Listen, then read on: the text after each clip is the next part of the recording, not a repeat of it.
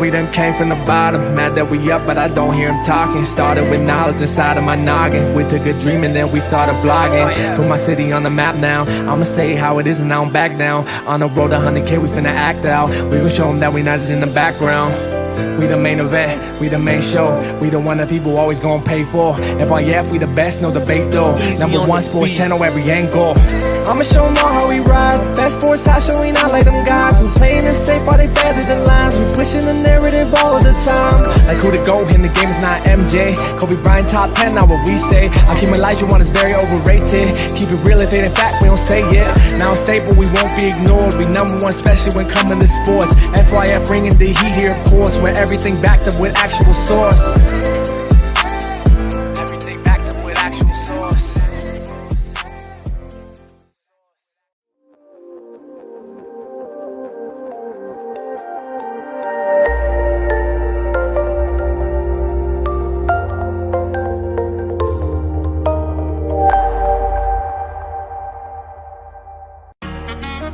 Nah, that's just passion. We love the game. You already know what it is. FYF. You don't got tough skin. You might as well not even come on in. Talk to 'em. FYF, blow the whistle, man, we too official. Better check the film, we not one of them. The greatest to ever ball above the rim. They wasn't with me shooting in the gym. Cut the small conversation, debate on major levels. This the playoffs, baby, bring that pressure, we never settle. Cross and spin, getting it in, I wanna win. That teamwork got us headed to the ship again. LeBron better than MJ, cut it out. Half these fans in the stands don't know what they talking about. Half court jumpers, crowd going wild. FYF ranked number one, you better say it loud. Intellectual talk, but fuck your feelings. Elijah one too overrated, Kobe still a realist. Top 10 all time, now how they cut the line. Magic Johnson, Draymond Green, one in the same kind. Fuck your feelings, fast break, stop and pull a J. He got how many rings, nothing else to say. With the team, live streaming, play by play. This the dream, full steam on the road to 100K. FYF, blow the whistle, man, we too official. Better check the film, we not one of them. The greatest to ever ball above the rim. They wasn't with me shooting in the gym. Cut the small conversation, debate on major levels. This the playoffs, baby, bring that pressure, we never settle. Cross and spin, getting it in, I wanna win. That teamwork got us headed to the ship again. Started small, then turned into big dogs. They treat me like the GM, I just make the call. No matter who my op is, I'ma stand tall. Then pull up to the game, fresh like I just left the mall. 100K, 100K, 100K, check the score. We gon' bust the shot clock, fans running to the floor. All I hear is go this and go that. Man, your team suck, hang it up like a coke rack. I love the game, I admit it, I can't quit it. Step in front of me, man, your ankles gon' get the business. Been a legend like Moses Malone, way ahead of my time. This the greatest sports show ever, I just had to remind. FYF, FYF, blow the whistle, man, we too official. Better check the film, we not one of them.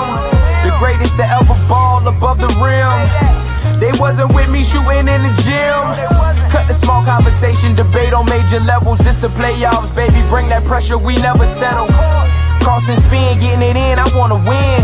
That teamwork got us headed to the ship again.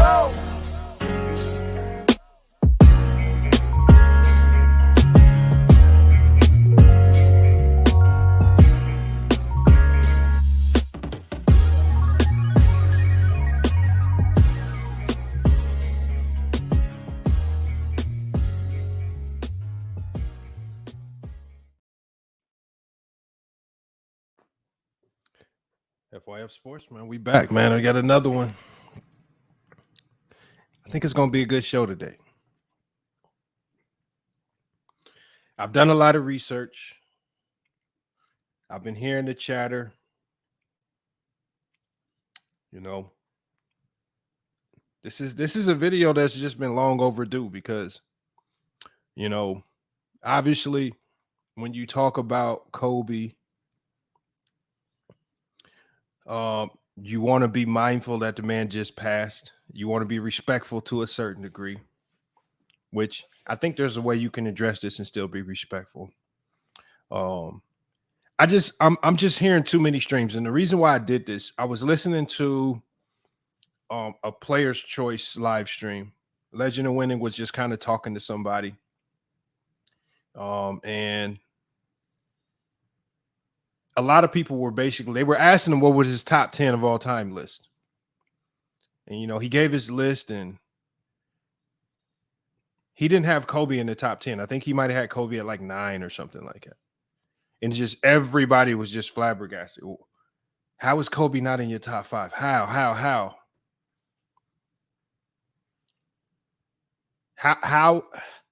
My question is, how is Kobe come close to the top 5? All right, like we're going to go through all of the measurements. We're going to go through everything from the subjective talking points to the factual talking points to the analytics to the narratives.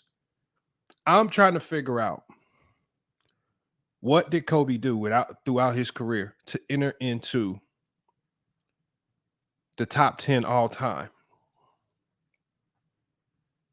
Because the same talking points that the same fans will use to slander other players are the same elements that actually apply to Kobe Bryant and his career. Right, when they talk about Scottie Pippen, well, Scottie Pippen was a number 2. Can't elevate Scottie Pippen to the top 10 being a number 2, but we elevate Kobe. He's a number 2 behind Shaq. Now, he did get it done for two championships without Shaq. And then people try to denigrate and diminish the level or caliber of players that he played with. And they say Paul Gasol with his 20 and 11 wasn't that good. They say that Lamar Odom and his double-double that he averaged in the playoffs wasn't that good. They say that Ron Artest and his elite defensive ability wasn't that good. They say that role players like Derek Fisher wasn't that good. See, DePope, y'all only say it's nonsense. Y'all only say it's nonsense when you don't have anything factual to support it. I'm just telling you what the talking points are. I'm just stating that if Kobe as a number 2 can get credit that allows him to enter in the top 10 of all time, how does Pippen not get credit as a number 2, which allows him to enter into the top 10 of all time, and he's 6-0 in the finals, just like Jordan? A lot of people won't have Pippen coming close. That's all I'm saying. All I'm saying is, if you're using those championships as a proponent to propel him up there, then that same championship presence should propel other guys like Scottie Pippen, but we know it doesn't. So the fact that you don't afford other players that same attribute tells me that you're just making it up on the fly just to elevate Kobe, because you're looking for ways to elevate him as opposed to keeping your criteria consistent. That's all I'm saying. This is not a conversation to elevate Pippen up into the top 10. This is not that. Being a closer has nothing to do with if you're top 10 or not. You know, guys like Bill Russell wasn't a closer. Shaquille O'Neal wasn't a closer. They will be in the top 10. Being a closer is just an attribute. It's a skill. Joe Johnson's a great closer. Jamal Crawford's a great closer. There are guys who are great closers. That does not propel you. And it just sounds like every element, everything that you guys use to elevate Kobe Bryant all revolve around scoring. The overemphasis on scoring the basketball with Kobe Bryant is just astronomical. But you know what? I'm going to go ahead and I'm going to kind of get into some of the elements that I've broken down, because as you guys have known, I did my top 10 list years ago. And I did not have Kobe in the top 10. I believe he's a great player. I believe he's one of the best to ever do it. But I don't even know if Kobe. I mean, the thing is, I don't even know if Kobe was the clear-cut best player in his own era when he played in the era with Tim Duncan, when he played in the era with Shaq.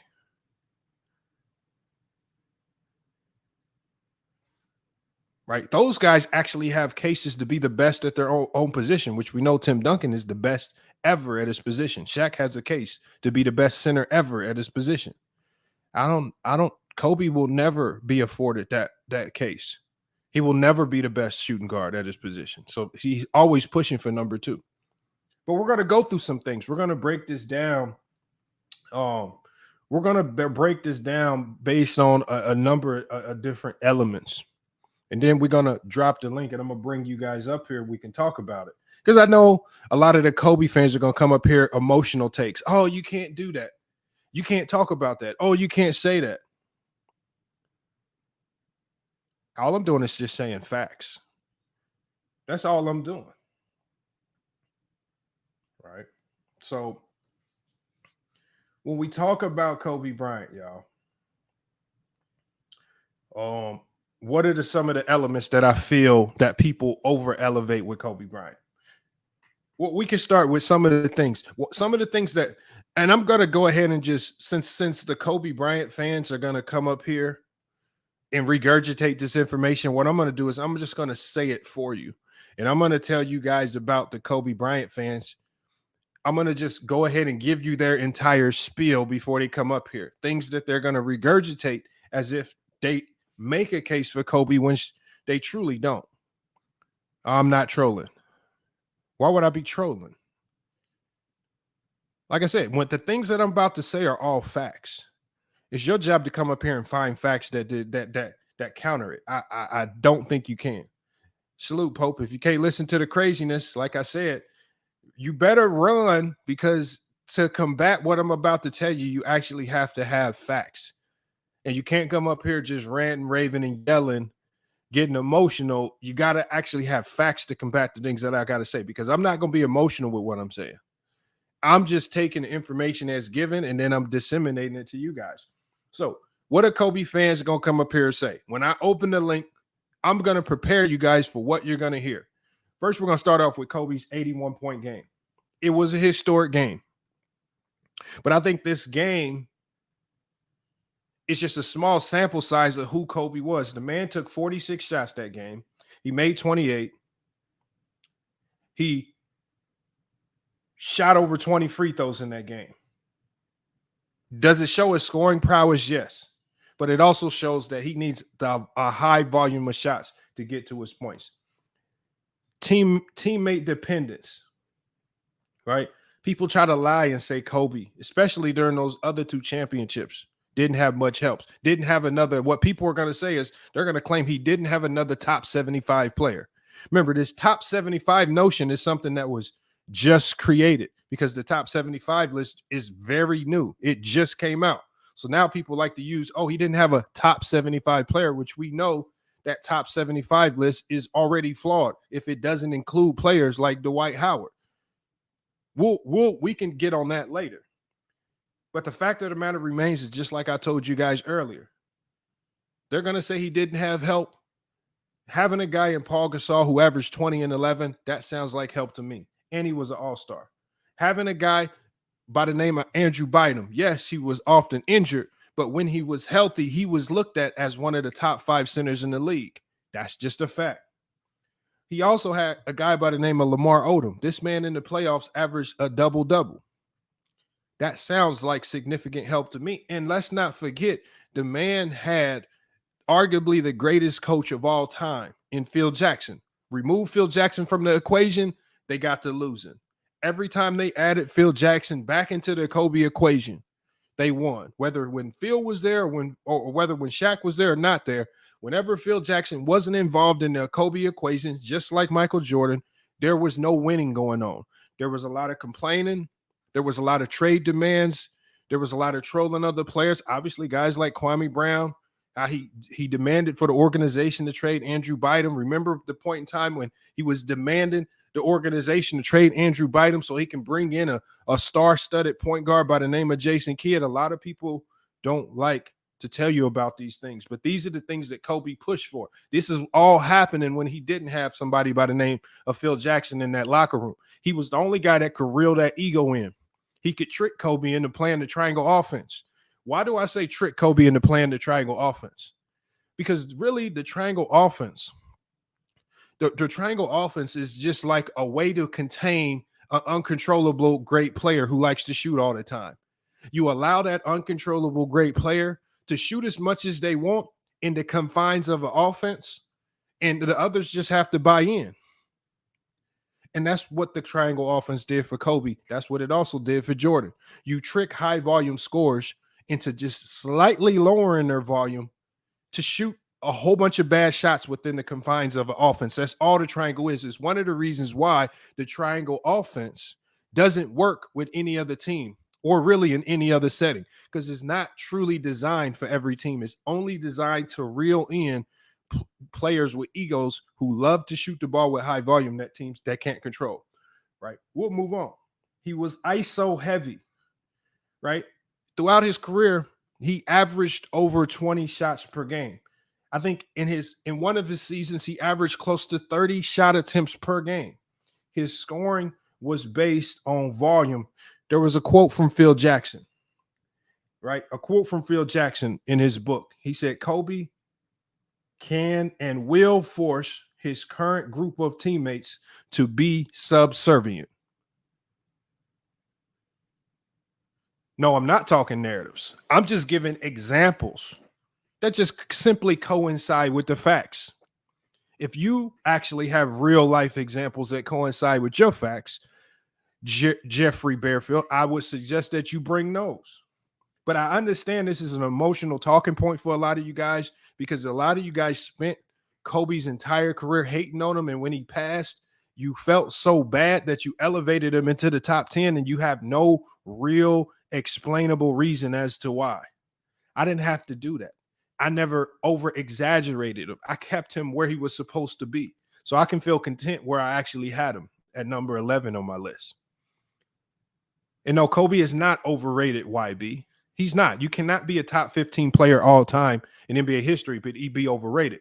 But for when I hear people elevating him into the top 3, the top 5 conversation, and then they act flabbergasted when people don't have him there, that's what completely blows my mind. Because he's always been a very, very fringe top 10 player, and has always, for most lists prior to his death, he was between the 10 and 20 range. It was only after he passed where all of these lists all of a sudden got changed, and now he got entered into the top 10. That's not going to happen with my list.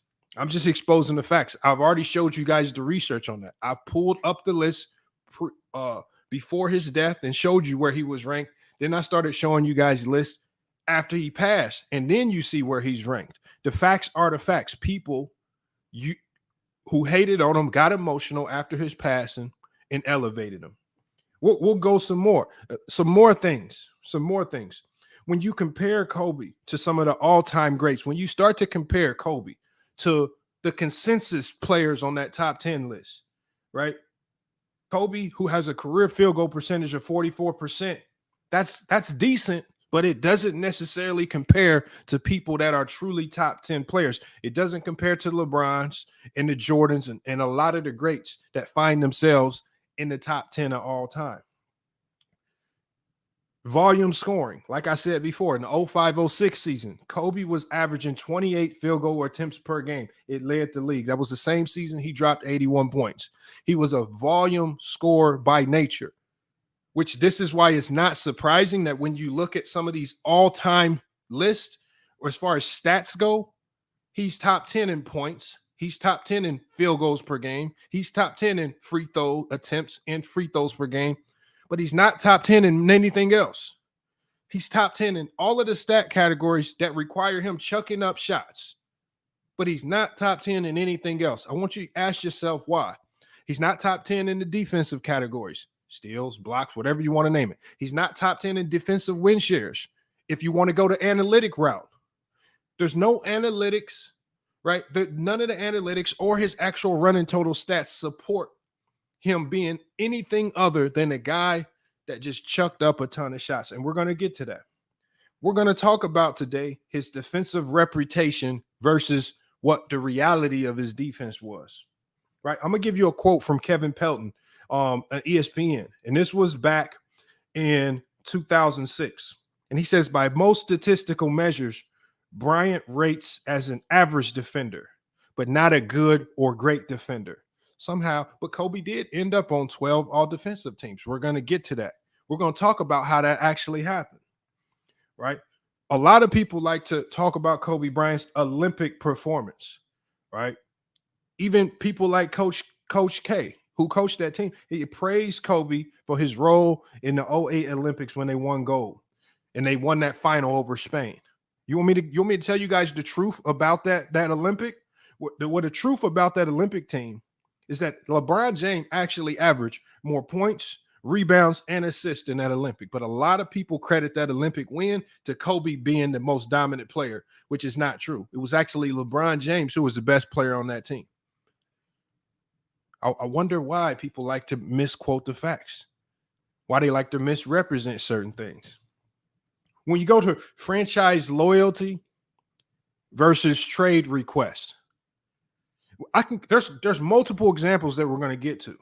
But in 2007, Kobe was recorded on camera saying, ship that motherfucker out, in reference to Andrew Bynum.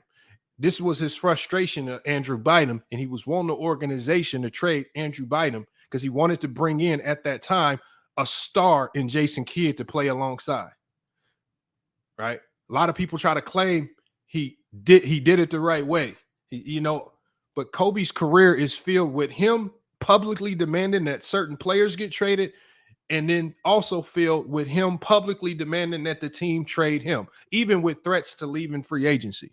The reality is of that loyalty stuff with Kobe goes right into the garbage can. It was either his way or the highway, and that's what was happening. This is something that a lot of you guys, a lot of you LeBron James haters, y'all like to slander LeBron for him going into organizations, basically telling organizations, do it my way or the highway, right? We just heard John Stockton try to criticize LeBron James about that. Oh, he goes in and he's the de facto GM. Well, so was Kobe. But I don't necessarily hear the slander for Kobe being the de facto GM in LA. Do it my way or the highway. Where's the slander there? I guess it's okay when Kobe does it, but I guess it's okay because Kobe passed, and y'all don't want to say nothing that would be considered negative about Kobe, just like y'all try to slander a player by the name of LeBron James because he's still alive. That's a fact. We're going to continue to move on. We're going to talk about locker room dynamics. Locker room dynamics. We're going to get to stories about Kobe slapping players in the locker room. But again, a lot of you guys with that Michael Jordan complex, I guess slapping people in practice in the locker rooms is an okay thing. All right, we're going to talk about Shaquille O'Neal and the locker room clash there. And we're going to talk about all of the other clashes there that where Kobe himself completely disrupted the locker room dynamics. Not to mention that a lot of his teammates just simply say this man just refused to interact with most of the players outside of on-court interactions. He was a complete loner.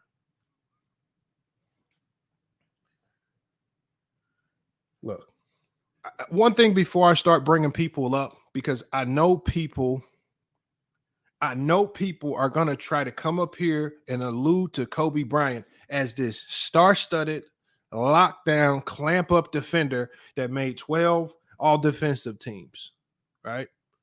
See, the thing is, the one thing that we know is that defensive teams to most of these fans really doesn't mean anything, because we can run off how many defensive teams Scottie Pippen made. We can run off how many defensive teams Draymond Green made. We can actually run off how many defensive teams or even defensive player of the years that Rudy Gobert has. And I still hear people try to slander these guys on the defensive end.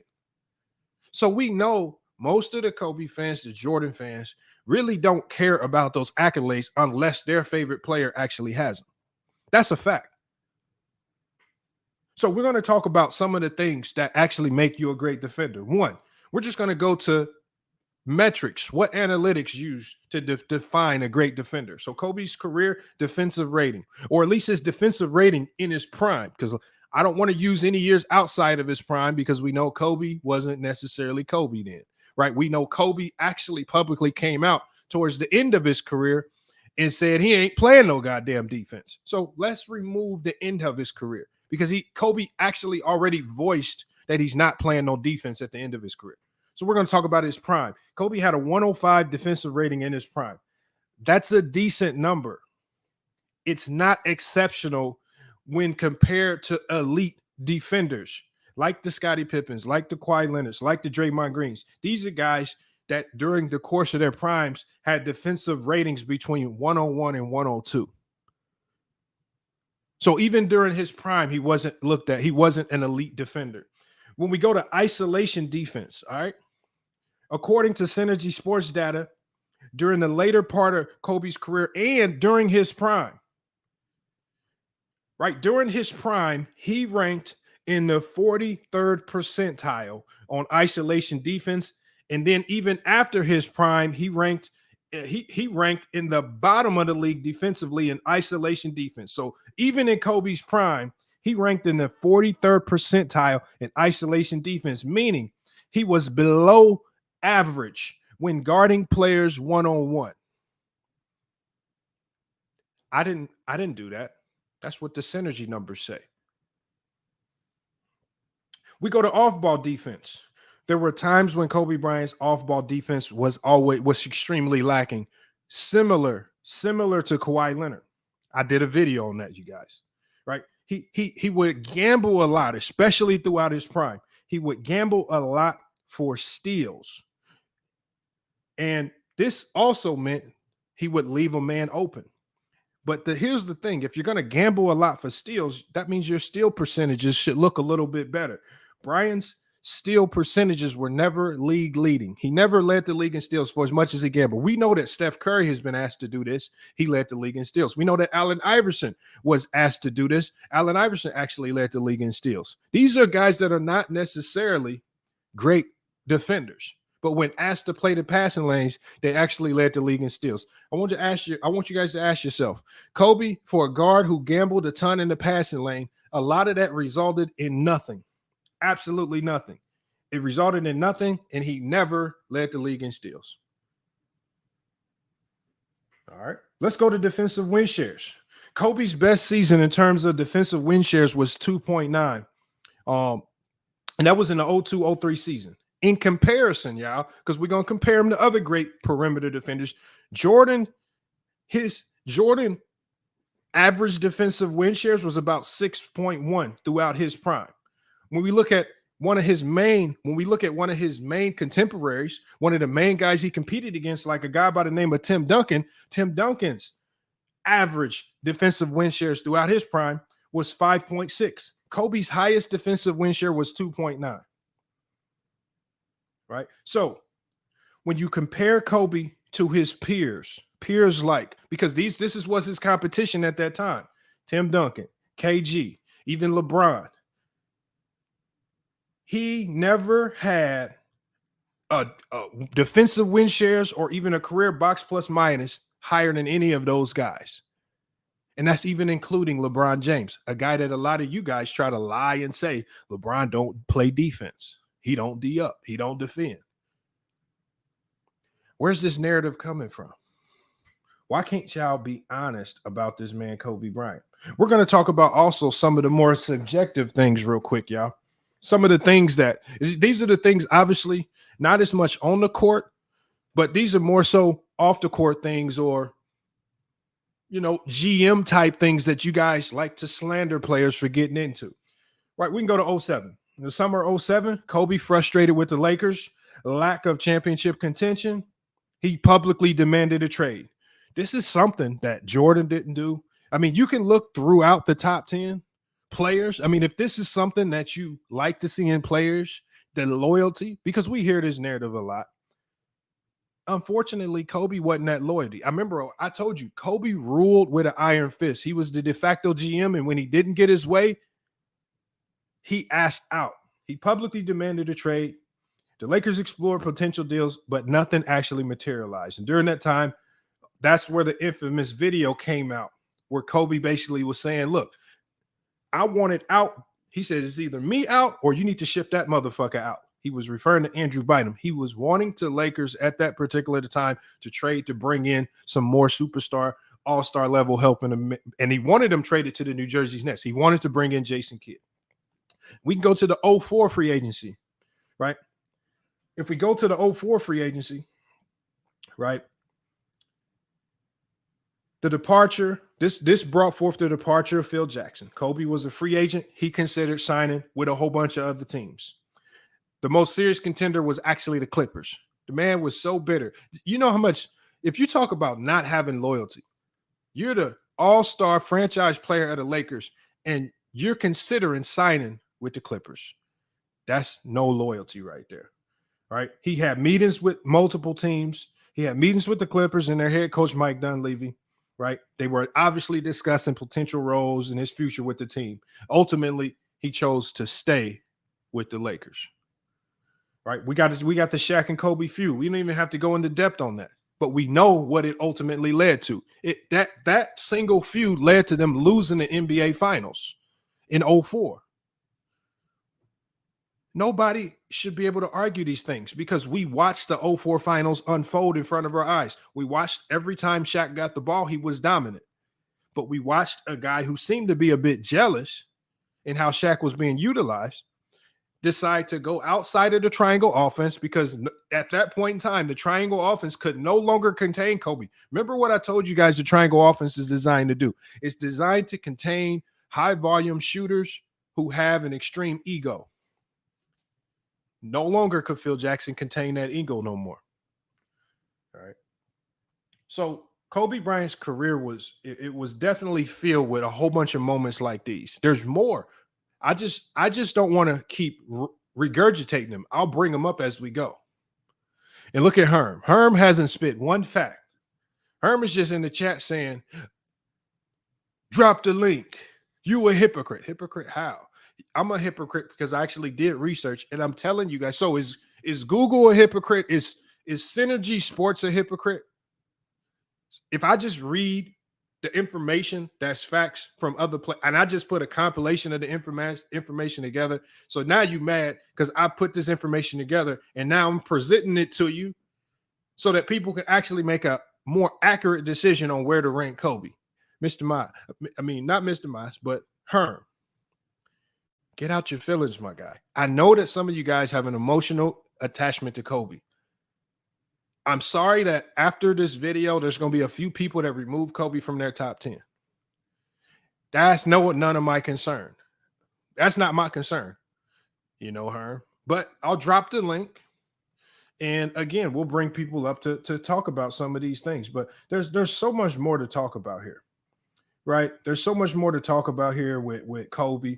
Right. We can talk about his MVP awards. I've told you guys the top 10 is not fair.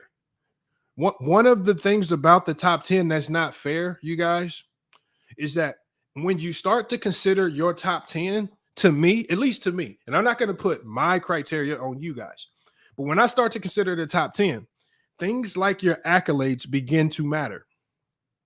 Do you have them or not?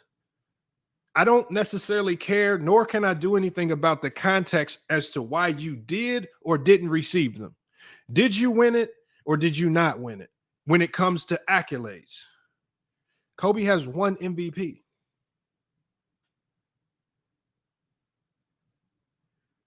Kobe has one MVP. Steve Nash has more MVPs. Steph Curry has more MVPs. It's not on me. And I tell you guys, this is some of the unfair things about ranking players in the top 10 because these accolades matter to such a degree and he doesn't have them. Yesterday we heard, I believe it was actually Herm. Herm was denigrating Steph Curry. And this is what Herm said, you guys. This is what Herm said out of his own mouth about Steph Curry. He said, how can you be in the top 10 all time if you only have one NBA Finals MVP? And we know that MVP awards are far more significant. MVP awards are far more significant than finals MVP awards. Herm took a less significant award and basically said, if you only got one, you can't be top 10. So that means Herm's value for the NBA League MVP has to skyrocket. So I had to ask Herm, how did you have Kobe in the top 10 if he only has one NBA League MVP? And he put the restriction on Steph Curry that he only has one finals MVP. He can't be in the top 10. That means by your own logic, Herm, Kobe cannot be in your top 10. A more significant award doesn't even mean as much as a finals MVP. Kobe only has one. And I asked Herm this question, you guys. And look, you guys, I compel you guys to go back to the last live stream and look this up. And just go listen to Herm's reaction. Herm had no answer. He had no answer. And he just went off and started talking about something. I want you guys to look. If I'm lying, go back and watch the video yesterday. Scroll through it, find the section where Herm's up there capping. You will find it. When I asked him this, he got silent because he noticed a significant flaw in his own logic. He placed a set of criteria on Steph Curry that he doesn't even place on Kobe. And this is what I'm talking about. Remember what I said at the beginning of this stream? People make up criteria rules for Kobe just to keep him in. And his flawed logic snuck out when we were talking about Steph Curry. No, Herm. No, Herm. This was well after I kicked you off. This was Herm, I gave you a significant amount of time to address that question. And you got silent, Herm. And look, you guys, if Herm wants to claim that I kicked him out, go back and watch that question. You can't lie your way out of this one, Herm. That's why I just got silent. I wanted to see what your answer was. Because after I asked you, you got to say stuff. Well, Kobe was a better defender. I said, no, you was not talking about all that stuff. He set the groundwork, y'all. This is how I know. He's in here capping. He keeps saying I'm wrong about Kobe. But he just said yesterday, if you only have one finals MVP, you can't be in the top 10. So how is Kobe in your top 10 and he only has one league MVP? You got to stop capping. You see, and I know Herm's going to try to. Right now, Herm's mind is scrambling. He's trying to finesse. He's trying to think up something spicy. He can say what he's thinking about is he's thinking about how can I enter onto the panel, cause helter-skelter, talk loud, over-talk, and try to be funny to get people off the narrative of what I said. Everybody knows what Herm is going to do. He's going to come up here. He's going to talk loud. He's going to be disruptive. He's going to, when people start to cooking him, he's going to overtalk. And he's going to try not to let you get to your point or even he will not answer one single question. So again, I'm fine with Herm keeping Steph Curry out of his top 10 for not getting a finals MVP or not getting more than one finals MVP, which is to me, not a very significant award. Like I said to you guys yesterday, anybody can win a finals MVP. We've seen Andre Iguodala win a finals MVP. We've seen a lot of guys that were not league MVPs win a finals MVP. We have never in NBA history just seen a six-man or some average Joe win an NBA league MVP. Impossible. The standard for winning a league MVP is much higher. And Steph Curry has more of those. LeBron James has more of those than Kobe does. Steve Nash has more of those than Kobe does. So Herm, redefine your criteria so it actually fits and keeps Kobe in your top 10, because your criteria as it stands is extremely flawed. That's all I'm saying. You can take offense to it all you want. You can, when you hit the link and you can cause helter-skelter all you want. But at the end of the night, when the stream ends, you're going to have to sit down with a piece of paper and you're going to have to figure out a new set of criteria so you can actually come back up here and sound like you got some sense. but we can keep talking, y'all. We're going to get off Herm. We can talk about the efficiency metrics, right? His numbers efficiency-wise are okay. They're far below the standards of what the top 10 players, the consensus top 10 players look like, right? When you go to advanced metrics, PER and win shares, however you want to weigh those, why does Kobe Bryant consistently find himself not in the top 10 in none of these analytical categories? All of the best defenders seem to be at the top of these defensive analytics. All of the most efficient and elite offensive players seem to be at the top of these analytical measurements. Why is Kobe not in these measurements when it comes to efficiency? I hear a lot of people like Herm. I hear a lot of people like to get on LeBron James. Oh, he struggles. What do they talk about with LeBron, you guys? Oh, outside of 5 feet from the basket, you guys know the line that Mookie, Rated R Sports, like to regurgitate on every platform. Well, outside of 5 feet from the basket, LeBron James shoots 33% from the field. So we know that these guys care about efficiency, because whenever they can use efficiency against LeBron, they use it. Whenever they can use efficiency, like we saw yesterday against Steph Curry, they use it. How do we know this? Young Africa sent me a link. Put the link on the screen. It shows up until the last championship run, he wasn't really that efficient of a player in the playoffs. So we know efficiency matters. So if efficiency matters, how do you conceptualize this horrible efficiency from Kobe Bryant? How he's not in any of these ranks high on any efficiency category? Okay.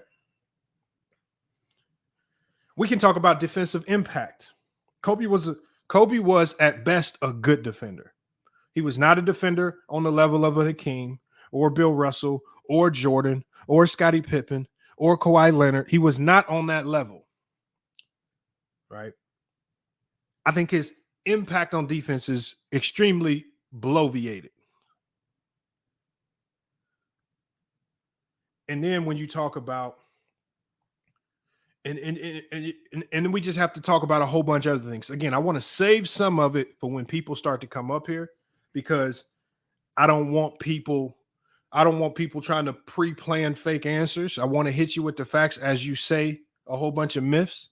So I'm going to be dropping the link, but I've talked to you guys about a number of different things, right? And the last thing I'm going to share with you guys is, look, when we go to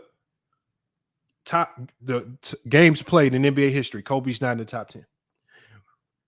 When we go to points, Kobe is number 4 all time. Remember, he was a high volume shooter, score. When you go to assists, Kobe's not in the top 10. When you go to skills, not in the top 10. You know, guys like Jordan is in the top 10. Even LeBron James is in the top 10 all time in steals, right? Scottie Pippen, a great defender. Mo Cheeks, a great defender. Stockton and Kidd, great defenders. They're in the top 10 in steals. Kobe, for all the years that he played, not top 10 in steals. He's not top 10 in offensive rebounds. He's not top 10 in defensive rebounds. LeBron James is in the top 10 in rebounds all time. You know, but he's still hated. He's still slandered. Nobody's going to unsub King KO. We on a roll right now. Our numbers is flying right now. Our numbers is through the roof. 1 or 2 people gone, gonna be immediately replaced. People run. Only people that unsub are people that hate facts. This channel is designed to run people off that are scared of facts. When we go, so we can go to a whole bunch of other categories. So Kobe doesn't rank top 10 in rebounds. He doesn't rank top 10 in blocks, right? He does rank top 10 in field goals made, shot chucker, volume, shooting, love to shoot.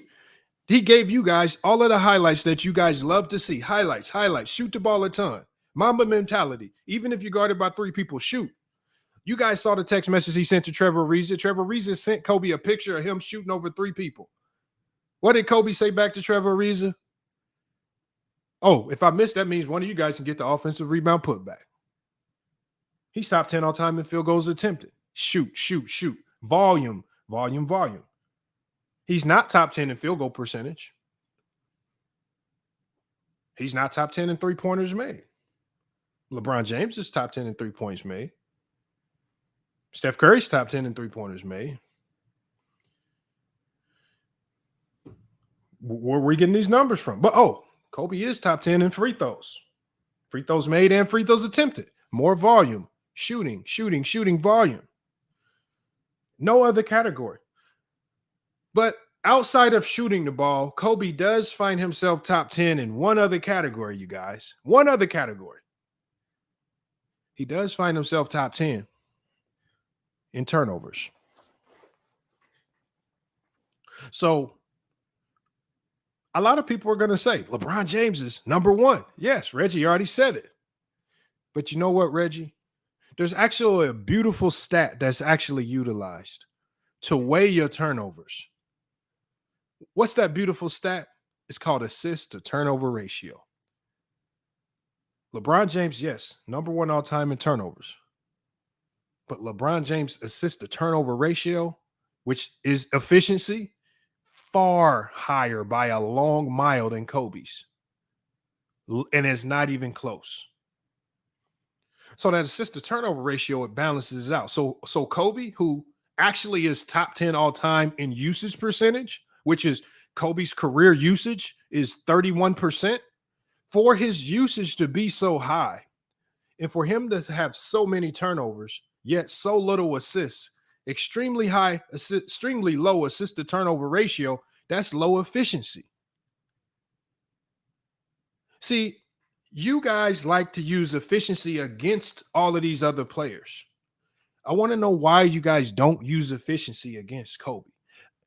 And please don't come up here trying to use the logic that I gave you.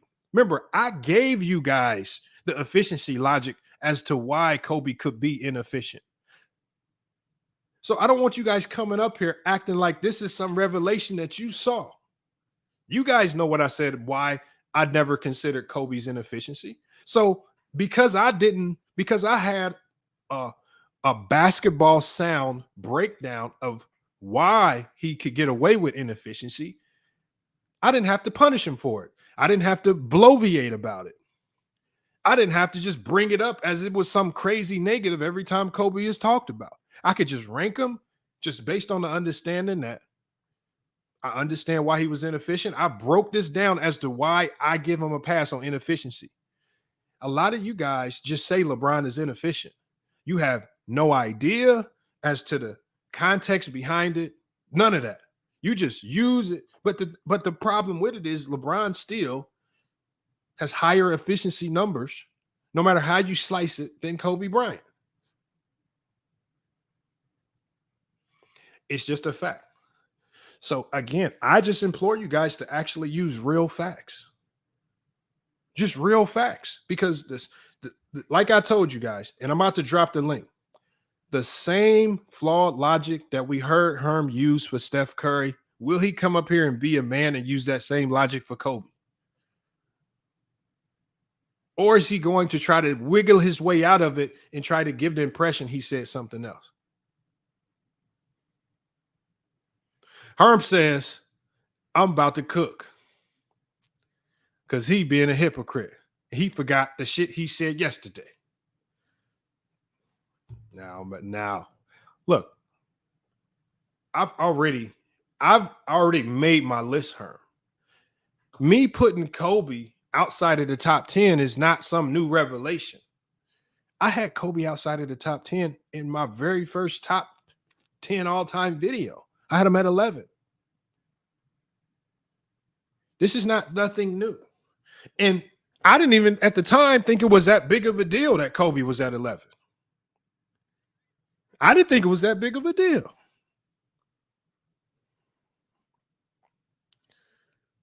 But you guys with this Kobe love, see, and I think one of the things with Kobe, I think one of the things about Kobe is, so in my Chill Town, no. Remember, I did my list, JXTLI. My list came out before Chill Town was even heard of on this platform. You need to go back and look at the video catalog. We've been doing this since 2020. My list came out in 2020. Showdown was probably on another platform around the time. He might have still been hooping somewhere. Y'all always want to try to tie my thought process into other people's. I've always said this. All I'm asking is,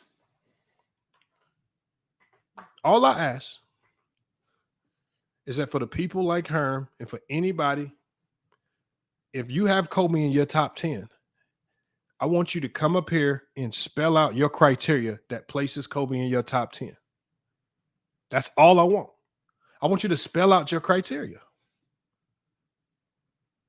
Because you can't use the narrative of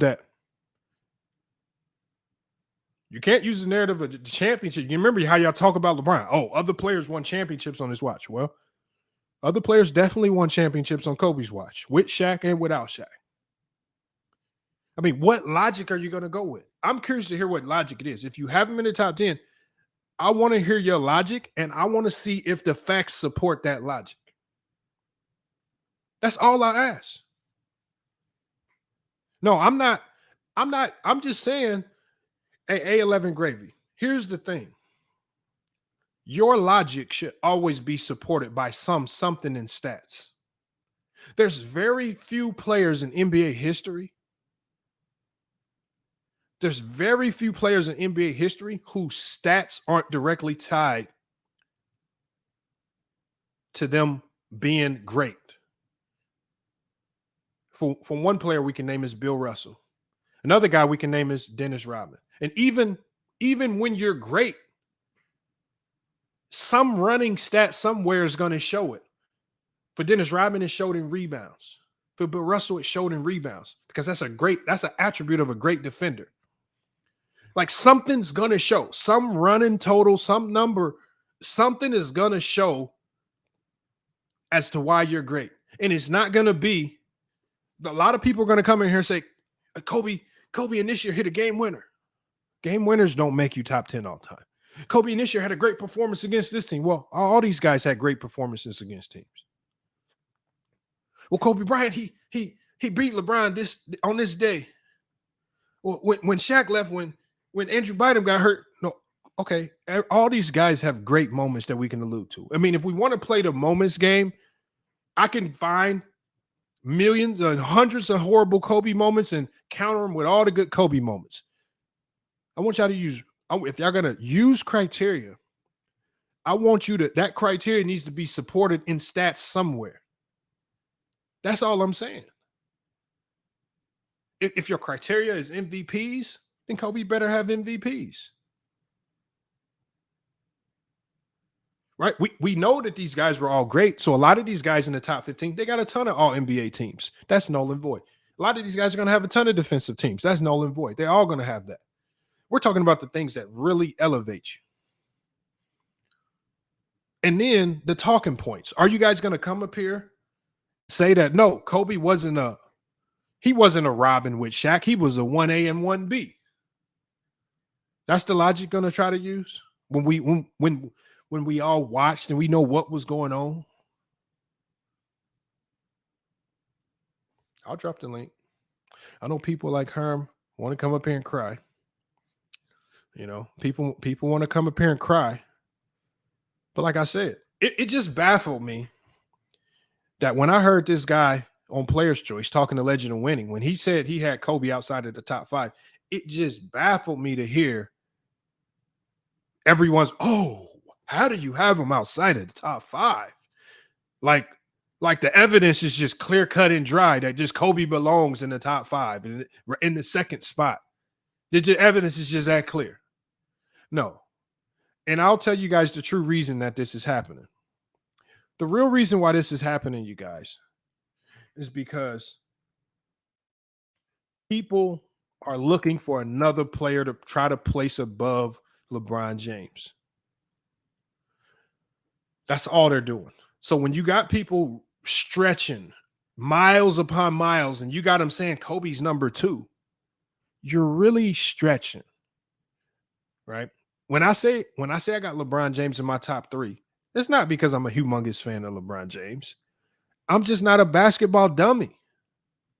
Like, if you look at Mr. Winter's comment, do y'all know how much effort and time it takes when you type the word LeBron to you have to type L4 and 6 Ron every time you type LeBron's name is? Do you know how much hate it takes to do that every time you type in somebody's name? This is why Mr. Winters stopped coming on panels. He stopped coming on panels because it became very evident.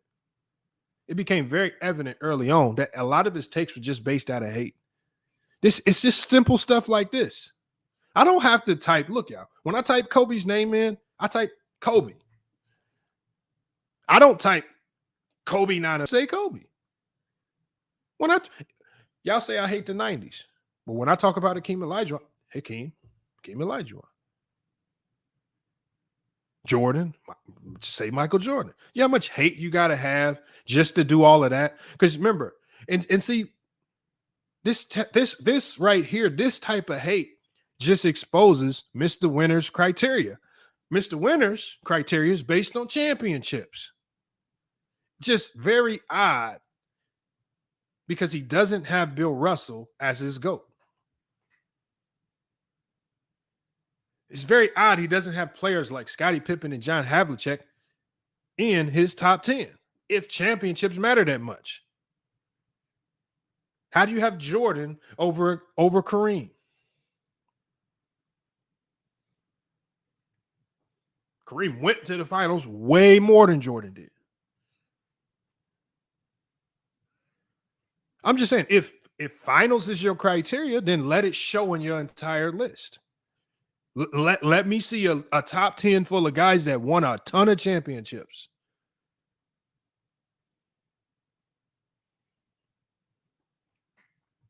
But see, we know his list is not going to reflect that. It's only reflective when he talks about LeBron. Because again, when people talk about LeBron, how do we separate the people that are logically criticizing LeBron from the people that just hate LeBron? It's the people that consistently regurgitate just any negative talking. Like people will literally act like we're talking about a complete bum. Like when people will really act like LeBron is not a historical player. He's not supposed to be talked about. Like he's some bum on the bench. Like his name is not going to go down as one of the greatest to ever do it. It don't got me heated, Mr. Winters. It's just, Mr. Winters, you show your hand when you do stuff like that. How am I heated?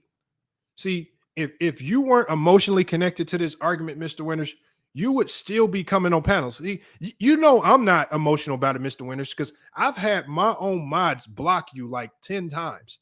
What do I do every time, Mr. Winters? I unblock you. As delusional as you are, Mr. Winters, your comment is visible right now because I unblock you every time. You hit me up on IG, man, they block me, man. I got you, Mr. Winters. That's what I do. How is it hate? How am I heated? If I was heated, I would have just left you blocked. We got 2-5. Lamont Brown sexual. He just waiting for him to retire. That's what I'm saying. See, it don't matter. It don't matter who I have as the GOAT. It don't matter. My criteria, none of that matters. Just if you put LeBron up there, you're a Bron sexual. That's all it is. Y'all got to actually start saying stuff with substance that actually has meaning. Like I said, I honestly don't care what your list is. I enjoy hearing your criteria. And then I love to hear people like Herm trip up on their own criteria like he did yesterday and make himself look like a fool. Steph Curry can't be top 10. He only got one finals MVP. That's what Herm said. I said, well, then how can Kobe be in your top 10? He only has one league MVP. Oh, Herm keeps saying, drop the link, drop the link. Herm, man, I'm going to drop the link. Now, I've already told the people what you're going to do, Herm. You're going to come up here. You're going to regurgitate a whole bunch of games. You're going to regurgitate a whole bunch of, he scored 40 points in a row. I know what you're going, and when other people try to talk, nah, I ain't mean, you're just gonna overtalk. Herm, we know your script. Like you done ran your script so many times, we know what you're gonna do. And every time I kick you off the panel, you know exactly why. It's because you over talking, and I can't get to nobody else because you just ranting and raving. Because you getting so mad because you get mad at us because we trip you up on your own logic. Don't get mad. Herm hit the link fast too. Herm, I'm gonna let you up, man. Hold on. I got Kendrick B Squad, man. He says, Lamont, people call me stupid for having Bill Russell as the first player I picked to build a team around. Yeah, I don't know why. I understand that. I respect that. It doesn't ball all the time, right? A guy that's going to be defense first, team first. Those are the guys you want to build your teams around. It's not easy to build a team around Kobe. It's actually not easy to build a team around Jordan.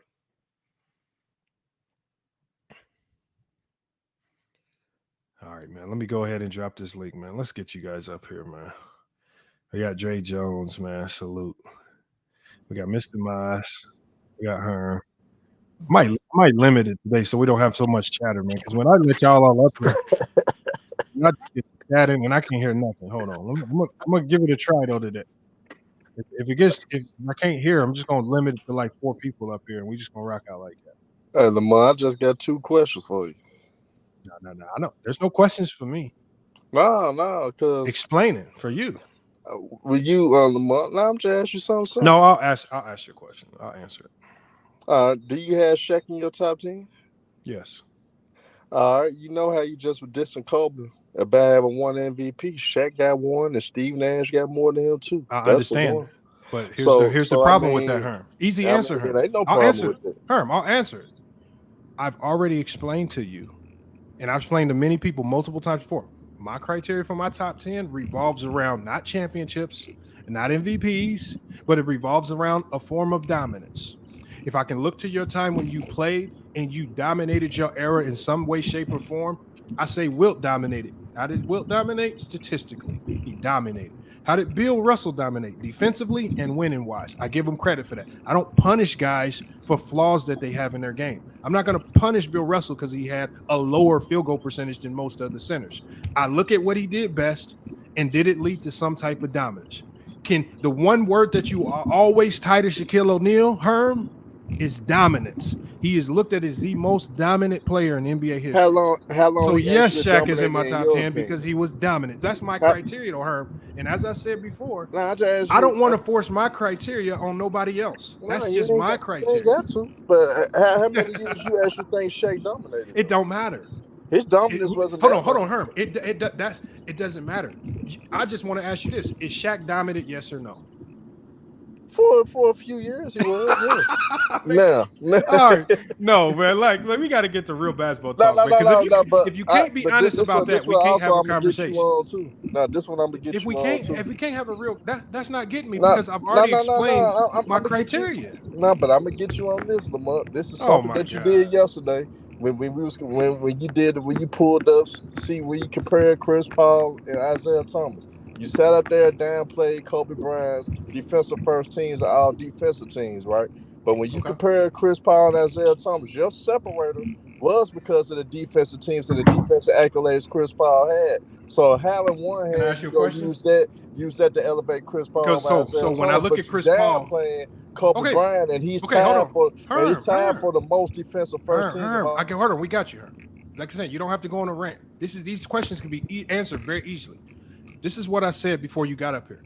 I said if you use some type of criteria, the stats should support it in some way, shape, or form. Chris Paul led the league in steals 6 times. That actually supports him being a really good defender over the stretch of time. So like I said, when you say, if you're going to come up here and say, yeah, Kobe was 12-time all-defensive team, what stats do you have to support that? If you have something that's legitimate, I'll accept it. But the thing is, you asked me about Chris Paul. To support it, he led the league in steals 6 times. I think for me, that's a very good support to saying you're a good defensive player, especially when he was all defensive team, like 9 times? So something like that. So again, just Just letting you know there was some, like I said it before y'all came in. Let the stats support what you are, what you're saying. Lamont, but don't you realize at the Did I make time? this? Did I make the No, steals up? Did I no. make it up? That he led the league in steals. I'm not talking about disputing your statistics and analytics that you're trying to allude to and use and to validate your points. What I'm saying is when Kobe Bryant was making those all defensive first teams, you Yeah. must have forgot who was right there at the same. Yeah, Ron. Okay. Yeah, guys If like you're gonna Ron say he's a good Artest. defender, Yeah, I'll Ron give you time. Artest, Tony Hold on, Allens of the Herm. world, I got to the get to Bruce other people. Bowens, the But Shane Herm, I want you Battiers to of the come up world, here and and he make your still was case for making. Kobe. Hold on, Herm. I don't want to come up here and talk over us, Paul. I don't want to get off topic. I want you to come up here and explain to the people why. If you said Steph Curry can't be top 10 because he has one finals MVP, how do you have Kobe in your top 10 when he has one league MVP? If you can't answer that, then I got to move on to Mr. Moss because I know at least he's going to talk some real basketball as opposed to taking us on a whole nother tangent in another multiverse trying to I ain't avoid the trying to take you topic. on another multiverse. All right, let's hear the answer to that. Well, at the end of the day, Kobe Bryant dominated for a long stretch, long period of time. He dominated the decade. Actually, it was between three players that dominated the decade. That was No, Shaquille that's not O'Neal, what I Slam told you to Dunk, and answer, Kobe Herm. Bryant. No, but That's not the question. I'm getting to what I'm getting to. No. The question was, Kobe Bryant that's won not the two question, Finals Herm. MVPs, and that kind of Curry got two. Curry Hey, got. what did I tell you guys? I said when it comes time for Herm to answer this question, he's gonna spin us in circles and circles and circles and circles, so he don't have to answer the question. I asked him this question. I told y'all what he was gonna do when he came up here, but he's spinning Don't let y'all in nobody circle upon talk. circle because he don't want to answer his own statement. This is not something that I said, Herm. You said it. I'm just saying if you said that Steph Curry cannot be top 10 because he has one Finals MVP, which is far less significant than a league MVP, then how is Kobe in your top 10? He's walking around Hey, with that's one good that you MVP got to cut me off, man. That should make me feel because you're great, man. Mr. spinning. Miles, Just go get to ahead, the Mr. answer. Miles, because all they doing is All right, they cutting me telling me off. to let you talk, All Herm. they do is cutting me off. All right, let's go, Herm. I'm gonna let you rock out. Well, I'm Please gonna be answer the fast question. because I gotta go, but I'll I be want fast. Miles to go. I'm passing mine on to Mr. Miles. You good at cutting me off, so Miles got it. Okay, Lamont, can you hear me clear, bro? I'm good, bro. I'm good. Yeah, I hear you, man. Okay, cool. Hey, man, first, man, thanks for letting me come on and at least talk a little bit, man. Salute to the panel. Listen, I'm not going to argue where he falls in the top 10, but I think he definitely has a resume that warrants a top 10 spot. Let me start with just by saying this, because you said it needs to be based on some type of factual data, which I agree with. And I take the totality of a player's career, and then I nitpick at little flaws here and there. I highlight, good moments. And then wherever you fall, that's where you fall within my top 10 in order. But no player scored more points in the 2000s than Kobe Bean Bryant. No player in the 2000s won 5 championships but Kobe Bean Bryant. And so when you talk about dominating player, I mean, he dominated the 2000s, in my opinion, right? We talk about the 9 all defensive teams. That's a stat that backs up his defensive tenacity, right? Mm-hmm. And so for me, the criteria, I agree. It's not fair. And certain guys are going to be judged differently. Listen, bro, life's not fair. So I get it. But I don't think Kobe's resume, when you put everything into perspective, that it doesn't warrant a top 10 player. And then just real quick, I mean, I think if you're a top 10 player, I think a form of dominance and what you bring to the table, your skill set on both ends of the court, has to translate to winning, deep postseason runs, and etc. And we agree, Lamont. I think individual accolades should not be part of it because they're biased. We know these voters have friendships. There's narratives and there's agendas. I know that for a fact. It's that way, and so we can get caught up inside media darlings, storylines, etc. And so again, for my criteria, right? If you dominated an era in some fashion, where your presence on the court between the lines were so dominant and you dictated enough to win or at least make deep postseason runs, then I'm okay with that. And we can't argue because it's a fact, Lamont. Kobe has more points in the 2000s than anybody, and he won 5 championships in the 2000s. And last point, if people are going to say, well, he won 3 with Shaq, I agree with that. But he was still good enough and dominant enough during some of those postseason runs where he was right there next to Shaq. In some years, the numbers back up my statement. And so it's not like he was just a clear-cut second option on some of those teams. I mean, you probably can say he was, but he was still dominant. I think there's a few years where if you look at total points per game, I think one year he averaged 30 points for a season. Shaq gave me 29 in one of those championship runs. So again, I mean, for me, I think he dominated the 2000s. I think his tenacity on both ends of the court, I think that warrants a top 10 spot. And for me, that's my criteria. I take winning, I take failures, I take achievements, I take big moments, I take everything in totality, and then I put it in, and I toss it up and I say, if you're a top 10 player, then you're a top 10 player. And I feel like when we do that with Kobe being Bryant, there's no way in hell I can name 10 players that are better than Kobe Bryant. And again, I respect all you guys' criteria. That's just mine. So one question would be, so basically, I think one of the highest attributes for Kobe is that you think he dominated scoring wise. He was the best scorer of his during his prime. He was the most points. Okay, my example is this. My example is this because I think this is a good comparison. Okay. The highest scorer in the 80s was Alex English, over Magic, over Bird, over Dr. J. Where do you rank him? Did that scoring lead to multiple championships, 3 peats, and back-to-back finals? See, Lamont, you can't just say one guy did it, but Lamont, this is why Kobe's. But hold on, Kobe's highest scoring season did not lead to a championship. Kobe's best season offensively didn't lead to a championship. I never said that. It was the help around him that led to a championship. No, hold on, Lamont. It's the 2000s in totality, and again, your scoring isn't the only factor that plays a factor in Jordan's highest scoring season ever didn't lead to a championship. It was the help around him that ultimately led to a championship. Hold on, but that's not my argument, though. You're trying to put a. I'm not arguing that. You said dominant because hold on. So a player can't be dominant if his best scoring season he didn't win. No, I mean, hold on, but Mr. Moss. Yeah. See, I think the one thing that everybody became blind to is that the one thing I regurgitated over and over about Kobe when I was giving my criteria was what? You said efficiency? No. I said he was a scorer. I said he was a scorer. I said volume scorer. He was a volume scorer. I repeated it. But you came up here and you just simply repeated volume score. I said more than that. With my criteria, no, you also said that you give, and this is what I also said, and this is something I don't do. If you choose to do this, that's fine. Okay, I don't choose to give, I don't credit team success with one player. Because this is why I don't weigh winning and losing the same as everybody else. Because I've seen players play great offensively and defensively and still lose. And so we know that one player can still be great even if they lose. It's just now, how do I look at this outside of winning and losing and tell how great this player is? Because we know you can lose even if you're great. We've seen this with multiple players in NBA history. What I'm saying is, how do you weigh? Because the thing is, how do you weigh this? How do you weigh it? If winning, so that ultimately takes us to winning and losing. So you have to have good numbers with a lot of winning. He won 5 championships in a 10-year span in the 2000s. So where do you rank? I think that's good winning. So where do you rank Steph Curry? I think Steph Curry is a little bit outside the top 10, maybe like 11 or 12, in my opinion. But Lamont, bro, just respectfully, bro. I mean, listen, just give me another minute, bro, and then I'm done. Okay, I promise, bro, and then you can move on. Okay, because you spent. I'll go next. You spent 20 minutes talking about efficiency, but do we all know that Michael Jeffrey Jordan was nowhere near efficient in the late 90s in those finals? I was talking about Kobe. No. Listen.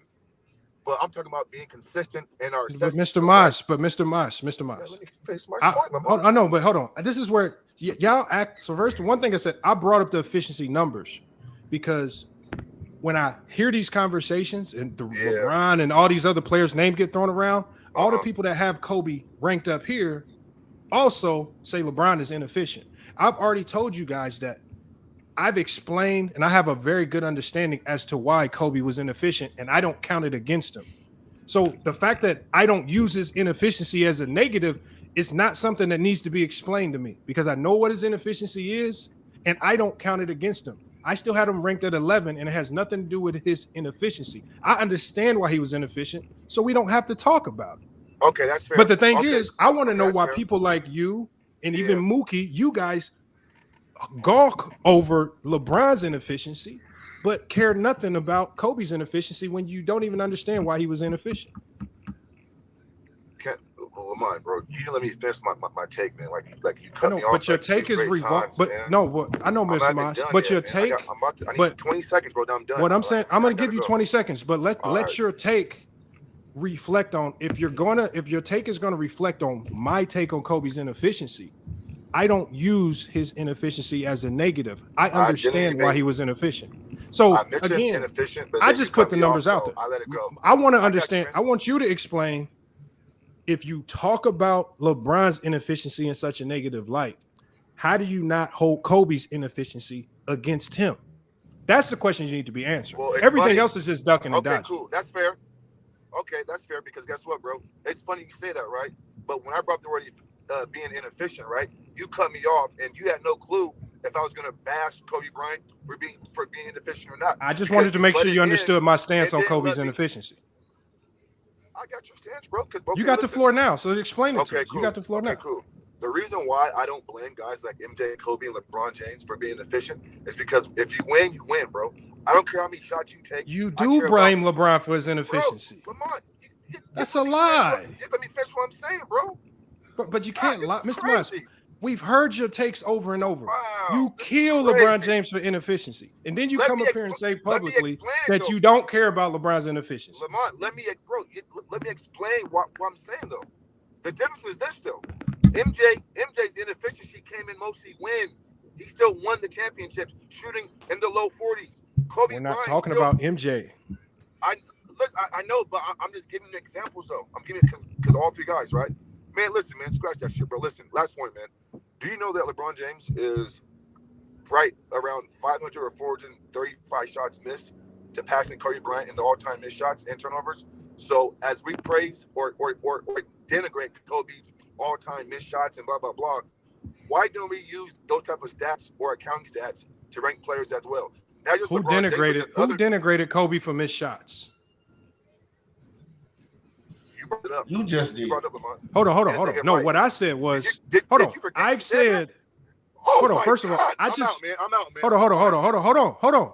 See, here's the problem. Be truthful, bro. Just because, hold on, Mr. Moss, I got to mute you. Just because I mentioned that he was top 10 in missed shots does not mean I use it as a negative. If I'm playing devil's advocate and I'm debating like you guys debate against LeBron James, I'm just going to say, oh, he missed a ton of shots. He's top 10 in missed shots, and I'm going to run with it. Actually, I didn't say top 10 in missed shots. I actually said he was top 10 in turnovers. I never even brought up he was top 10 in missed shots. You just brought that up because it's always in the back of your mind. So you need to rewind the video and actually listen to what I said.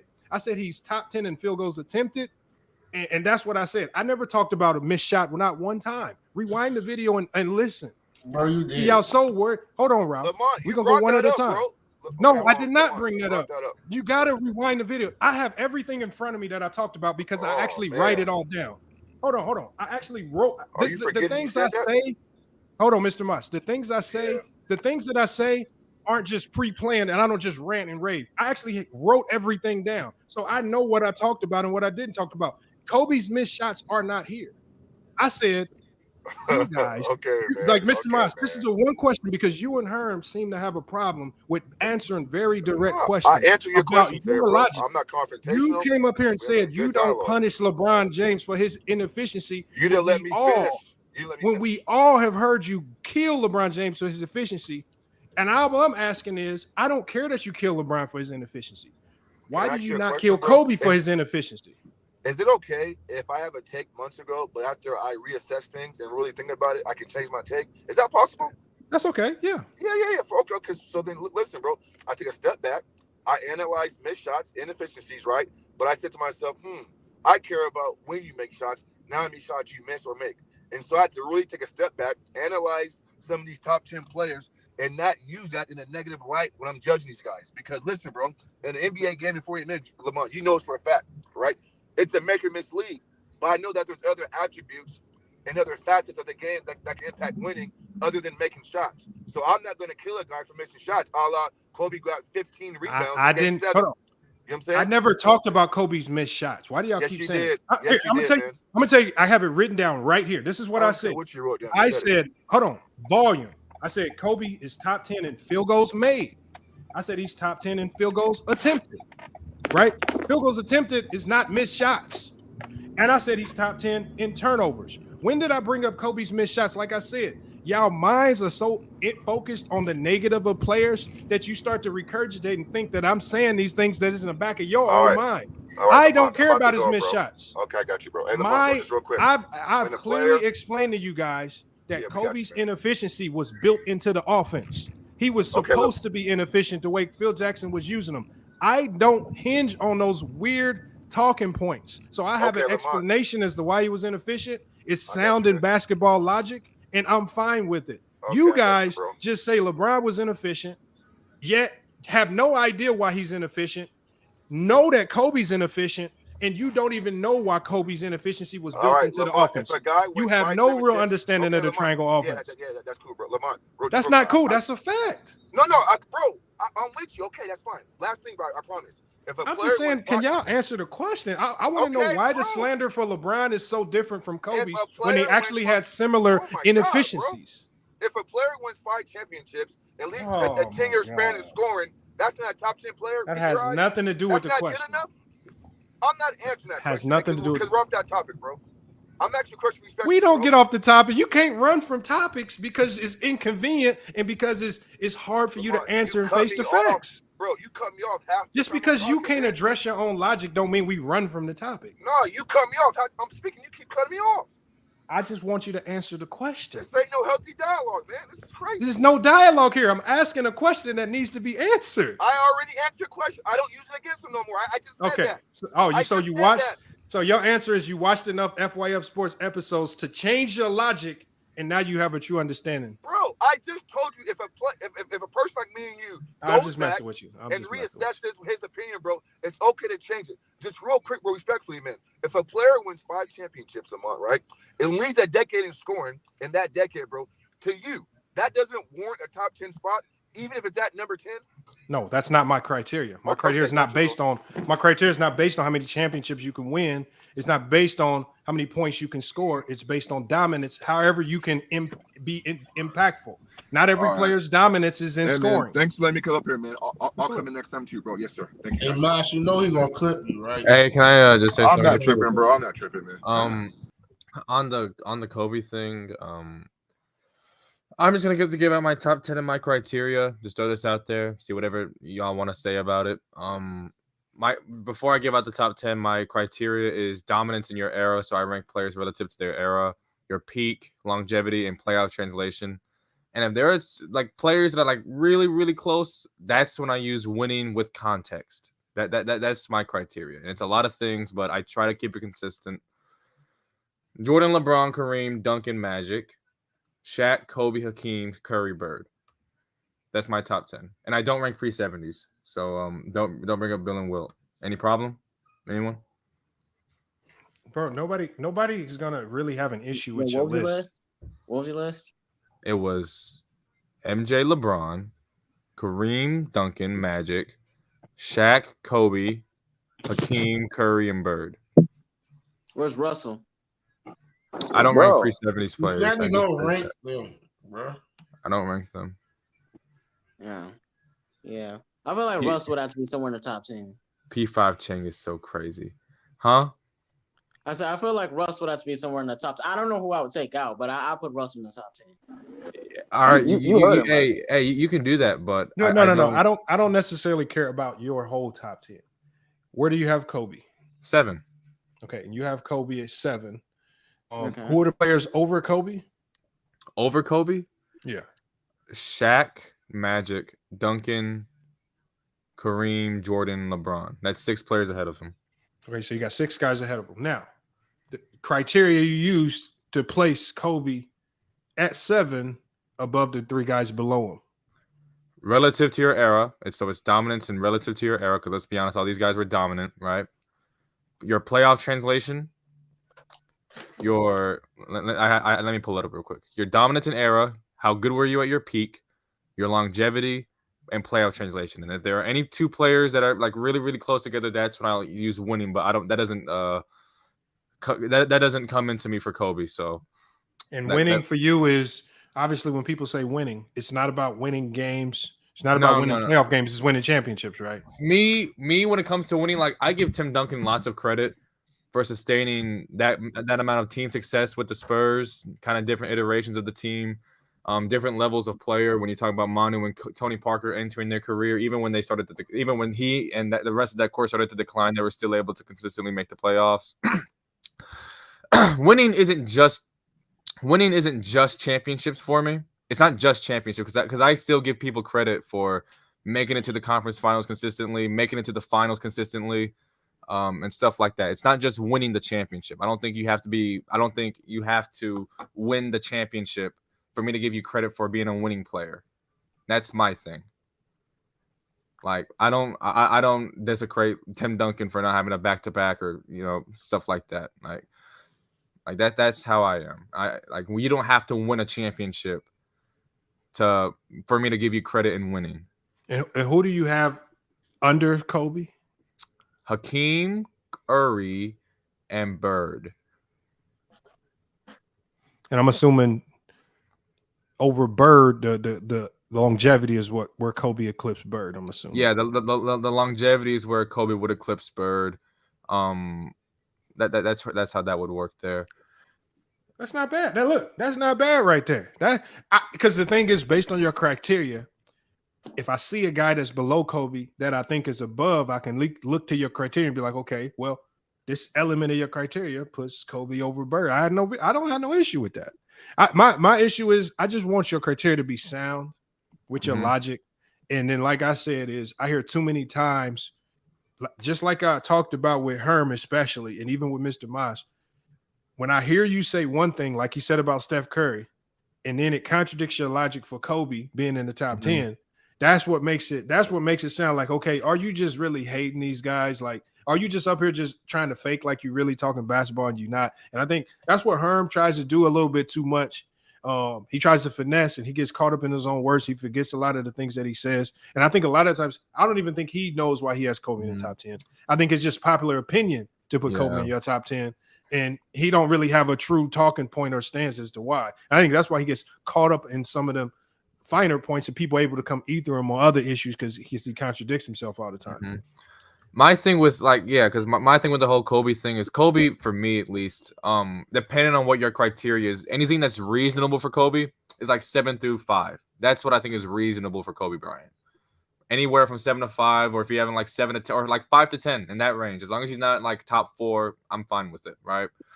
Okay, that's your opinion, Lamont. I got questions for you. That's my opinion. Hold on, George. Tell us where you got Kobe ranked, George. And I got Kobe ranked number 3, but I got questions for you. No. Why do you have Kobe at 3? Why do you have Kobe at 3? I got Kobe ranked as number 3 because how tall was Kobe? 6'6". Oh my God. How much did Kobe weigh? Like 215. Like 215. Okay. Kobe at 6'6" at 215 with a broken finger. How long did Kobe play in the league scoring with a broken finger? And what did he do and accomplish playing hurt all that time, Lamont? And the players that he guarded. Did he guard bigger and stronger players? At times, yeah. He guarded the best player on the perimeter. Yeah, at times he guarded LeBron. Yeah. He guarded Carmelo too, did he, Lamont? Yeah, he guarded Carmelo too, did he, Lamont? The problem, George, is he did guard a lot of those guys. But at his size, right, he was Lamont? out there getting torched. At his size, though, Lamont, I didn't ask you. Lamont. The analytics are telling us he was out there getting talking to Lamont, fellas. Let me and Lamont. At his size, though, Lamont. Okay. Right? At his size, though, Lamont, right? George. Answer the question. Here's the problem. Okay, look. No, it's no problem. Hold on, George. This is what I said about Kobe's defense. And you look, I don't mind that he took on the task of guarding the best player. And the reality is when you guard the other team's best player, if that even is the case, which I believe if I go through all of the matchups, he wasn't always on the other team's best player. But when I look at his isolation defense that's recorded, isolation defense for Kobe that was recorded throughout the duration of his career, extracting all the years after the Achilles tear, because we know he no longer was a prime Kobe. I don't want to interrupt you when you're talking. Just let me know. What I'm saying is Kobe in his prime was ranked in the 43rd percentile in isolation defense, in man-to-man defense, meaning he was a below average player guarding players one-on-one. Now, you take that and divvy it up how you want. But the facts are, again, you guys, if you feel like those numbers. My next question is, what is synergy? Hold on, George. If you don't feel like those numbers represent who he was as a defender, you need to explain that. Because if you're going to tell me he was an elite defender, but when I go to the synergy numbers, he was a below average defender guarding one-on-one. Don't use his one-on-one defense as an attribute. What is synergy? Oh, Synergy is a sports data company. And Synergy, all of the sports data. Okay, and Synergy gets its numbers from where? They record every single NBA game from about 175 different angles. They have statisticians from MIT and Harvard and places like that. They record all of this data, right, to track players' efficiency on the court. And a lot of times, because they've become so good at it, this data always correlates to who we already believe are either the best scorers or defenders. Are they 100% right? Yes. You want to put money on that? Because I haven't seen a case where Synergy was wrong. Okay. If you could show me a case where Synergy is wrong, then show me. I don't believe nothing that man made is 100%. Okay. Well, if you don't believe if it's effective, then show me something. Then show me something that counters it, other than your personal opinion. What did your eyes tell you? My eyes told me Kobe was a average to good defender. That's what your eyes told you, Lamont? Yes. That's funny. One of the things that I've always said is when you play on good defensive teams, as a defender, you look way, way better, especially if you're just an average to good defender. A good defensive team will make you look elite, just like we saw with a lot of good players in NBA history. So, again, when I look at Kobe's individual defense, I always had a suspicion that his defense wasn't as good or as elite as some people claim. But then when I go look at the numbers, so remember, I don't allow my opinion to just have me running around regurgitating this. But when I pull up the Synergy numbers, and the Synergy numbers say that he ranked in the 43rd percentile in one-on-one on-ball defense, means he's below average defender. And I can say, okay, maybe my mind wasn't playing tricks on me. Maybe it was the team defense around him that elevated him, made him look a little bit better than I'm giving credit for.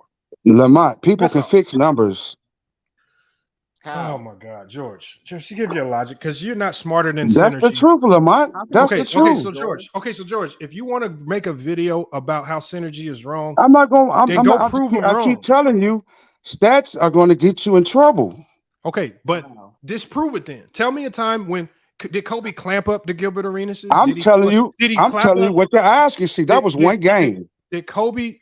Give me an elite score that Kobe just threw out this super elite defense that you guys are talking about, or was it more team defense that he was bettering? Maybe he was a really good communicator. Game 7 of the playoffs. Maybe he was good off ball. Huh? So what I'm saying is, if you're not gonna, all I'm saying, if you're gonna say it, give me something to support it outside of your feelings. I don't care what it is. I ain't saying my feelings. I asked you, what did your eyes tell you? Bro, George, I've answered that. When you're lying right now, George, you're on the floor now, George. You need to. I'm asking you what your eyes told you, because George, you got a picture behind you that tells me otherwise. George, explain your case for why Kobe is top 10. Because what I saw in real life. Because I'm not going by stats. I'm telling you what I saw in real life, in real motion. You want to know what you saw? George, you don't even remember what you did 2 days ago. Lamont, you want to know what I do, Lamont? See, that's what I'm saying. Wait, you want to come with jokes. You want to come with jokes. I saw a man. How am I supposed to trust your memory on Kobe who started from 10 off, years ago? I saw a man who started off with the old guard, who wouldn't let him play because they wouldn't let rookies play, who came in on his own, developed his own game, who had a fight with a player who didn't want to believe in what he believed in. And when he finally did believe in what he believed in, it was too late. And he admitted it. What? Can anybody decipher what George just said? Because I don't understand what the hell you're talking Yeah, I about. don't understand either. Hey, When Kobe came into the league, Kobe had nobody because he was a young guy. So he submitted to himself and submitted to the game of basketball. So that's why he was the way he is. Kobe was arrogant. You guys want to go in and believe into stats and numbers, but you don't want to believe what your eyes actually, what you saw. And these for all these guys. I told you, I have nothing against LeBron. I only said something against LeBron is when he self-proclaimed. That is the only thing. Yeah, Other than that, you guys don't want to believe what you actually saw. Yeah, I think you want to go back. You guys want to resubmit. You don't want to say what you saw when Kobe had his era. You want to throw Tim Duncan in when Kobe beat Tim Duncan doing that era several times. Oh, so the fact that but now you want to go through stats. Hold on, George. So that means, George, so the fact that LeBron beat Kobe's teams more, that means LeBron's better just by that logic? I said I have nothing against LeBron. I said only thing I had against LeBron was he self-proclaimed. Does LeBron have a winning record against Kobe? Yes, he does. Does that make him better than Kobe? Huh? Does that make him No, better it doesn't. Than Kobe? Why? Not in my opinion. So that don't make and sense. that's my to bring opinion. that up. Bro, that's Huh? flawed. Why would you bring up Kobe over Duncan? The logic's flawed. Yeah, that logic. Because I had Kobe over Duncan because Kobe beat Duncan during that era. Lamont, you want to know what's so crazy about some people and how they talk about LeBron? It's like their criteria. Because he's going to bring up LeBron. I know you guys are going to bring up LeBron. No. I have nothing against LeBron. I just had to get this out there because that inconsistency that you just made is infuriating to me. Why? Because you said you brought up a point for Duncan beat Kobe or for Kobe beat Duncan more, but you didn't. But you then said no to LeBron when he beat Kobe more. So that's inconsistent. Because Kobe beat Duncan in division championships. Okay. And Western Conference championships. Okay, well then say that. But I'm just saying. That just proves my point. So you can be quiet. That just proves my point. People's criteria seems to be consistent. You can be quiet, really. People's criteria seem to be consistent around every other player. No, because you guys want to go to stats. You want to bring up all the context with Kobe and all the context with Jordan, but when it comes to LeBron, it's there's no context. His accomplishments don't mean anything because he lost 6 times.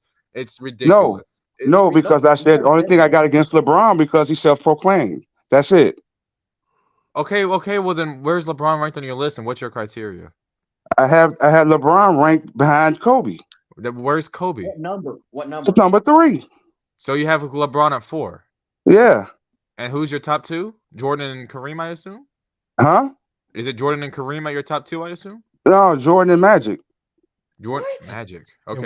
And what's your criteria that puts those guys at the top? What puts Magic over LeBron? He's going to give us his criteria, just like everybody else is. I have Magic. Jordan listed number 1 because of the 6 championships, and I believe he probably would have got 8 if he never would have left.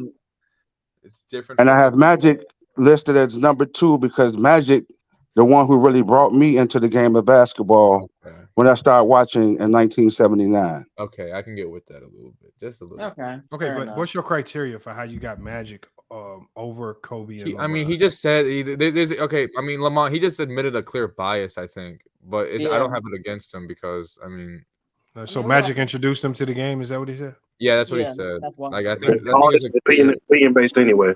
There's a clear bias. Salute to George, man. Salute to George, man. We gotta move. I want to hear from Dre Jones, man. Salute to Dre Jones, man. So what's up, Lamont, man? Yeah. Just like George, I got Kobe 3 all time. So I mean, I feel him on that. I just feel like my criteria is your dominance of your era, like how great of a player you were, like the impact you made on the game as well as the players around you. Like You know what I'm saying? And like stats, of course, stats and accolades and stuff like that matter, but I just go more also like who, like if I put you on the court with people, like who I put people in tiers, like who are the best, like who are the best basketball players, bro? Like of course, like team stats and winning, like that matters. But to me, bro, it's all about, can I name 10 guys that's played in the NBA that's actually better than you? Can I name skill, impact on team, and your ranking on relative to how they dominated their era? Is that? I said dominated era. I said dominant era. I said impact as far as like in the game and like players like your cohorts, like how you making your players matched up against your cohorts. I'm saying how you matched up against your cohorts and like the impact you had on the game. Like when your peers look at you and be like, oh yeah, this guy was a bum, or your peers look at you like, yo, he was the best guy playing when I played. Like I'm talking about stuff like that. I'm talking about your impact on your peers. Like, did your peers respect you enough to put you in the top echelons of the guys who played this game? Okay, that's a good one. What I'm saying is for you, because you said dominance, impact, and you said things like that. So this is one thing I said. We create these categories, impact and dominance, which is fine because we all do it.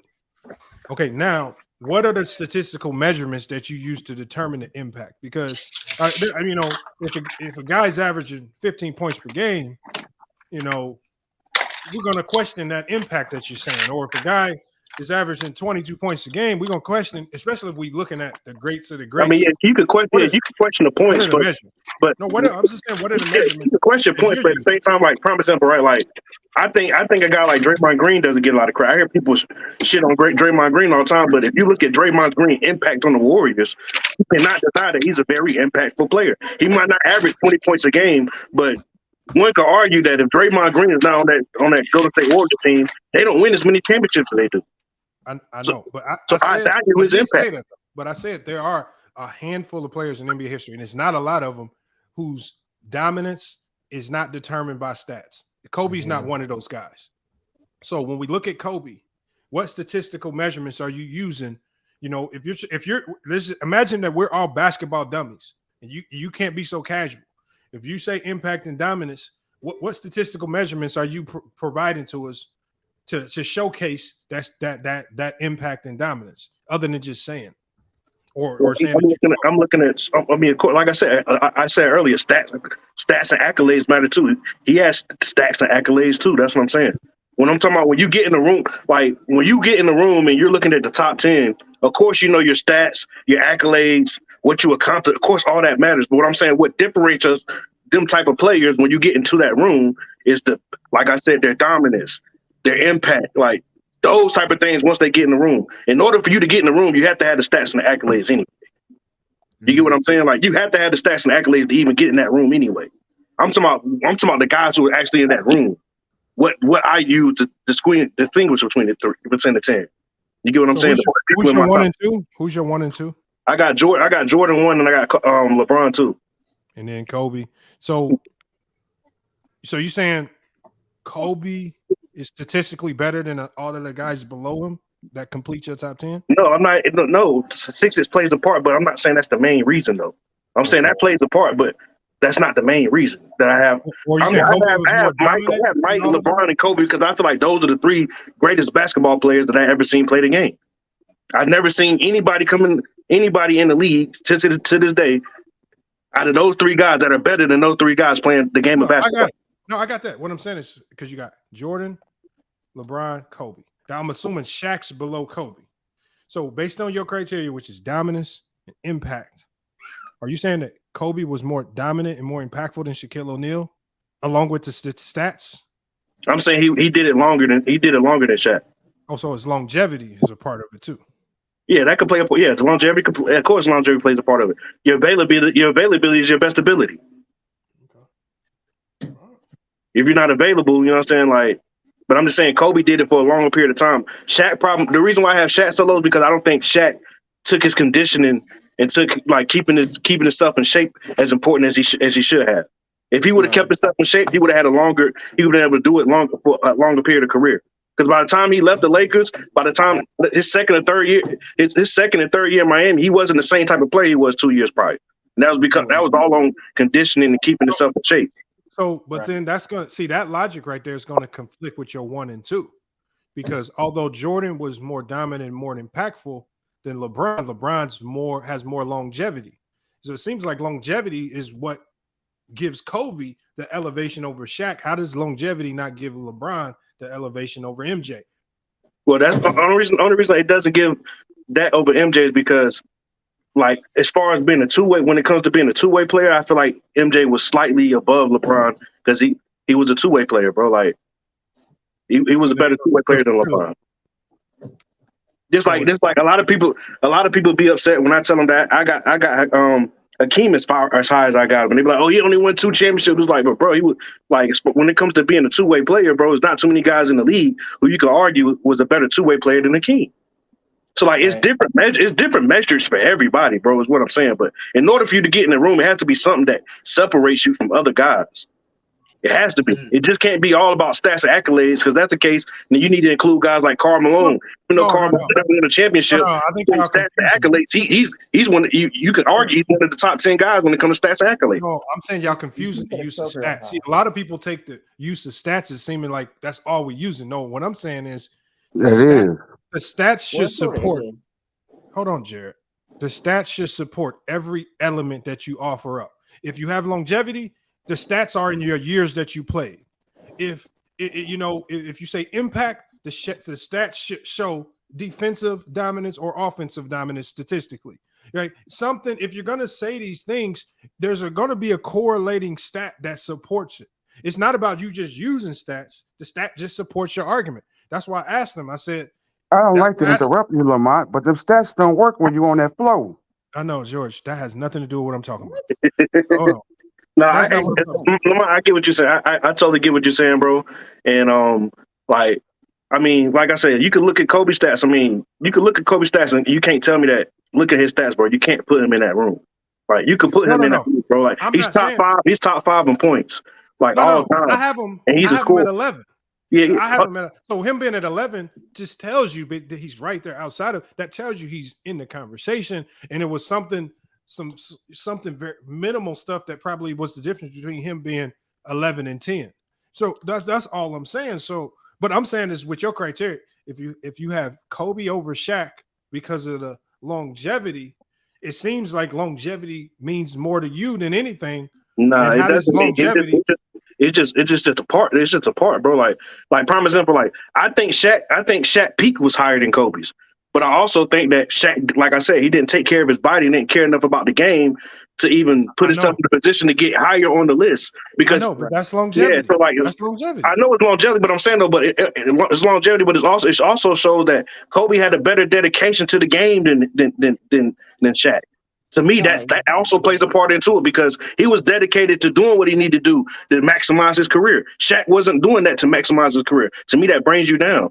Because to me, his love of the game is not. It wasn't more than Kobe's. But your explanation all ties back. That all just means longevity. If you don't keep your body in shape, you can't play as long as somebody else. That's longevity. Yeah, so but that's not my consider for every player though. No. But I'm saying the more. That's just why I have. That's just on my personal list why I have Kobe higher than Shaq. That's why I choose that. That's what I said. But that's what I said. I said that's what I said in the beginning. I said we create a specific narrative just to elevate Kobe over other guys, but that same criteria doesn't work on other portions of your top 10. Like if we move that same criteria and we use that same level of criteria with Jordan and LeBron, well, LeBron has the massive longevity over Jordan. He's still going, and he's still a top 20 player in the league, still going.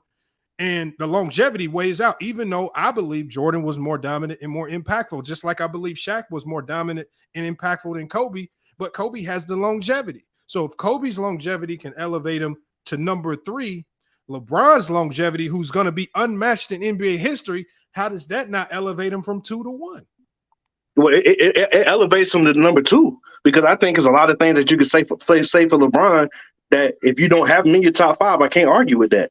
Because he's had a lot more failures than a lot of these guys who's in this room. A lot more failures. So, I mean, that has to equate to something too, right? Yeah. Okay, well, let me say this, Lamont. Let me say this. George, George, you had your opportunity and you checked out. Hold on. We're going to circle back to you, but I still got to get to Mingle Jester and some of these other guys. I'm going to come back to you, George. But you'll take us on a circle that's like meaningless and has nothing to do with the conversation sometimes. And K-Way has a comment. K-Way, hit the link. That's all you got to do. If it's so easy, hit the link. I want to hear from you, K-Way. Don't run from it. But K-Way, send that in the Cash App. Yeah, but just to wrap this up, Lamar, all I'm saying is I get what you're saying. And that's why I said earlier, all this is opinion based anyway. But that's why I have LeBron number 2 is because I think his longevity is going to be a match. So that's why I put him so high. Just his main reason for him is his longevity. Like, it's going to be hard to find another player that did what he did for so long. And I think that's the reason why you have to put him in the top 10. A lot of guys don't even have the top 10. I got that. No, I like I said, I'm not knocking your list. I put him up there. Yeah. So I'm not knocking your list. That's why I put him up there so high. Like, his dominance, his dominance and his longevity is going to be hard for you to find an actual player that did what he did for so long. Like, and I don't think when people talk about longevity, I don't think people appreciate it. Like, I hear people always saying, "Oh, that's a longevity stat." It's like, bro, that's the whole point of playing in this game is to try to be dominant for as long as you can. That's the whole point of doing this. You don't play this to be like, I'm gonna be dominant for 5 years and that's just it. No, you do it to try to dominate as long as you can. All right, let me hear from BJ. BJ been waiting. Let me get to BJ, man. Salute, man. Says the Pull Up Podcast, man. What's good? Salute, brother. Appreciate you. Can you hear me? Yeah, I hear you. All right, man. I think you made some good points, man. I think the inefficiency as well as the turnovers. That's where it's hard to argue for Kobe. Those are 2 points I see you made. Of course, the inefficiency came from the bad shot selection he took behind the backboard and double teams, triple teams, stuff like that. So I can definitely get, I think, 44% for his career. So I think you know that's where you kind of have the silver line for Kobe. I definitely can see that. But everything else, I think I got to push back. I think having Kobe Bryant outside the top 10, I just don't see how that could be possible. As far as, we look at the analytics, and you seem like you look at the analytics, but the eye test is just as important as the analytics because basketball, like, people don't just look at stat sheets to decide who they're going to sign for, a spot on the roster. They got to look at, draft combines and stuff like that to sign players. So you can't just look at the analytics. So I think that's a way to try to take him out of the top 10. And also, I got to push back to something that you said as well. You said that nobody had Kobe as high as he did till he passed. I just want to be correct. That's what you said? No, I said, and Jermaine, you got some background noise. That's why I put you on the mute, man. You got a lot of background noise. So I'm not trying to mute you. I'm just saying there's just some noise going on there. No, what I said was polls. When you go to like the list on Fox Sports and MacDef, you got background noise too. Like when you go to these lists on Fox Sports and ESPN, like when you pull them up prior to Kobe's death, you see a lot of lists that had Kobe between 10 to 20. And it just seems like after his death, and when I even did the research and I showed all of the polls after his death, then you see a dynamic shift. And all of a sudden after his death, you see him at 7, you see him at 5, you see him at 4. And it's just like, man, he hasn't played no more games. Like, he hasn't been hooping. It's not like he's done anything to jump on a list. Like, so it's just like, so what I'm saying is I see the talking points on Kobe change after he passed. Is it because people just, because really, like I said, if you be honest about it, Kobe was hated. People shitted on him his whole career. People didn't like him. He wasn't a very likable player, especially if you weren't a Laker fan. And one of the reasons why you hated him is because the man probably torched your team offensively, and he was on a really good Laker franchise that just was going to win anyway. And so that's one of the things I'm saying. Is like, I'm not going to pretend like he was just. I loved him, and he was super beloved. And Pootie is a Knicks fan. Pootie is a Knicks fan in New York. You can't get me to believe that this man, as an avid, crazy, delusional Knicks fan, can walk around preaching that he loved Kobe. Honestly, like, you might be able to respect it, but people hated on Kobe and they found every which way. Unless you were just like a basketball aficionado and you were just super into the game and you really could find an appreciation of his game. If you're looking at it from a fan perspective, which is what most of us do, Mama, we really didn't like that man. You didn't like Nah. to see him. You didn't like to see him come in. And that's just the reality of Kobe Bryant. He And didn't even make himself likable. So absolutely not. He's definitely alone. I think he preferred it that way. But what I yeah, that's what saw, I said. He preferred it that way. what I saw is a man after 2010. There was a serious discussion between who was better between him and Jordan. They weren't talking about all these other players. All of a sudden, Shaq, Hakeem, Larry Bird, Magic, all these players weren't being talked about at the time Kobe won his 5th championship. There was a serious discussion, the same way they're trying to make now, is who's better between Jordan and LeBron. So while I found it very, very funny that all of a sudden this man dropped from that to not being the top 10. I'm going to go with what that other brother said, that there was no 3 better players that he's seen actually play with his eyes more than Jordan, Kobe, and LeBron. This is why I say the eye test has to go into this discussion, because we really never talked about the analytics as much as we do now, because the stats and all that stuff has been more popularized now. All the defensive win shares and defensive rate. And I'm a big fan of the stats too, because I actually hooped as well overseas. But I think people don't take into account enough the actual eye test, and the only way you can really determine if a player is a great defensive player is by asking the players. Because hell, just because a player led in a stat doesn't make them a great defensive player. Because what happens when you talk about steals, they can be in passing lanes, they can be sagging off a player. It's systematically directed. Being a great defensive player is if I can put you on the best offensive player on the other side and shut him down. We've seen Kobe Bryant do that to Tracy McGrady. We've seen that he did it to Dwayne Wade.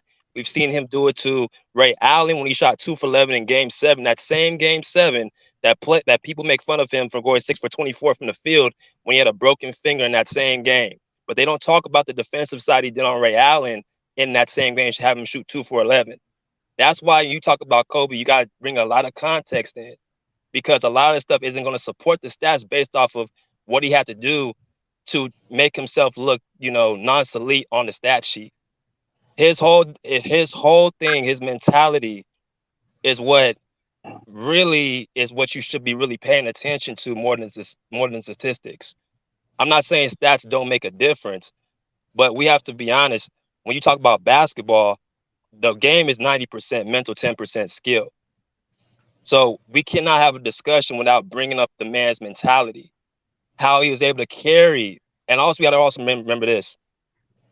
The man never played with any Hall of Famers any top 75 players outside of Shaquille O'Neal. And that was pretty much it. But with LeBron James, he's played with Anthony Davis, played with Dwayne Wade. He's played with multiple Hall of Famers. And I have LeBron James number 4 on my list. But when Kobe Bryant's help was not all outside of Shaquille O'Neal. Can y'all really name the starting 5s for his teams? Pull up. That's the thing. Like, I was cooking. A lot of people. No, here's the thing. When you start talking about his help, help around the player is very insignificant, and it doesn't really mean anything. A good player is going to shine with or without help. Some of Kobe's best seasons and the most memorable moments happened when his team didn't win a championship. Who cares? Like a lot of times, like at the end of the day, was before winning a championship. I know. I got you. Hold on, Jermaine. You got a lot of background noise. What I'm saying is, when you get to the level of winning championships in the NBA, it's impossible to do it by yourself. Something around you has to be elite.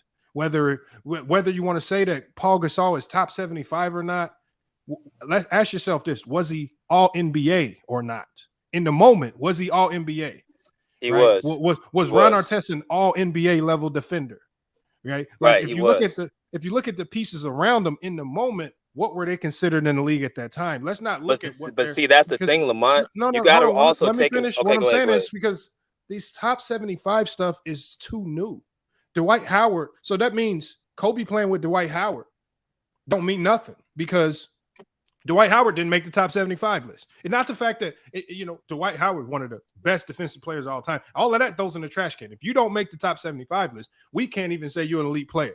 So the thing is, that top 75 list is complete garbage because it put people like Damian Lillard, my favorite player, on my team over a guy like Dwight Howard, which absolutely makes no sense at all. We know that Kobe played with Dwight and Steve Nash, albeit Steve Nash was hurt that year, and that's the context you have to start adding when you start talking about who a player played with.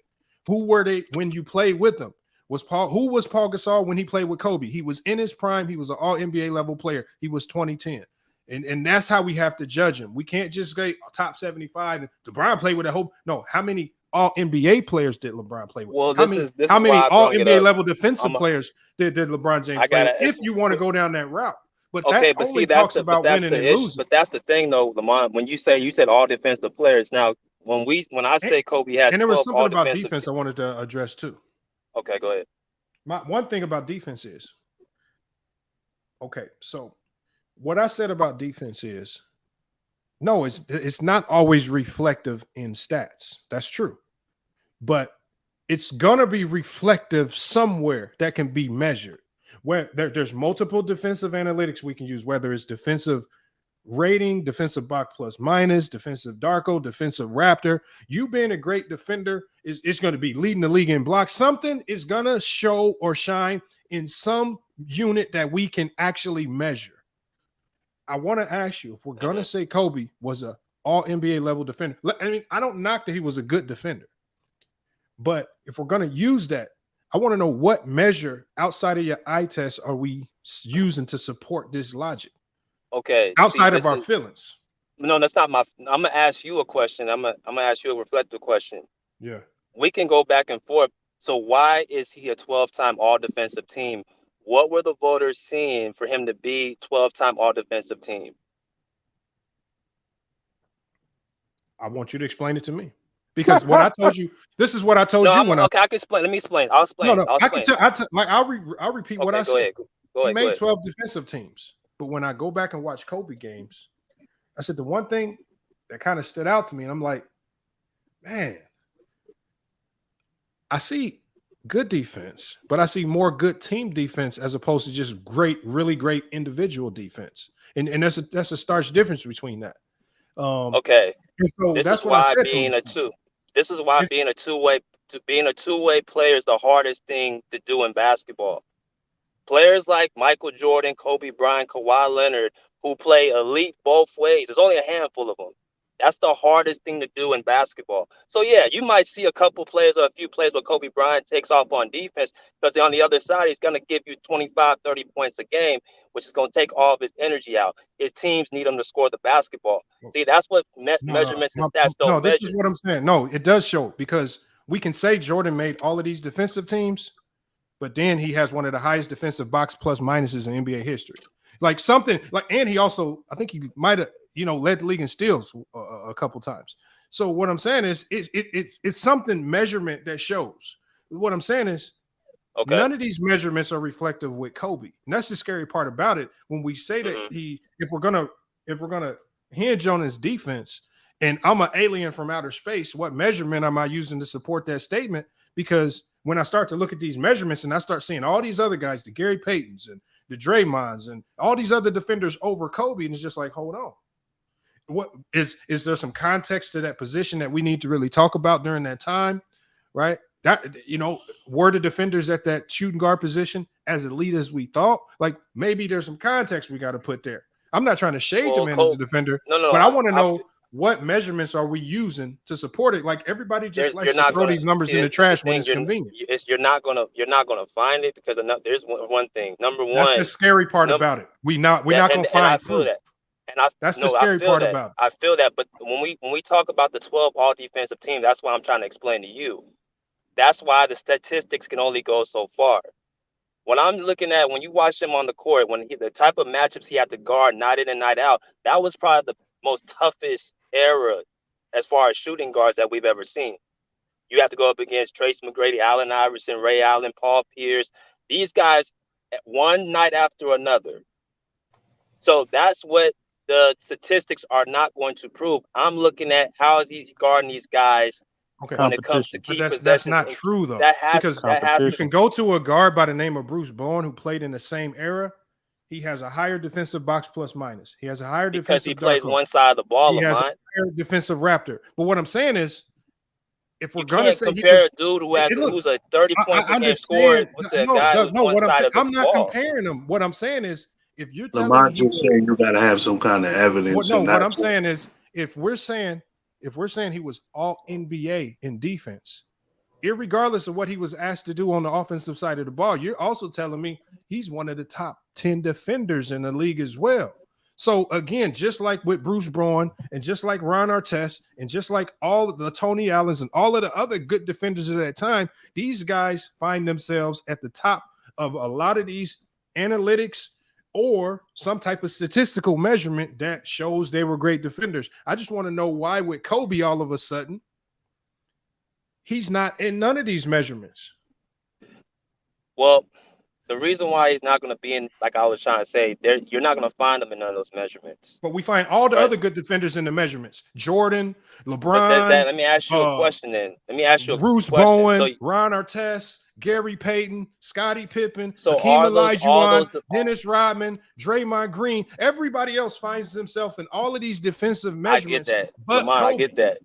That's Lamont, top I get 10 that. defenders. Though. Let me No, there's more I than get 10. that though. I can keep going, but MacDeff, I can keep going. But do you feel like out of all those players, all those guys are better defensive players than Kobe in your mind? Not yes. Yes, I believe Bruce Brown is a better defensive player than Kobe. Yes, Tony Allen is better defensively than Kobe. Yes, Ron Artest is a better defensive player than Kobe. Yes, I can without any question, I can say that those three guys are better defenders than Kobe.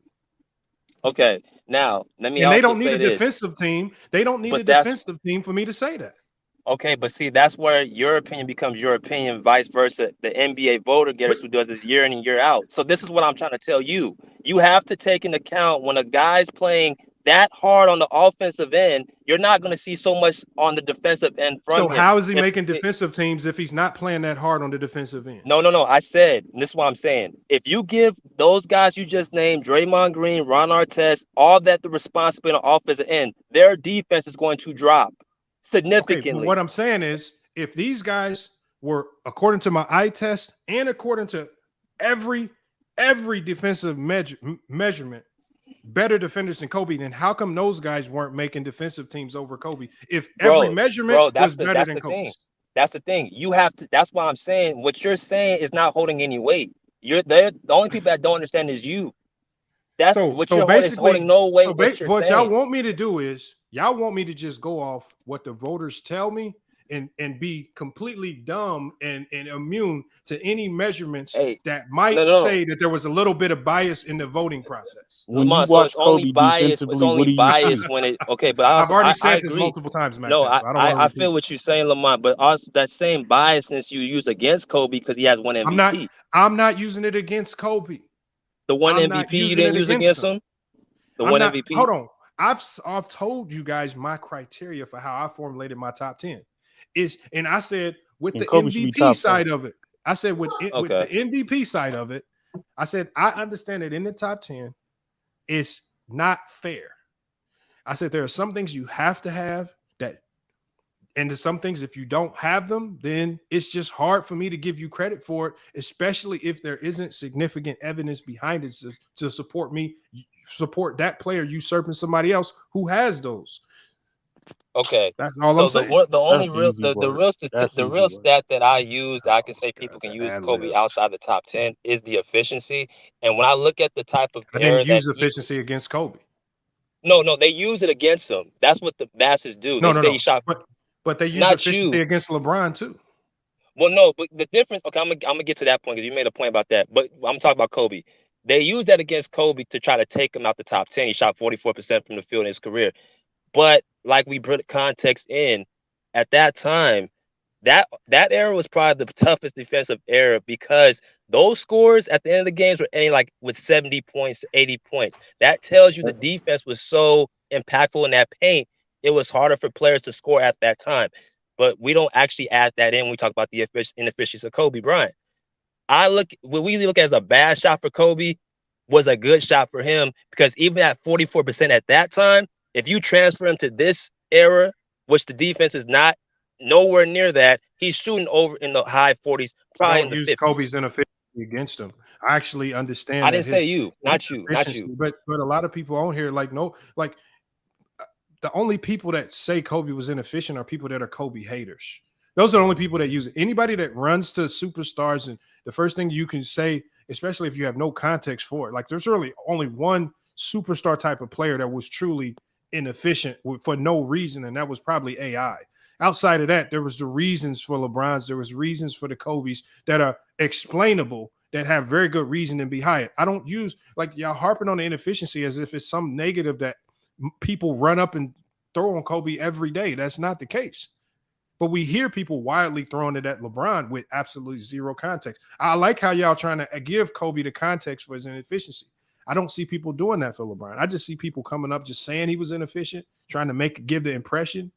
But again, it's hard for them to stand on that because the statistical measurements don't support that. Well, Lamont, I think the inefficiency again. I mean, you might be hearing something different from me because that's the main thing people use against when LeBron. y'all harping on that, if inefficiency is not part of the criteria that you use, we shouldn't even be talking about it. We don't have to defend Kobe from inefficiency. I'm gonna answer you the reason. I'm gonna answer the LeBron reason for you though. The reason why, but the thing is, we don't have to talk about the inefficiency because it's not a talking point that nobody's using to slander Kobe. Okay, it's just like we now just filibuster now because it's not even a talking point. I understand why Kobe was inefficient, and it had nothing to do with him being a bad player. Let me go to this last point then.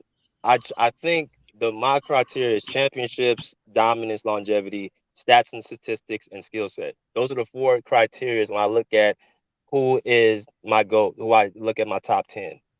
It's hard to rank players against each other when they play different positions, but we do it anyway. And when I look at those 4 categories, championships, longevity, dominance, accolades, stats, and skill set, that's why I have Kobe in my top 5 when I put all that together. There's people who, use Kobe's, he had Shaquille O'Neal for these amount of years. When Kobe won those 2 titles without Shaquille O'Neal, that's what, to me, catapulted him over Shaquille O'Neal. After he won 2 of those championships, remember, when Shaq, he didn't win until Kobe actually helped him win that first championship against Indiana. Shaq was getting his ass busted in first, second rounds all throughout the 90s, but until Kobe Bryant became who he was. But nobody talks about that. They say, well, Kobe had Shaquille O'Neal in the finals. He won 3 finals championships, all that, which is only 1 round, which it was strategic for Shaq to get the ball in those rounds against weaker competition in the finals. But if you look through the Western Conference, Kobe Bryant, a lot of those games against Sacramento, against San Antonio, it was him torching those teams.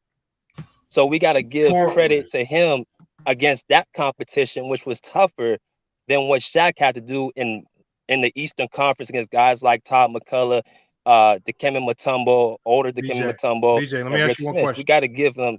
I'm going to ask you one question. Right there, 2000s. Not true, but I feel you though. In the 2000s, what team was stupid enough to send Todd McCullough by himself to guard Shaq? I didn't say by himself. Did they send a committee of people like Kenyon Martin to hang on his back? And they sent a committee of people like Kerry Kittles over there. I'm talking about committee of people over there to because he had so much gravity, because he had so much impetus, because he was so dominant. They had to send 3 and 4 guys over there to slow Shaq up. Why do we just bring up Rick Smits as if the Pacers weren't sending the whole house to go? They were sending. Lamont, you know what I mean. I'm saying that's a false narrative. There was a center. They were the centers of the team. That's what I'm saying. I'm not saying they were just them single-handedly. I'm saying the competition as a team, those teams against San Antonio and Sacramento were better teams than that New Jersey team and that Philadelphia team. That's the type of defenses Kobe Bryant was torching round after round, year after year. But we barely talk about that. All we keep saying is that this man has 3 finals MVPs, and that's it. End of story. Who said that? To get to the finals, you have to go through the Western Conference to get there in the first place. So how do you think they were even getting to those finals? But these are the things. It was the showdown Shaq and let Kobe beat them. That's why. The main thing is we don't have to explain. Like the thing is, you can't let Kobe beat you, bro. Nobody's trying to take any credit away from Kobe. What I'm saying is, across the board, if you are the number 2 on a team that wins championships, you just don't get the type of credit that the number one player does. It seems like Kobe is one of the only players in NBA history that gets number one credit for being a number two. Because he was a number. He did prove he was a number one, though. That's the reason why he gets number one credit, because he proved he can win as a number one. And there's not many people that can do that. Okay, Kobe was always a scorer. I don't know. Magic and Kareem, you can debate who was 1 and 2, but they both get their credit. I only hear this argument about Kobe. Like, it's like he gets his rings taken from him because he had another dominant player. Nobody's taking them, but like I said, but so imagine how a player like Scottie Pippen feels. All 6 of his rings are taken from him because he's the number 2. That's not Kobe. Even though he showed, hold on, Ralph. Even though he showed when Jordan left, he could be a top 3 player in the league. Could he win a championship, Lamar? No. Here's the difference, though. Pippen in his prime before he was injured didn't have 5, 6, 7 years with his own team to go win a championship. He had a year and a half to prove to everybody he can win a championship. Hey, so again, if we look at Kobe without Shaq went through some years of struggle before he actually started winning. We could presume that if you give Pippen 5, 6, 7 years in his prime without Jordan to win a chip, based on the fact that he was able to win 58 games without Jordan, that tells you if they were able to find a significant replacement for Horace Grant, because when Horace Grant left and Jordan left, there were really no replacements brought in for him, and he was still able to get him to the playoffs with 58 wins without that. If you did add help, which you could presume the Bulls would have done, he could have won a chip. He just didn't have the time to do it by himself, but he proved in that 1 year he could be a top 3 player in the league. And even though he proved to y'all he could be a top 3 player in the league, he does not get credit for 6-0. Jordan does. Pippen does not. Pippen does not get credit because Pippen doesn't get credit because the eye test as fans like to see offense, score, volume. Pippen didn't give you that. Pippen gave you defense first, offense second, which we know is not the most popular thing amongst the fans, and you can get penalized for it in rankings. They need to get so that's just a fact. That's just, and it's not. This is not to elevate Pippen, but I'm okay, saying let me ask you this last. Can I ask this last let's question? not act like number twos don't get credit no matter if they're all stars or not. Yeah, it was Jordan team, it was Shaq team. That's why they get more. That's basically why they get more of the credit, because even Kobe admitted that was Shaq's team. Okay, so this guy's his last question, and I don't disagree that it was Shaq's team, but like going by the whole career, this is why I've called reason. We can talk about who dominated this time. The championships have to account for that. When Kobe won more championships without Shaquille O'Neal, to me, when he had his teams, as much as we say how dominant Shaq was, he won 4 titles. Shaq, to me, left a lot of things on the table. Yes, he had a dominant stretch from 2000 to 2002. Yeah, that was the most dominant stretch he had. But I think when Kobe eclipsed Shaquille O'Neal in 2010, them championships, that for me put him over Shaquille O'Neal at that moment. So you got winning in the hold on. Let me go to hold on. Is that Low AO podcast? I'll make sure we got no fake accounts in there. No. It's me. I don't know if my background is too noisy. If it is, let me know. You good. I know you sound like you driving. I'm gonna let you hop in on this before you got to go, man. What you got, man, for us? Oh man, I just think the way y'all talk basketball is crazy, bro. What's wrong? Boy, you sound like Kevin Durant. Go ahead.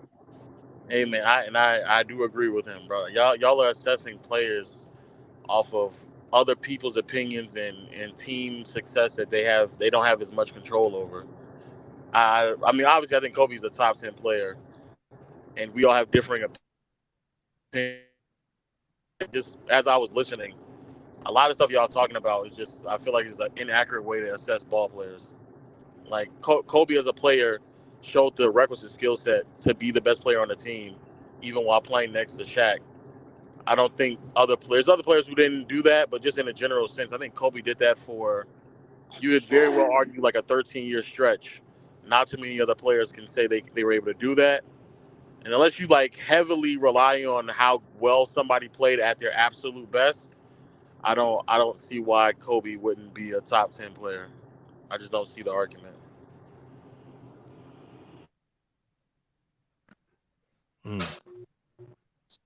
That's facts. That's it though. Okay, That's it. Can't knock it, man. Like I said, can't knock it. This is and just that was a quick cooking, love. Damn. It's not the thing is, I don't believe Kobe's top 10 based on my criteria. I just want the people that have Kobe in the top 10 to actually come up here with sound criteria that actually works. Top 5 by your criteria. I keep telling people that if I hear a portion of your criteria, just like I heard with the other guy, and then when I apply it to 2 other players in your criteria and it doesn't make sense, that tells me that your criteria is just flawed and biased just to elevate Kobe. It should be able to work across the board with everybody in your top 10. Like longevity, if it elevates, it should elevate everybody with longevity. It shouldn't just elevate Kobe because of his longevity. All right. And so it's just like, man, come on. But Lamont, based on your criteria, you should be top 5. I agree with that, though. I agree with that. Okay. Then MacDef, explain to me what my criteria is. Explain it. No, you explain it. Since he should be top 5 based on my criteria. Explain your criteria, Lamont. Okay, so you just told me, based on my criteria, Kobe should be top 5. And when I asked you to explain my criteria, you said, tell me your criteria. Tell me your criteria. Good one, MacDef. I think he would have break it down individually. So you not okay then. So don't hold on. Explain so how your can criteria. you say? No, I just want you to answer this question, and I'll explain. Because how can Kobe, you say my because criteria? Kobe, based on how can you say anybody's my criteria, makes should Kobe be top 5, but you don't know my criteria. Because Kobe on anybody's criteria is top 5. When P5 gave his criteria, Kobe Kobe's being top 5. What did I say with P5? I said P5 based on your criteria. It makes sense. And what did I argue with P5 at all? I said P5 based on your criteria. This works. I understand why you have Kobe over Bird. Now, MacDef, you explain to me your criteria, and let's see if your criteria works. I think that's one of the things you struggle with is being consistent and actually explaining things. No, Lamont, you can't explain your criteria. Why can't you just say your criteria? I have a whole video detailing what my criteria is, and I've said it on this stream like twice. And you want me to repeat it for a third time? One time, yes. Because you can't hear. One time. No. You just said I can go into my whole soliloquy about my criteria. Let me make that. Just I'll get to explain mine. yours. I gotta get. First, I know Lowe's on the run. I got B's pulling up. Let's hear yours, man. Championships, competition, teammates, stats and accolades, impact. And I got Kobe in my top 5. That's my criteria. Okay, what's your top 5? Curry, Jordan, Kobe, LeBron, Kareem. You gotta go. Did he just say Curry? You got Curry 1? Is that in order? Yeah, he got Curry 1. He tripping. No, that's not in order. Is that in order? What criteria do you have that puts Curry at number 1? Championships, competition, stats and accolades, teammates, and impact. Okay. Maybe it wasn't break it down for us. Okay, so number 1. Hold on. So number 1. Because we're talking about Kobe, but everybody wants to harp on Curry. Number 1, as far as championship goes, that's in my criteria. In the modern era, the only 2 players that have more championships than Kobe is Kareem and Jordan. Yes, Bill Russell has 11, but basically 3 players that are considered top 10 all time have more championships than Kobe. So he's in that criteria, he's top 5. You go to competition. Kobe, for his career, played 43 playoff series. 37 of them was against 50-plus win teams. That's 86% of his playoff career. He had to go up against 50-plus win teams. And yes, he has the most wins against 50-plus win teams. That's competition. So as far as that goes, he's number 1. Now you go to teammates. He played with 1 top 75 player in Shaq when he won a championship. But he's one. Hold on. I'm going down my criteria. But he is one of 4 players all time to win multiple championships without a top 75 player. That's Kobe, Steph Curry, Tim Duncan, and I show love to the old school, George Mikan. So this is just mind you, everybody that's listening.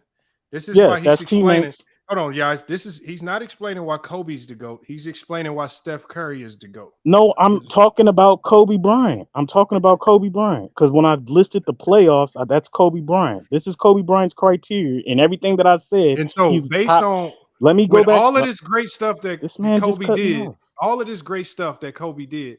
How do you have Steph Curry as the GOAT over Curry? No, we're talking about. We're talking about Kobe. But how do you have Steph Curry? How do you have Steph Curry as the? How do you have? So let me get this straight, Lamont. So let me get this straight, Lamont. This is about your criteria, MacDuff. Like I said, y'all ain't about to filibuster and run around the logic. If this is about your criteria, how, based on your criteria, do you have Steph Curry as the GOAT over Kobe, Jordan, LeBron, Kareem, and all? What criteria do you have where you can lay it all out and Steph Curry's number one? That's what I want to hear. Now I'm explaining my criteria for the umpteenth time when you can't explain yours. Again, championships. Okay, so I'm asking you a question. Who has more championships, talking about, Kobe or Steph? and I'm not answering that question. We're talking about Kobe. Who has more championships, Kobe or Steph? We're talking about Kobe. You already said nobody's beat more 50-win teams than Kobe. So obviously, we're Kobe talking wins about the competitive edge. So Kobe wins the competitive edge. Kobe wins the championship edge. What else? What other categories do you have? Again, we're talking about Kobe Bryant. I know. So championships. No, you're not gonna filibuster. You're gonna either answer the questions or you're gonna get up out of here. Y'all gonna stop this old filibustering shit just to use the platform as a microphone to run your mouth. Answer the goddamn question and quit running. Man, that's the question is this, bro. The question is based on your criteria. Lamont. No. Based on your criteria, how does your criteria formulate to the point where you got Steph Curry as the GOAT over Jordan, LeBron, Kareem, and all these other players, and even including Kobe? And you I'm just going to end it. Telling us, no, I'll just end it. Trying to tell us how great I have no criteria. I just want to talk about Kobe. Meet any of your criteria demands as the GOAT. Keep going. Are you done yet? No, I want you to answer the question. Yes, I'm gonna answer the question because 30 is my favorite. 30 is my favorite. 30 is my lucky number. Now, that's my logic. 30 is my favorite number. Now, we don't want. Oh, come on, man. Bro. Lucky, you want Lucky? Now he just. Did it say 30 is his lucky number? I want serious stakes. I want serious stakes. I want serious stakes. The man said he got Steph Curry as the GOAT because that's his lucky number. So that means your criteria is in the complete garbage can. That means you just up here trolling. So what, man? Like I said, I thought he was making a good case. See, Low, you hear the stuff. I thought he was You hear too. the stuff that people try to come up here and pull off, man. They try to come up here and pull off the nonsense. Kareem just didn't want to answer the question about Curry, Lamont. Kareem also doesn't. Kareem doesn't fit his logic either. Kareem was on some of the most talented teams in NBA history. He's the competition in the Western Conference when he was at Lakers is some of the worst conferences of all time. I have no idea what he's talking about, bro. I don't know what he's talking about. Like Kareem dominates statistically in accolades, but outside of that, like the competition is some of the worst, and I don't know. That doesn't make any sense. Man, we're not doing competition though. We can't do the competition. You want to discredit his hold criteria because that I can't let y'all do that to my man McDummy. That's crazy, man. Them should be his GOAT. Hey, we're not doing the competition thing though. That's the weakest argument. Yeah, let Beast cook. I ain't got nothing on this, bro. I just trying to take. Yeah, what up, Mango? What's good? I'm just here to listen. Maybe I can learn something today. Bro, you're not. The brain cells is getting burnt to pieces, burnt to shreds. You was about to learn something. God damn. What was I going to learn? Okay, Ralph. If we about to learn something, Ralph, get to teaching, man. Let's go, Ralph. Let's hear you. Get to teaching, Ralph. Let's hear where you got Kobe and your criteria as to why you got Kobe. Let's hear. What? I got him behind Wilt, number 2. So you got Wilt and then Kobe, right? Yep. And then I'm assuming Jordan, LeBron, and these guys are under, right? No, Jordan not behind Kobe. That's why I got LeBron. Hold on. If Jordan's not behind Kobe, how's Kobe number 2 if Wilt's go? What do you mean? LeBron's behind Jordan. I mean Kobe. Okay. All right. Yeah, he confused me too because he said he was 2, and I'm trying to. Hold on, Ralph. We just gotta let Ralph go because we not gonna get let through. other people go, bro. I'm Ralph. just here No. to No, dissect Ralph, what? man, no, Ralph, Ralph. We know that you're a Kobe fan. You should have some of the strongest talking points for us. You a Kobe fan. I want you. You just talked about getting educated. If you learn anything today, you should be able to disseminate some of that onto us right now with your knowledge of Kobe, man. Let's share it with us, please, with your criteria. I got longevity. I got championships and durability. That's longevity.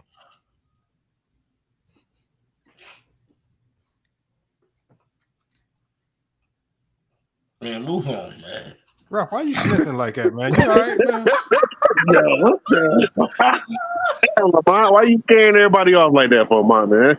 That sound like a little powder. That's like a little powder action going on over there, man. Nigga, I got a nasal drop. You gotta chill, man. Lamar talking about powder act. Man, that's crazy, Lamar. I don't know, man. I'm just hearing sniffing, and you know. This is nasty Well, hold work. on. Lamar. Y'all saying if I was up here and work, I'm doing that with my nose every 10 seconds, y'all ain't gonna say no. I'm gonna make but sure. we would see if you was doing something. Though. I got a question though. I got a question for everybody on the panel. Can we all agree that if you are in the top 20 all time in the NBA, you're a legend? Yes, I agree. Yes, I do agree. I can agree with that. Yeah. If we can agree on that, then why would people take it disrespectful of someone's opinion? Because like if you put Kobe in your top 10, if you don't have Kobe in your top 10, or you have some people don't have other players in their top 10, it's all personal opinion. It's all bias preference, right? Yeah, that's why I always say if you're not number one, it don't really matter. It's just an opinion. Like the consensus is that MJ is the GOAT. Anything after that, it don't really. You really just arguing just to argue because you ain't number one, so it don't really matter. But it's just good for arguing. No, I like to highlight this is like a targeted attack because this really conversation really only targets the people who have the hateful takes. And so you notice how the people who have a history of hating on other players struggle with this the most, right? They are the ones that struggle with this. The problem, and salute to Mr. Mize. Mr. Mize, man. Mr. Mize, make sure you read book 1 because you are in book 2. I told you, man, this is an excellent book, man. Make sure you check it out. Like I said, the story is going to be a 4-book mega saga, man. Check it out. Salute to Mr. Mize, though. Y'all need to go check him out. But that's what I'm saying. It's a targeted attack on people who have the hateful takes. Like P5, he really don't get a ton of hate out of his takes. He really didn't struggle. And it made sense. And the logic wasn't flawed. But when you saw the Herms get up here, Herm, who we've heard him hate on Jokic and then become his lover. And we've heard him hate on players and then love them again. Like his takes are based out of hate. He struggled mightily. And so that's what it's really targeted at. Because those are the people who have the worst takes. And it seems like the people with the worst takes always got the biggest voices too. They tend to go on multiple platforms, even like George. They'll go on platforms, they'll be loud, they'll be disruptive, but they really don't get a lot said. Or they can't really disseminate their point well enough. And I think that's where it's just really targeted. So that's why Mingo Jester ain't said nothing. He understands that he hates LeBron. So he's just really I don't hate LeBron. How can I hate somebody I don't know? I don't hate LeBron. Stop capping, LeBron. Here you go. I don't hate LeBron, bro. I'm going to say it slow. I don't hate LeBron. But LeBron, some of us came on here to attack what you were saying so much. What did I say, though, Ralph? Go ahead and attack it, Ralph. Because I noticed that you use all the other than 9 contenders of being in the top 10. You attack Kobe career by using each of them guys to attack a stat of Kobe's or something that he does like who? wrong. Give me an example. I don't know what you're talking about. When you said first of all, you lied and said LeBron was top 10 in rebounds, which he's not. He's top 10 in defensive rebounds, not rebounds. Defensive rebounds. You didn't say defensive rebounds. You said rebounds. Yes, I did. I said 3 categories. I said offensive rebounds, defensive rebounds, and then I said rebounds. What? Rebounds. So if you separate offensive rebounds from it and you just focus on defensive rebounds, LeBron is top 10 all time in that category. Rebounds all break time. down categories like that, sir. Yeah, okay, they don't. NBA here. I'll put it on the screen. Hold on, y'all. Hey, that's how you finesse. No. Hold on. Hold on. Let me show you. Let me He share said the screen because he had a finesse already. I'm gonna share the screen for you since people like Ralph just Jesus Christ, man. We just man. Right, just my brother, I learn love it. you. Hold on. So here it is right here. Hold on, y'all. Here it is right here for Ralph, man. So we have right here offensive rebounds. Defensive rebounds, LeBron James, number 10. That is not the verbiage that we use. Rebounds. I know how that goes. I already said, bro. So according to this right here, is LeBron James top 10 in defensive rebounds? Yes or no? Yes. Okay. Move on to the next point, my guy. Fix your ears, man. Y'all here. Y'all very selective hearing. Verbiage we use every day. Stop having selective hearing. And I pulled it up on the screen. 2.2 seconds. Because you did not say that. Yes, I did. I know exactly what. Bro, I'm not about to. This is not about to be a stream where I'm rewinding just to prove you wrong. If you heard wrong, just say you heard wrong. I got it on the screen. Come on. Well, Lamont. Now I'm gonna tell you where you really. Now I'm gonna tell you where you really was capping at. Now I'm gonna tell you where you really was capping at. Now I was listening to you the whole time, and I was listening to your whole argument. Now I'm gonna tell you something. You said. Now I'm gonna tell you something. You said what solidifies Chris Paul as a defender is his steals. But when we was having that, you said his steals back up his argument for defense. He led the league in steals. No, that's not what that's I what said. you said. This is what I said. I said. Listen, I'm gonna explain it for you because when I say that Chris Paul is a great defender, I don't hinge it solely on steals. But what I said was this: any great defender, there's a statistical measure that supports him being a great defender. Whether yes, and what was Chris Paul's on? Hold on 1 second, Mingo. Whether it's steals, whether it's a defensive rating, whether it's some type of defensive analytic, is something that supports it. There's some type of running measurement. I said, if I wanted to with Chris Paul, I said one of the measures that I could use was steals. He's been the league leader in steals 6 times. But again, when I was talked yesterday, when you talk about Chris Paul's ability, that is not what you said, Lamont. That is not what you said. Bro, y'all gotta learn. That is not what you said. You said he led the league in steals 6 times. You did not say that. You're trying to rephrase it now. That's what you said. You said he led the league in steals 6 times. Hold on, Mingo. I'm not about to argue with y'all over stuff that just makes no sense. So you saying as deep as I talk basketball, breaking down plays and everything, that I said Chris Paul is a great defender because he led the league in steals 6 times. That's what you said, and you left it just like that and moved on. After I've been on record saying that there's been Allen Iverson has more steals than guys like Kobe and Ron Artest. That don't make him a better defender. Now you didn't say the word great. You did not say that. Bro, y'all gotta stop, bro.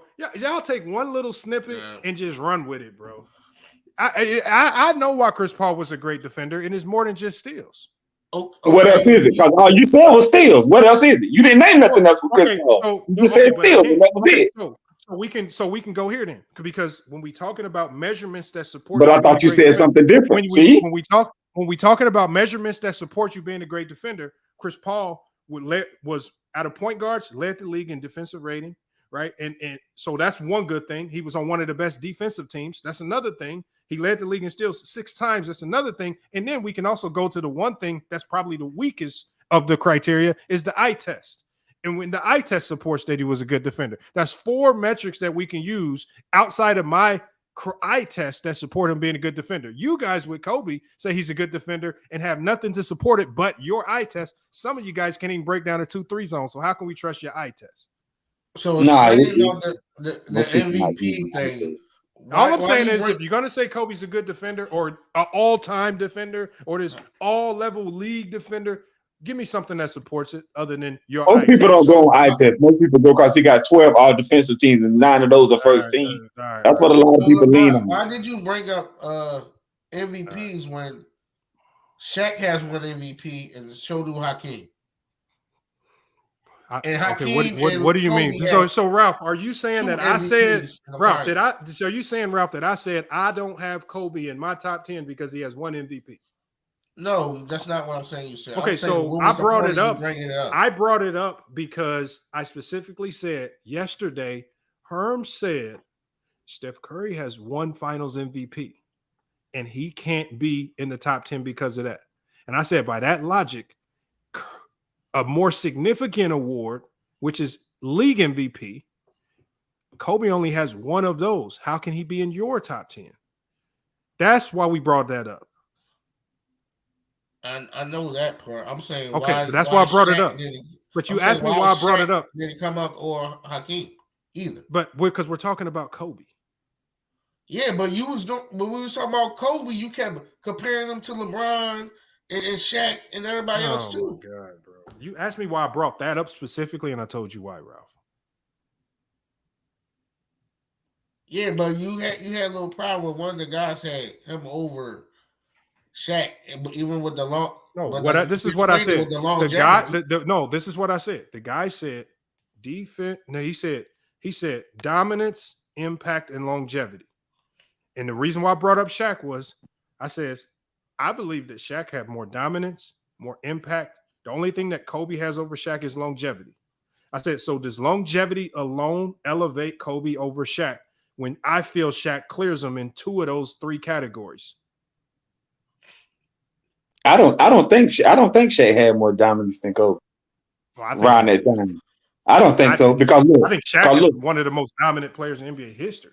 I agree with that, but at the same time though, look at Kobe dominance. If you're weighing dominance, how are you weighing dominance? Because Kobe went to 3 straight finals with Shaq and without him, and he did that in that era that we're talking about. Because dominance was one of your criteria, right? Shaq dominance wasn't that much dominant. So Kobe, so when three, y'all gonna really say Shaq dominance wasn't that dominant? Y'all really? No, it was. I know. Listen to what I'm saying. No, hold on. You're confusing my argument. Hold on. Listen to what I'm saying. No, listen to what I'm saying. You talking with Ralph? Ralph's talking points are getting tied into yours. That's what's happening. Hold on. Listen to what I'm saying. Kobe and Shaq. Kobe went to 3 straight finals with Shaq and without Shaq. But what I'm saying is, Kobe in those 3 finals that he went to with Shaq, we saw what he did. Here's the problem. If I'm telling you your criteria and you want to outline dominance as part of your criteria, that's when you explain what dominance means to you. Because dominance is one of my criteria. That's all I'm explaining. Y'all can't tell me what dominance means to me and then try to like I said, the beginning of this, my criteria, I'm not trying to force it on anybody else.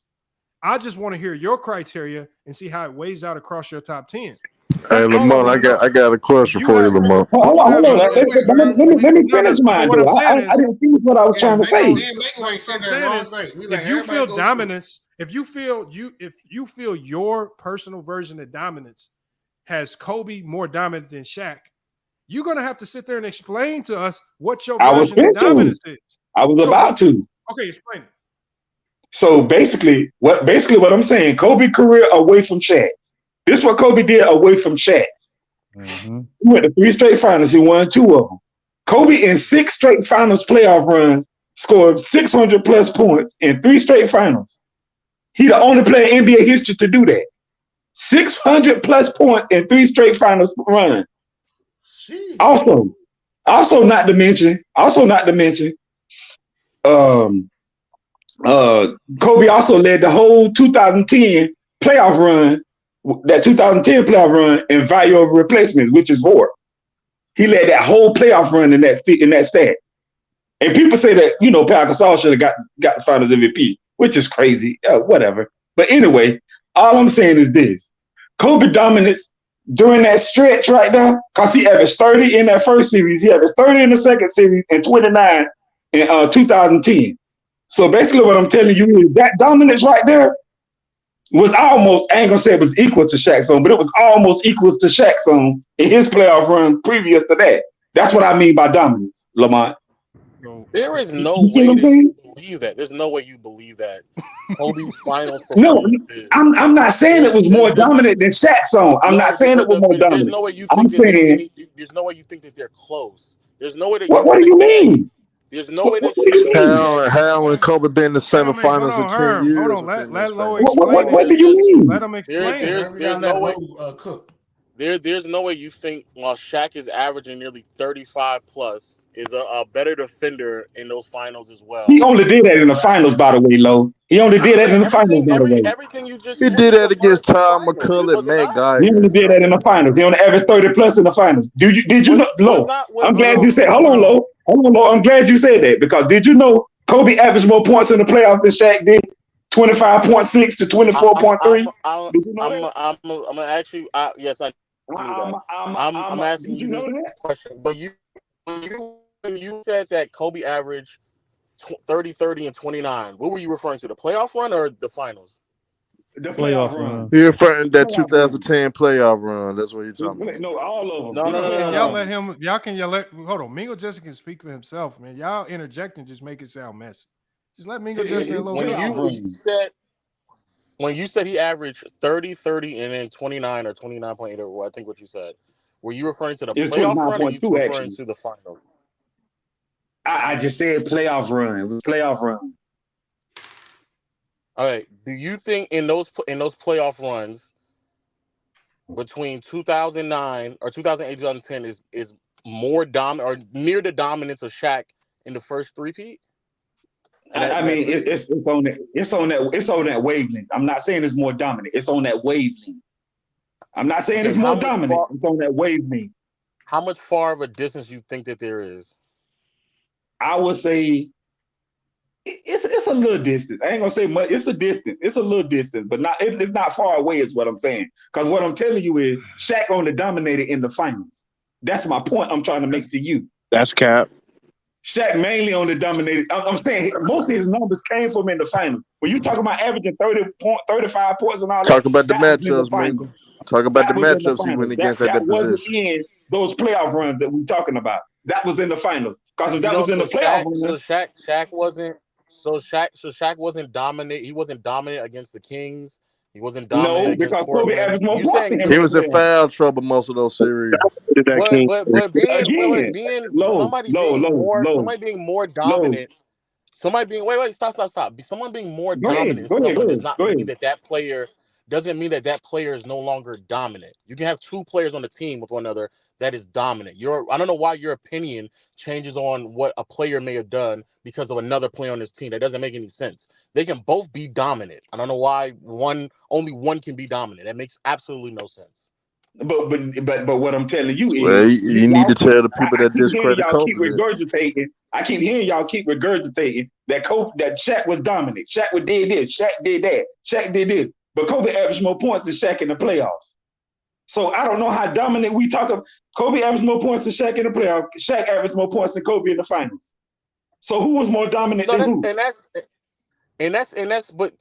does dominance stop at points being scored? Talking about points. Also the Hey, but Low, he had favorable matchups in the finals, though. Low, he going against centers like Tom McCullough, Matt Geiger. The toughest competition that the Lakers the toughest competition that the Lakers win against back then in those days was the Spurs. Am I correct? Kobe even averaged more points against the Spurs than Shaq did. Either the Spurs or the Kings, but I mean, Kobe even averaged more points against the Spurs than Shaq did. Hold on, this is a Mingo Jester. This is the point that I'm trying to get to, y'all. This is what I said in the beginning, and I think y'all missed over this.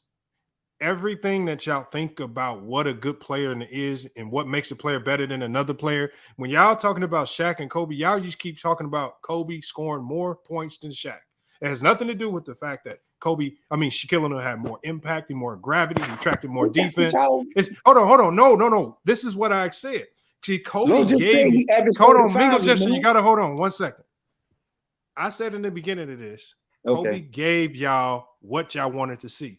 It don't matter when Kobe do it. He gave you points. He gave you a volume of scoring because that's what drives most fans. That's what most fans want to see. Scoring. And that's what you really use to say this player's better than that player. I believe when we all know that at that time, whether Kobe averaged 27 points and Shaq averaged 24, at that particular point in time, Shaq was the most impactful player on the planet. Whether he fell off later on, whether he lost his conditioning later on, in that moment, Shaq was the guy. And it really blossomed in the finals most. I don't think it was a question who was the most impactful player, because Shaq impacted the game on multiple facets. Just like Lowe said, you're talking about the more impactful defender, the more impactful rebounder, and he was the more impactful presence on the offensive end, because the defense had to focus on him first and Kobe second. So one could argue that Kobe's elevated scoring was directly due in part to Shaquille O'Neal even being on the floor. Even though there were some moments when they were together where Shaq would get into foul trouble and Kobe shined, but that could also be due in part to he's a volume scorer. You give him a ton of shots, he's going to score a ton of points because he's volume. So again, y'all just dumb the game down just to scoring. Just like I said in the beginning, y'all took it there. And you only saying that Kobe's better than Shaq because he scored more points than him. That's crazy. Who was the better defender during the three-peat, Shaq or Kobe? Kobe was the better defender, bro. He got more all defensive teams. Sad part about it only happened one time. It only happened one time, their playoff runs together. From 2000, 2004, Kobe only outscored in the playoffs one time. Yeah, I'm about to say, because I got to go. Let me say this real quick, bro. Both of them, Shaq in the three-peat average 31, 30, and 28.5. Bro, you are splitting hairs between the scoring. Mind you, Shaq is doing that in a slower paced league while on a team with, like Lamont said, another volume scorer in Kobe. Not only that, Kobe, compared to Shaq in the 2000s, in the early 2000s, to Kobe in the later 2000s, Shaq is also a better defender, a better rebounder.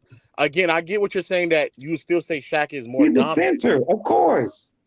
Okay, but those are still things that are impacting the game. Dude, So you can't expect the shooting guard to out rebound. Shaq is also is getting way more attention as well offensively. So yes, you admitted that yes, Shaq was more dominant. But we get to this point where you're now making holistic arguments or holistic statements such as, oh, Shaq really wasn't that dominant up until the finals. That's just not true. There's no way that somebody can average 31 points for a whole postseason run, and you sit there and say that they weren't dominant up until the last 5 or 6 games of the postseason run. That's a question, Lo. Let me ask you a question. Make more all defensive teams when they was together than Shaq did. Okay, all right. So this is another. Jesus, this is so stupid. Hey, Lo. You do realize that as a center is going to be more difficult to make an all defensive team versus a guard, especially as a make all these excuses, bro. I don't want to hear that. When it comes to Kobe stats, there's always some kind of. Bro, Lo just said he got to go. Can y'all just let him finish so he can get up out of here? It's not even an excuse. It's just common sense. If somebody's having to compete with Dikembe Mutombo and Alonzo Mourning for all defensive teams, and there's only 2 selections, just because you don't make an all defensive team that year, that does not by default mean that you are a worse defender than a guard who made an all defensive team. I think all of us understand that and comprehend that. No one is going to sit here and say Anthony Davis, because of years he didn't make an all defensive team, is significantly worse defender than a guard who made it, even though we all know who's a better defender. We all know that. No, by Lamont logic, he shouldn't be in the category because he never led the league in one such single statistical. What logic? Hold on. What logic are you talking about, bro? When you picking Kobe, saying he didn't lead anything in defensive category. Yes. Hey, Ralph, this is what you need to ask Lo, though. That's why I agree. I agree. Where I'm not going to sit here and just say one player made all defensive team and the other player didn't. So the other player, no, that's not what I said. But you said Kobe didn't have no stat to back it up. However, that's not the conversation. You're saying you're trying to compare 2008 to 2010 Kobe to 2000 to 2002 Shaq. At those 2 stages of their careers, Shaq is a better defender at that version than Kobe at that version. Is that hard to believe? That's a fair point. He was guarding the Paul. He was guarding Hey, the below. I got a question Wayne. for He was you, guarding Lo. the LeBron James is the Paul When he Pierce guard D Wade and the Dwayne Wades. not in the playoffs. Yeah, Look, go if back. Shaq Are we was on a not dominant talking big about the man. playoffs? Are we not talking about who's the most dominant player in the playoffs? Is that what we're saying right now? Yeah, well, that was a tie. Well, he had to dominate he had to get Paul Pierce, Ray Allen, and Rondo. Oh, so he was guarding all three of those players. Wow. Carmelo. In the finals in 08. He was guarding Ray Allen, not Hey, Carmelo. Rap, I'm You gonna bring switching up on all something, of them. Rap, with Stop. Lo.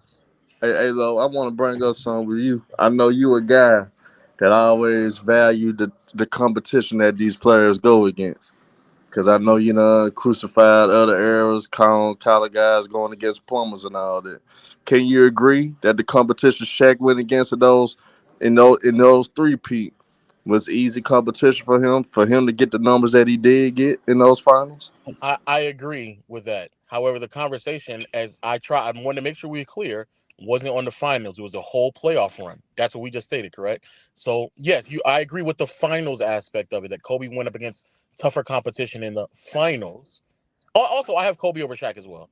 But the logic that y'all are saying just is like flawed because, again, he said the entire playoff run and then reiterated by saying outside of the finals, Shaq wasn't dominant, which is just factually incorrect.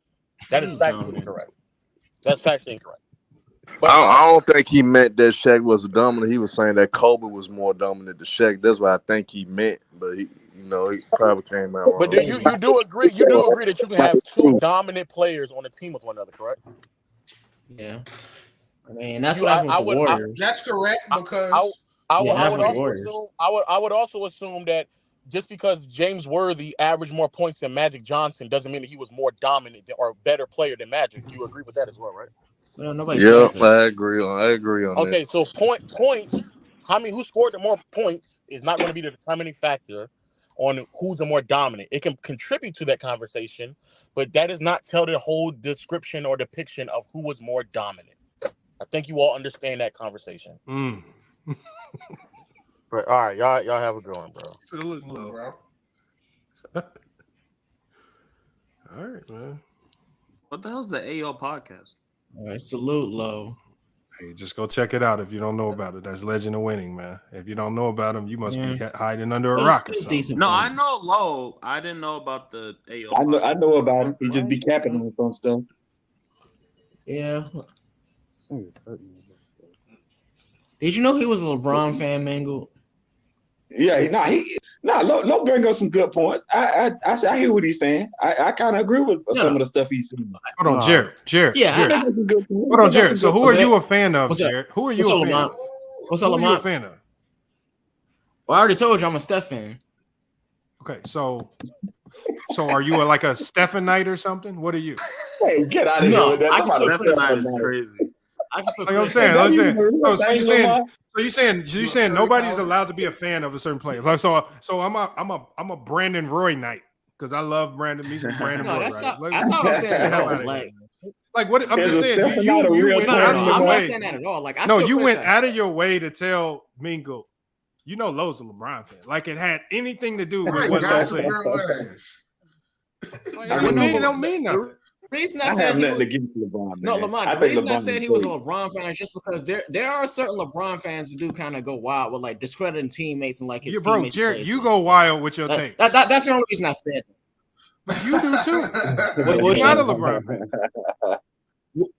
Can I get my criteria, bro? Wait, no, I'm not a LeBron. I'm a Steph fan. You want to answer this question? You did, but see, Lamont got mad because you not answering. I'll answer that question after I do my question. You would tell him why Steph is number one according to your criteria. Harlem, we're gonna rename him Harlem Shake. I'm gonna change your whole name to Harlem Shake. That criteria was awful, bro.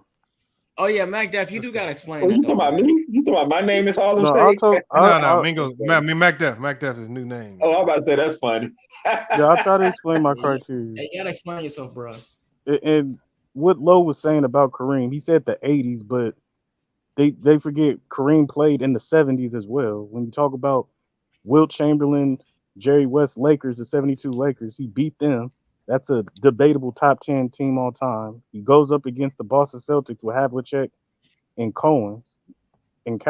He goes up against Bill Walton and the Blazers. He goes up against the 70s, the Supersonics who won a championship, like the competition that Kareem faced in the 70s, and then you add the 80s. Yes, he faced great competition. So yeah, I don't know what Lowe's Who are you talking talking about. about? As far You're talking as about Lowe. Kareem, we're talking about Kareem. But as Man, far Lowe as just my don't like older criteria, players. If I can as say far as John my Stockton criteria a and why little Kobe's early. top 5 I is don't that know. He just you go championships. As far as championships goes in the modern era, only Jordan and Kareem have more than him. So he's damn near top 5 in that. Only Bill Russell has more with 11. So he's damn near top 5 in that. When you go to competition, like I said, he beat the most 25 plus win teams all time. So 50 he's win at least teams. top 5 in he's at least top 5 in competition. Everybody knows about the 2000s era.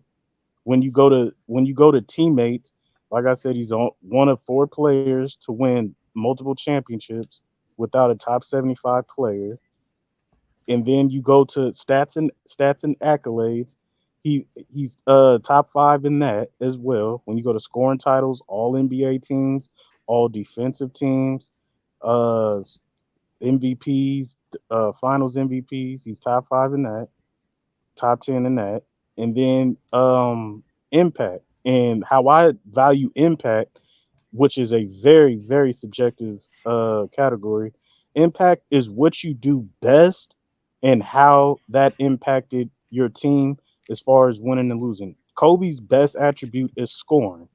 When he and his impact on scoring, you saw it even when he played with Shaq. Kobe was still able to average 25 to 30 points per game in regular seasons and in playoffs and impact his team that way, even with a dominant score.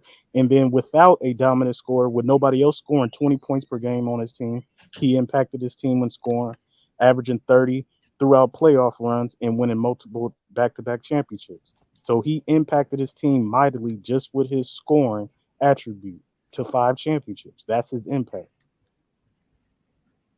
That's my criteria. And No, my only question. as far as that goes, Kobe should automatically be in everybody's No. top I 10. got you. Now remember, I'm not knocking your list. I don't care how you formulate your list. My thing is when I hear your list, and I just heard your criteria, you did a good job of explaining it. Now, my question is, just like many people, based on the criteria you just laid out, how do you have Steph Curry as the GOAT over Kobe, based on your own criteria? All right. So the main reason, because everybody could count championships. Kobe's got 5, Curry's got 4. Everybody knows as far as the teammates, they both won multiple championships without top 75 players. I don't want to debate Shaq versus KD, but to me, I think Curry did more with less. So I think he wins in that I mean, but attribute. what about the Competition, finals MVPs and things like that? Because you brought up Kobe and the stats and you brought, it's stats and accolades. yeah. Kobe wins that, even though they both have the same scoring titles. But Kobe has way more all NBAs and defensive teams, so Kobe wins in that category as well. So as far as championships, stats and accolades, he got that. As far as the other criteria is teammates, I think Curry did more with less. And then you go to impact. Now, impact wise, to me, Steph Curry has by far the highest impact of any player. The reason for that is because he is the Warriors offense. And that Warriors offense for their dynasty run has averaged 109, 110 points per game for their entire dynasty run. And during that, he was the leading scorer, leading assist man, leading three-point shooter, free throw shooter, and plus minus and value over replacement. He is basically the Golden State Warriors. When you look at Kobe, his impact in the scoring was great, but he still had a guy in Shaq that led in scoring, that led in rebounds, and other people on the team led in assists as well. Steph Curry doesn't have that. He leads Now, in every statistical category for does his that offense. same logic, does that same criteria work when you compare Curry? The way you navigated that, does it work with Jordan and LeBron?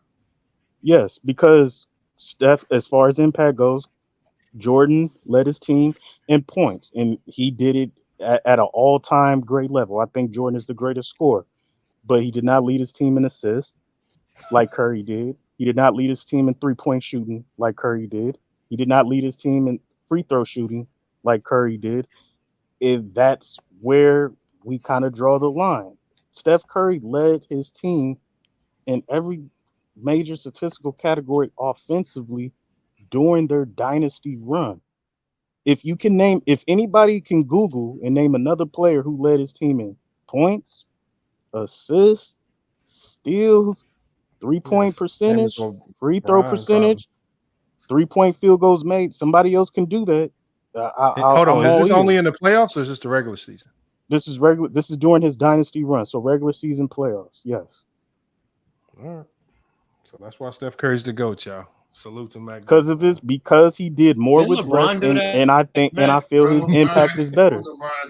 Nah, And it's if not you want to have LeBron in front of him, all you got to go. If you want to have LeBron in front of Curry, I mean, okay, I'm not going to argue that, but to me, we argue LeBron and Jordan. They never faced each other. We don't know what happened, but we saw LeBron and Curry, and we know what happened. So there you have it. KD beat him in points. For the regular season, sir, no, he did not average more points than Steph Curry. What year you're talking about? In the playoffs, KD sir, was the better player, Mac. In the playoffs, because unfortunately KD got hurt when Steph Curry averaged that 31 points per game throughout the playoff run. He overcame KD's scoring. So again, during the regular season and playoffs, during their dynasty run, Steph Curry averaged more points. See, MacDev, it's the people like you that take the stats and run with them and just make some crazy shit happen with them. Yeah, I was sitting there. People like you were sitting there. I'm just using the stats to bring context to some talking points. You done ran with Steph Curry stats to say the man is the GOAT. All on stats. Hey man, he made it I work. said impact. No, he did not make that shit work. I said impact. That shit don't work with Jordan. That shit don't work with LeBron. See, you're looking at stats and accolades, and I already said that Kobe, Jordan, as far as stats and accolades, because I combine those two for career, Jordan they're better than Curry. Stats. He killed Steph in accolades. Stats and accolades, Kobe and Jordan, LeBron, that they're all better than him. But I said impact. Jordan has more of an impact. But the gravity, you're not hearing him. The gravity. Bro, man. Jordan has more impact. That's what you believe. As much as I love Steph Curry, as much as I hate the 90s, I'm never going to open my mouth to say that Jordan or Steph Curry had more gravity or impact than goddamn Michael Jordan or LeBron. Okay, so that's your opinion. I respect that. That's your opinion. Have you ever seen Michael Jordan? That's a fact. I don't think so. Okay, so name me another player who is constantly double teamed 30. Do y'all know how the Warriors offense actually works? It don't matter. Durant. Okay, so no other player in NBA history has to get double teamed 30 feet away from the basket. You take it, but the thing is, you exaggerate. Yes, they do. Let's talk about basketball. Hold on, y'all. That shit don't happen every game. That shit happens every blue moon. And y'all make it seem like every team in the NBA is doubling Steph after half court. That's a lie. Y'all saw that shit happen every blue moon, Lamont? Like low key? Are you serious? Come on, bro. Lamont. That shit, bro. That was. Hold on. First of all, that's their offense. Hold on, y'all. Hold on. That's a lie. First, it is a lie. No NBA coach. No NBA coach in a right mind is gonna double after half court Steph Curry for an entire game, as if that's gonna be a great thing. You're going to lose the game by 20 if you do that for a full game. And if every NBA team did that against Steph, then the Warriors would fucking win 82-0, and they would never have lost the championship if that. They did go 73-9. I mean, did they win? Like, what do you like? Did they win? Did they win the championship that year? Ayesha Curry said it was rigged for money. Did y'all forget? Oh my god! Ayesha Curry said I'm gonna give you an example of. We can just take it back to Steph Curry's college days when the fucking retarded ass team said, "You know what we're gonna do for the whole entire game? We're gonna fucking double Steph so he don't score." You know what the fucking end result was? Them motherfuckers got beat by 30 goddamn points. That shit don't work for a whole game. It's a good strategy for a play here or there But for an entire game and every team is doing it, that's a lie. Yeah, that shit don't work long term. It's only done in moments to blow up plays or after for ATOs. But y'all take it and make it seem like it was happening Lamont, every you don't know game, basketball, every moment bro. on defense. Bro, that's a lie, Lamont, bro. Y'all Lamont, just be lying, you don't know bro. basketball. Especially coming from you, Magda. And I'm willing to put money on it. I'm willing to put money on it. No, bro, back there. This- You're not this going to crazy, bet nothing man. that's retarded. That's retarded to bet because we know Okay, that then. teams don't double Steph for the entire game after he comes across half court. Every Every game, team ain't doing it. Every I team ain't doing said it. I said what other player? Hold on. So are we saying? So we saying that's Durant. basically saying LeBron got double team. He probably got double team a lot more than Steph. Shit, goddamn Jordan got double team. Definitely got double team a lot more than Steph. I agree with you. I agree with you. y'all But seen that- LeBron and Jordan is not getting double team 30 feet away from the basket. Hold on. How That's often my do whole you- point. That's my whole point. Yes, he was. How often? Yo, Jared, you don't hold know on, yeah, basketball. hold on. I gotta get the idiots out of here. Jared, you co-signing the dumb shit is retarded, bro. Anybody that co-signs that these teams is everybody is picking up Steph from 30 feet beyond. No, bro. Their no. entire offense, stop. their entire offense is high pick and roll 30 feet from the basket. If you play drop coverage, he will light you up as the Boston Celtics. But you do If you do what every other team tries to do and either try to trap or ice. I'm Go not ahead. trying to entertain that down. That's So let me ask y'all y'all this trying to one make it seem like the question. game is a video game. I'm not Let an me ask NBA y'all coach, this one but I simple guarantee question. you I can bring a coach in right now, and a coach will tell you right now, if you double team my best player recklessly like that for the entire game, we're gonna beat the shit out of you because you're gonna open up too many holes in your defense. Ain't no And coach that's that why got it. Draymond Green averages 6 to 7 assists. Bro, that That's ain't a lot. exactly why. That's You act exactly like this why he motherfucker out there averages just 6 to picking 7. people off. Who Oh, getting okay, 10 to 12 assists. Lamont, again, two things. Number one, if you you're don't man, move on to if somebody you else, if you have the heart, because this number is one, what Lamont, I if you have mean. the heart, No, there's hold a on, video. This is crazy, This man. is what I mean. The low quality basketball talk, it starts when you start running your mouth on this shit. Like, we heard your take. We accepted the fact that you got Steph Curry as the GOAT. But to sit here and try to convince the people that NBA teams with NBA defenses is sitting here guarding Steph Curry, goddamn 30 feet. Yeah, and in some instances, yes. But shit, they do the goddamn same defensive practices with guys like Trae Young who can shoot from deep and other guards who can shoot from deep.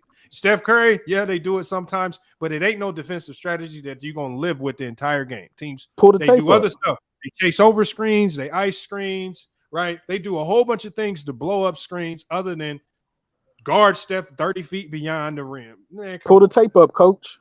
You won't do it though. Copyright, bro. What the hell? You crazy? Oh, copyright. Now. Okay. Teaming is two different. Bro, you really sitting here listening to an argument for Steph Curry being better than Michael Jordan.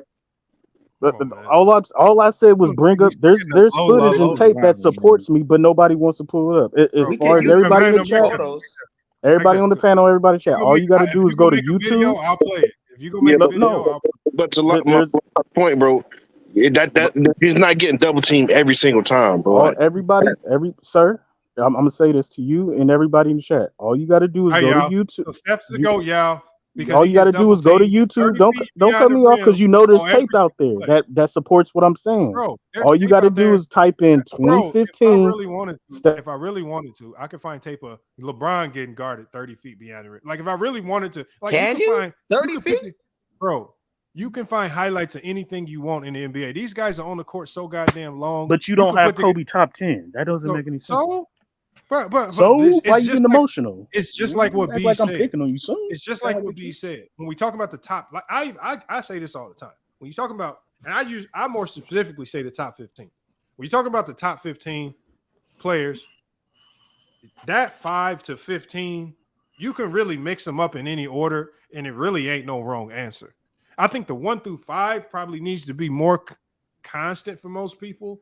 But that 5 to 15, you can throw them really in any order, and really most people won't argue with it too much, and because then it just becomes about preference and what you understand about the game, what you like about the game. Okay, I prefer, like I said, my natural built-in biases are I was a shooter when I play. I'm a shooter when I play, right? So again, I'm gonna probably penalize the guys that shot chuck a whole bunch of shots up. So again, when you get to 5 to 15, God damn, remember, people just don't know how to stop talking. So when you get to 5 to 15, you're going to get to biases and preference. And that's why I say where I have them ranked should not necessarily matter to you. The fact that I have them in my top 15 is all that should matter. Because outside of that, we're all going to have our own preferences and biases that shape where we place them. I always have said Kobe belongs in the top 15. I'm not going to argue with that. But the one thing I'm not going to say is Steph Curry don't belong in nobody's top 5. Not yet. God damn. That's one thing I can say with absolute certainty. Yeah, I'll just be up here chatting. Like Mac Def's just up here trolling and chatting, man. That's the bullshit I be talking about right there. That's a crazy take. Can I ask you a though. question? Can I ask you a question? What's more Yeah. crazy, having Curry in the top 5 or Kobe? Well, I would definitely say Curry is more crazy, but again, I think Curry's done enough to crack the top 10. I think he's done enough. He should be in that conversation of cracking the top 10. But at the end of the day, I understand why for some people don't have him in the top 10. I believe he should be in everybody's 5 to 15. Where you place him within that 5 to 15, okay, maybe 6 is a little too high, maybe 5 is a little too high. That's going to be debatable, but he should be somewhere in that mix right there, because I think he's done enough to be in everybody's top 15. But I don't think he's done enough to crack the top 3, especially be at the GOAT spot over Jordan and LeBron. He hasn't done enough there. And even Mac Def's own criteria didn't even support that. He avoided the finals MVP accolades when we started talking about that. Right, he avoided MVPs. Like there's a lot of topics he started to duck and dodge and avoid when he tried to weave his way. He just started running like he was trying to say with everybody else. He's running the stats to support his narrative. Those are the people that make stats look bad when you try to use stats to make a case for Steph Curry being the GOAT.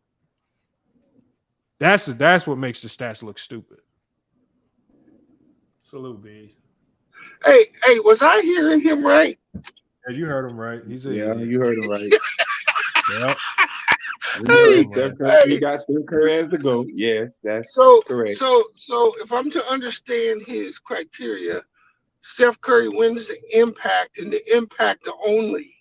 Yes. But that makes him the GOAT. He said Steph Curry has more impact over Jordan. He said Steph Curry is more dominant than Jordan. And then I don't know what the other categories was, but he tried to finesse it. He was saying a whole bunch of nonsense. I don't know, man. People get crazy.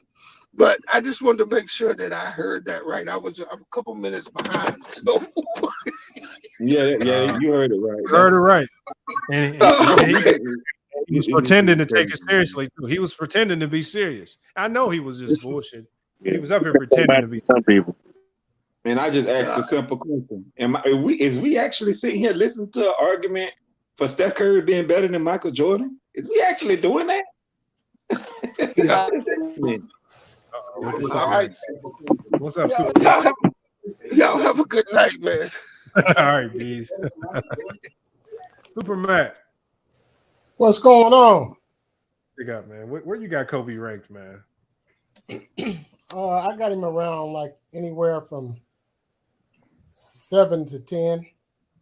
That's not bad. But he's definitely in the top 10. I mean, you can't say Kobe's not in the top 10, but I do think his fans rate him way too high. Because you know what I think Kobe fans, what they look at is his passion. Now, if I said somebody that got passion and dedication for the game, I would rank him maybe above Jordan. And I think that's where his fans are, that's why they got him so high. I don't have him high because of his passion. I have him high because of what I saw. Let Super Mac finish his point. Then you can. Okay, no. He can say what he was saying. Let me hear what you said. What he was gonna say. I'm saying I don't have Kobe ranked that high just because of his passion for the game. I have Kobe ranked that high because of what he accomplished in his overall basketball career. Kobe did a lot in his career. I mean, that's why I have him ranked where I got him ranked. Okay. Well, the reason why I got him ranked in the top 10 is because he was a winner. He won 5. But when you look at When you stack him up against all the other all-time greats in your top 10, you look at his playoff numbers. They don't really stack up that great to the other greats. And his playoff numbers are similar or right on par with his regular season numbers. So he didn't elevate in the playoffs. That's a lie. Look at his playoff numbers. And look His at his playoff numbers. somebody read his playoff numbers and somebody read his regular season numbers. I'll pull it up for you. Kobe playoff numbers. Kobe averaged 25 points in the regular season, 25.6 in the playoffs. That's the same. That's not the same. 25.6. That's if you round it up, that's 26. If you're right, like most people do round up when they see that next number, that's 26 points. You said 25 and 25.6. That's the goddamn same, Mingle Jester, man. No, it's not. If you're rounding up, no, it's not. It's the same if you're rounding up. All right, man. It's not if you're rounding up. Yeah. What are you talking about? So he elevated 1 point. So you telling me he elevated 1 point? That's pretty good. What the hell? That's good. What are you saying? No, he elevated 0.6 points. Round up, bro. I said 25.6. That's still rounding up. Yeah. Man, what are you saying, bro? Y'all is wild. Pull up the prime stats. Dude, I don't understand what y'all got going on here. That's craziness. Bro, like I said, man, it's a word called marginal, bro. That is not very marginal difference.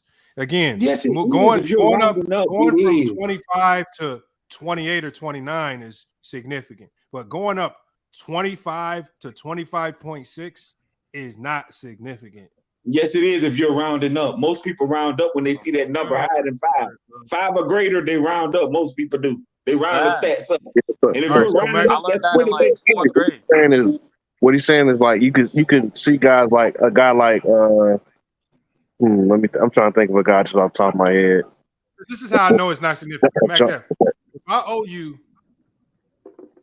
you money, if I owe you $25.60, and hey, Mingo Jester, here's your money back, and I give you $25 back, you gonna say, man, I need my 60 That's not the same thing, Lamoni. You know it. I actually do want my 60 cents. If you owe me money, yeah, I do want my 60 cents. It's not the same thing. I do want my 60 cents. How many times y'all go to the gas station? How many times y'all go to the gas station and you just throw your change in the little thing because you just discard it? Man, money is not the same thing as percentages. I know what you're talking about. I keep that. Money is not the same thing as percentages. That's a bad. Let me get your coins, then, bro. Hey, that's just like when somebody I always hear this. Ben Wallace averaged 10 rebounds a game. Then I go and look at his stats and it say 9.6. And then they say that's 10 rebounds. No, it's 9.6. That's not a double-double. I just said How about this? If your NBA contract, if you had a stipulation in your contract where you get a $10 million bonus, if you average 10 rebounds a game or higher, and at the end of the season you finish with 9.6, how much money you think the team giving you? You think they're gonna round up? They're not gonna round up. You think they're gonna round up? They're not going to round that bread up.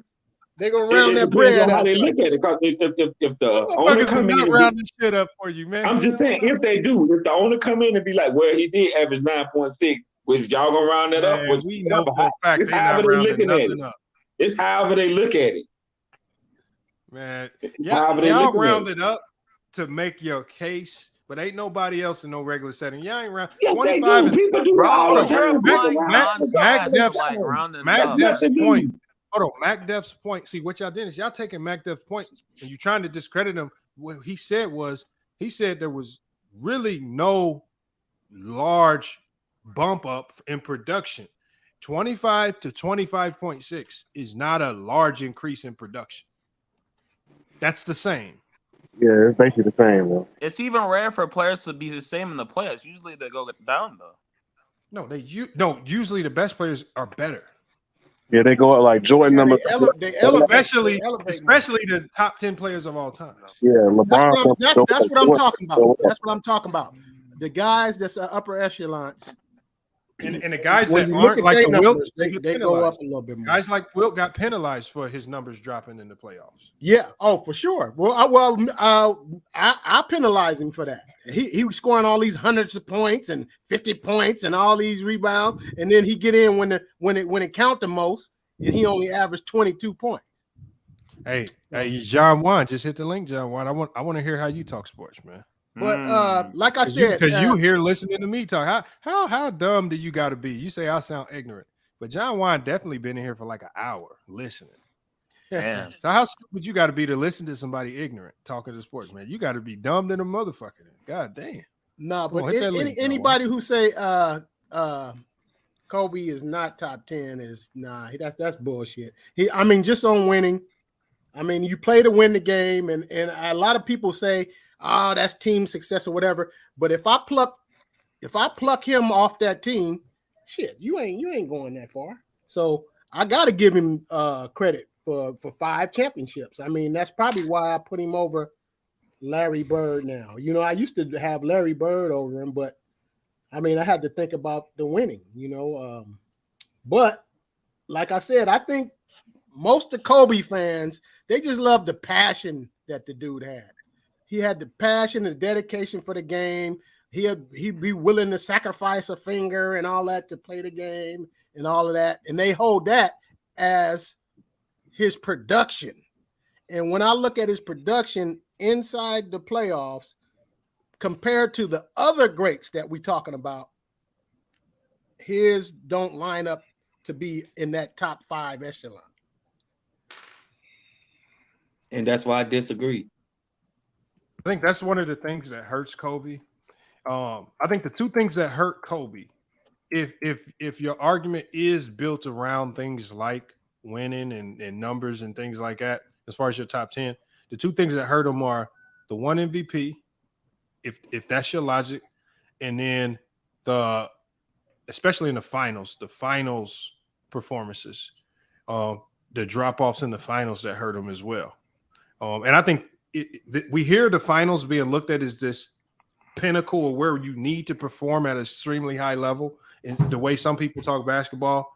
And then we also see people look at accomplishments like MVPs as a pinnacle of something you need to do to be considered one of the best players of all time. And I think if that's what you hinge in your argument on, that's what hurts Kobe the most to me. And there's really no way to weave yourself out of that one. The finals performances, he has some finals performances that are pretty good, but he has more that were subpar. And then that 1 MVP, just, man, it's tough. It's tough to swallow that one. You got Bird over Kobe? You can't throw out 1 league MVP. How? No, I don't throw it out. I'm not throwing that out. But I'm saying we're talking about the top 15. And if you're talking about the top 15, and then where you guys are putting Kobe, some of you guys are putting Kobe in the top 3, top 5. Well, the higher you get, the more finicky we got to be about these awards. So you can maybe get away with that 1 MVP sitting at 8, 9, or 10. But you start to put them at 2, 3, or 4. Well, shit. Now them MVPs, we got to start having. We got to get petty. The higher we go on the list, the pettier we got to get. And that's why so many people. And this was so weird about your argument, Lamont. This was so weird about your argument because you killing Kobe for his league MVP, but yeah, you discredit his. But yeah, you discredit his defense against the league. And saying they got to have some type of criteria. I don't rank Kobe at 11 because make that make sense.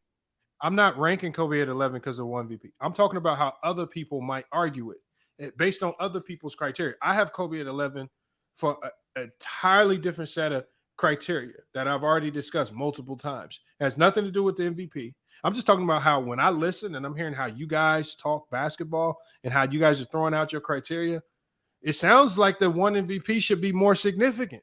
It sounds like those finals performances, because I hear you guys talk when we talk basketball.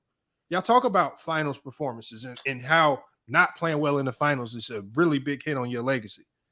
Well, if that's the case, shouldn't it matter with Kobe? Or do you guys run with the 1 or 2 extremely good performances that he had and you just let those carry and override The bad ones. Kobe never played horrible in the finals, man. I didn't say he played horrible. That's not what I said. And then he did play horrible against the Pacers. But No, you he guys, did not. You talking about when he got hurt? He got hurt against the Pacers. Hold on. He How got many times injured have you against the guys Pacers. said? Hold on. How many times have you guys said, if you out there, I don't want to hear nothing about no injuries. Facts. 2004. You never heard nobody over here say that. We know that. Hold on. We know that LeBron been banged up and injured for the last 2 goddamn years. I ain't hear y'all giving him no goddamn pass. When has he been hurt in the finals, Omar? That's crazy. 2004 was a bad finals for Kobe. That was really I agree with that. I agree with that. That was terrible.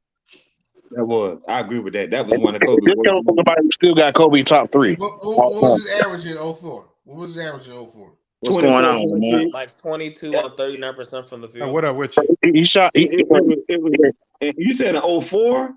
04. Yeah, 04 was 22.6. Yeah, 22.6. Yeah, it's 22 points, which is below his league average. He shot below his league average, and he shot horrible shots that whole series. He was like his whole shots, like his average shots for that whole series was like he was like 8 to 32 for that whole series. Hold on. We're gonna go through them all since people think we just pump faking on this. We can start in 2000. That was bad. We can start in 2000. Not only did he only average 15 points a game, he had that game 4 where he went 4-20 from the field, finished with 8 points. That's the performance that really stood out. And they really won that game due to Shaquille O'Neal's dominant performance. We can go to 2004. Nah, but hold on. Now Hold on. We can go to 2004, where in game 3, 4-13 from the field, 11 points. In game 4, 8-25 from the field, 20 points.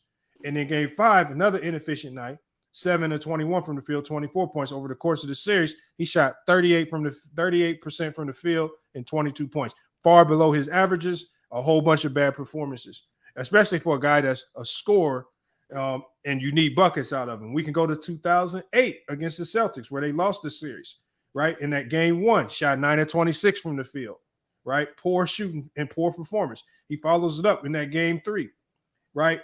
He had 5 turnovers, shooting 12 of 20. Then he follows it up in game 4, shooting 6-19 from the field, 17 points. And then he follows up in that elimination game, in that game 6, shooting 7 of 22 from the field on 22 points. He did average 25 the game that series, but he was only shooting 39% from the field. But they lost that series. And then you can go to 09 versus the Orlando Magic. And we can run through the same thing, or we can regurgitate similar instances. So what I'm saying is that's 1, 2, 3. That's just 4 NBA finals right there. That's 4 where we can highlight him playing bad. But he averaged 32.4 against the Magic, though. Okay, but I said, do his good performances. I'm asking you this: do his good performances in the finals outnumber his bad? And then he averaged 28.6 against the Celtics in 2010. So what I'm asking you is, do his good performances in the finals outweigh his bad performances in the finals, or outnumber them? I mean, but you gotta understand in those first finals that he was with Shaq. He wasn't the first option. So he wasn't. But hold on. But y'all said he was a. Hold on. I don't want to hear he wasn't no first option all of a sudden. He wasn't. Y'all was just arguing he was still the 1A, 1B type of player. He wasn't no second. No, I'm saying he was right there, but I'm saying Shaq still was the number 1 player. Now see, when it comes time to hold him accountable, all of a sudden he revert back to being the number 2. Bro, I never denied that Kobe was the number 2 player. Yeah, he number 2. I never said that Kobe wasn't the number 2 player. I never said Kobe was over Shaq in those first 3 finals. I never said that. Shaq's team. You can see him as being a 1B. When Kobe said the reason why he wanted Shaq gone was because he wanted to prove he could win on his own team. So obviously that was Shaq's team. Yeah, it was. Shaq was the number 1 option on majority of the time they was together. Kobe had higher MVP votes than him. Okay. Hey, so before I go, what? Because 2000 he won it, in 01 he was second, and then 02 where was he at? Hold on, what year? In 2000 he won it obviously, and then 01 he was second behind AI, and then I don't know. But I've always said, and this is what I said before too. I said, how do we weigh this, especially championships, if we can clearly point to times when a player played bad, but the team was good enough to get the job done and win the championship? Because we can go to 2000. I didn't even talk about that game 2. I skipped over the game 2 where he shot 4 of 15. Like, and we go to 2000. We can go to 2002 versus the Nets, a series where we all know they won, right? But we can point to multiple games in that series, especially at game 3. He shot 9 of 23 from the field, 24 points. I told you he's volume to get his points. You can go to 2010.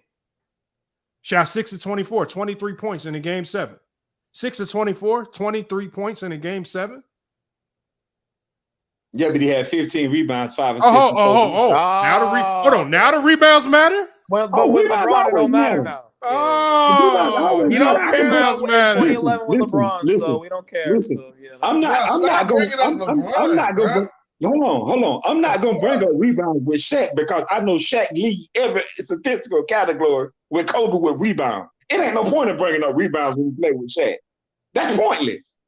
Why would you bring up rebounds when you play with Shaq? Well, you know Shaq averaged 15.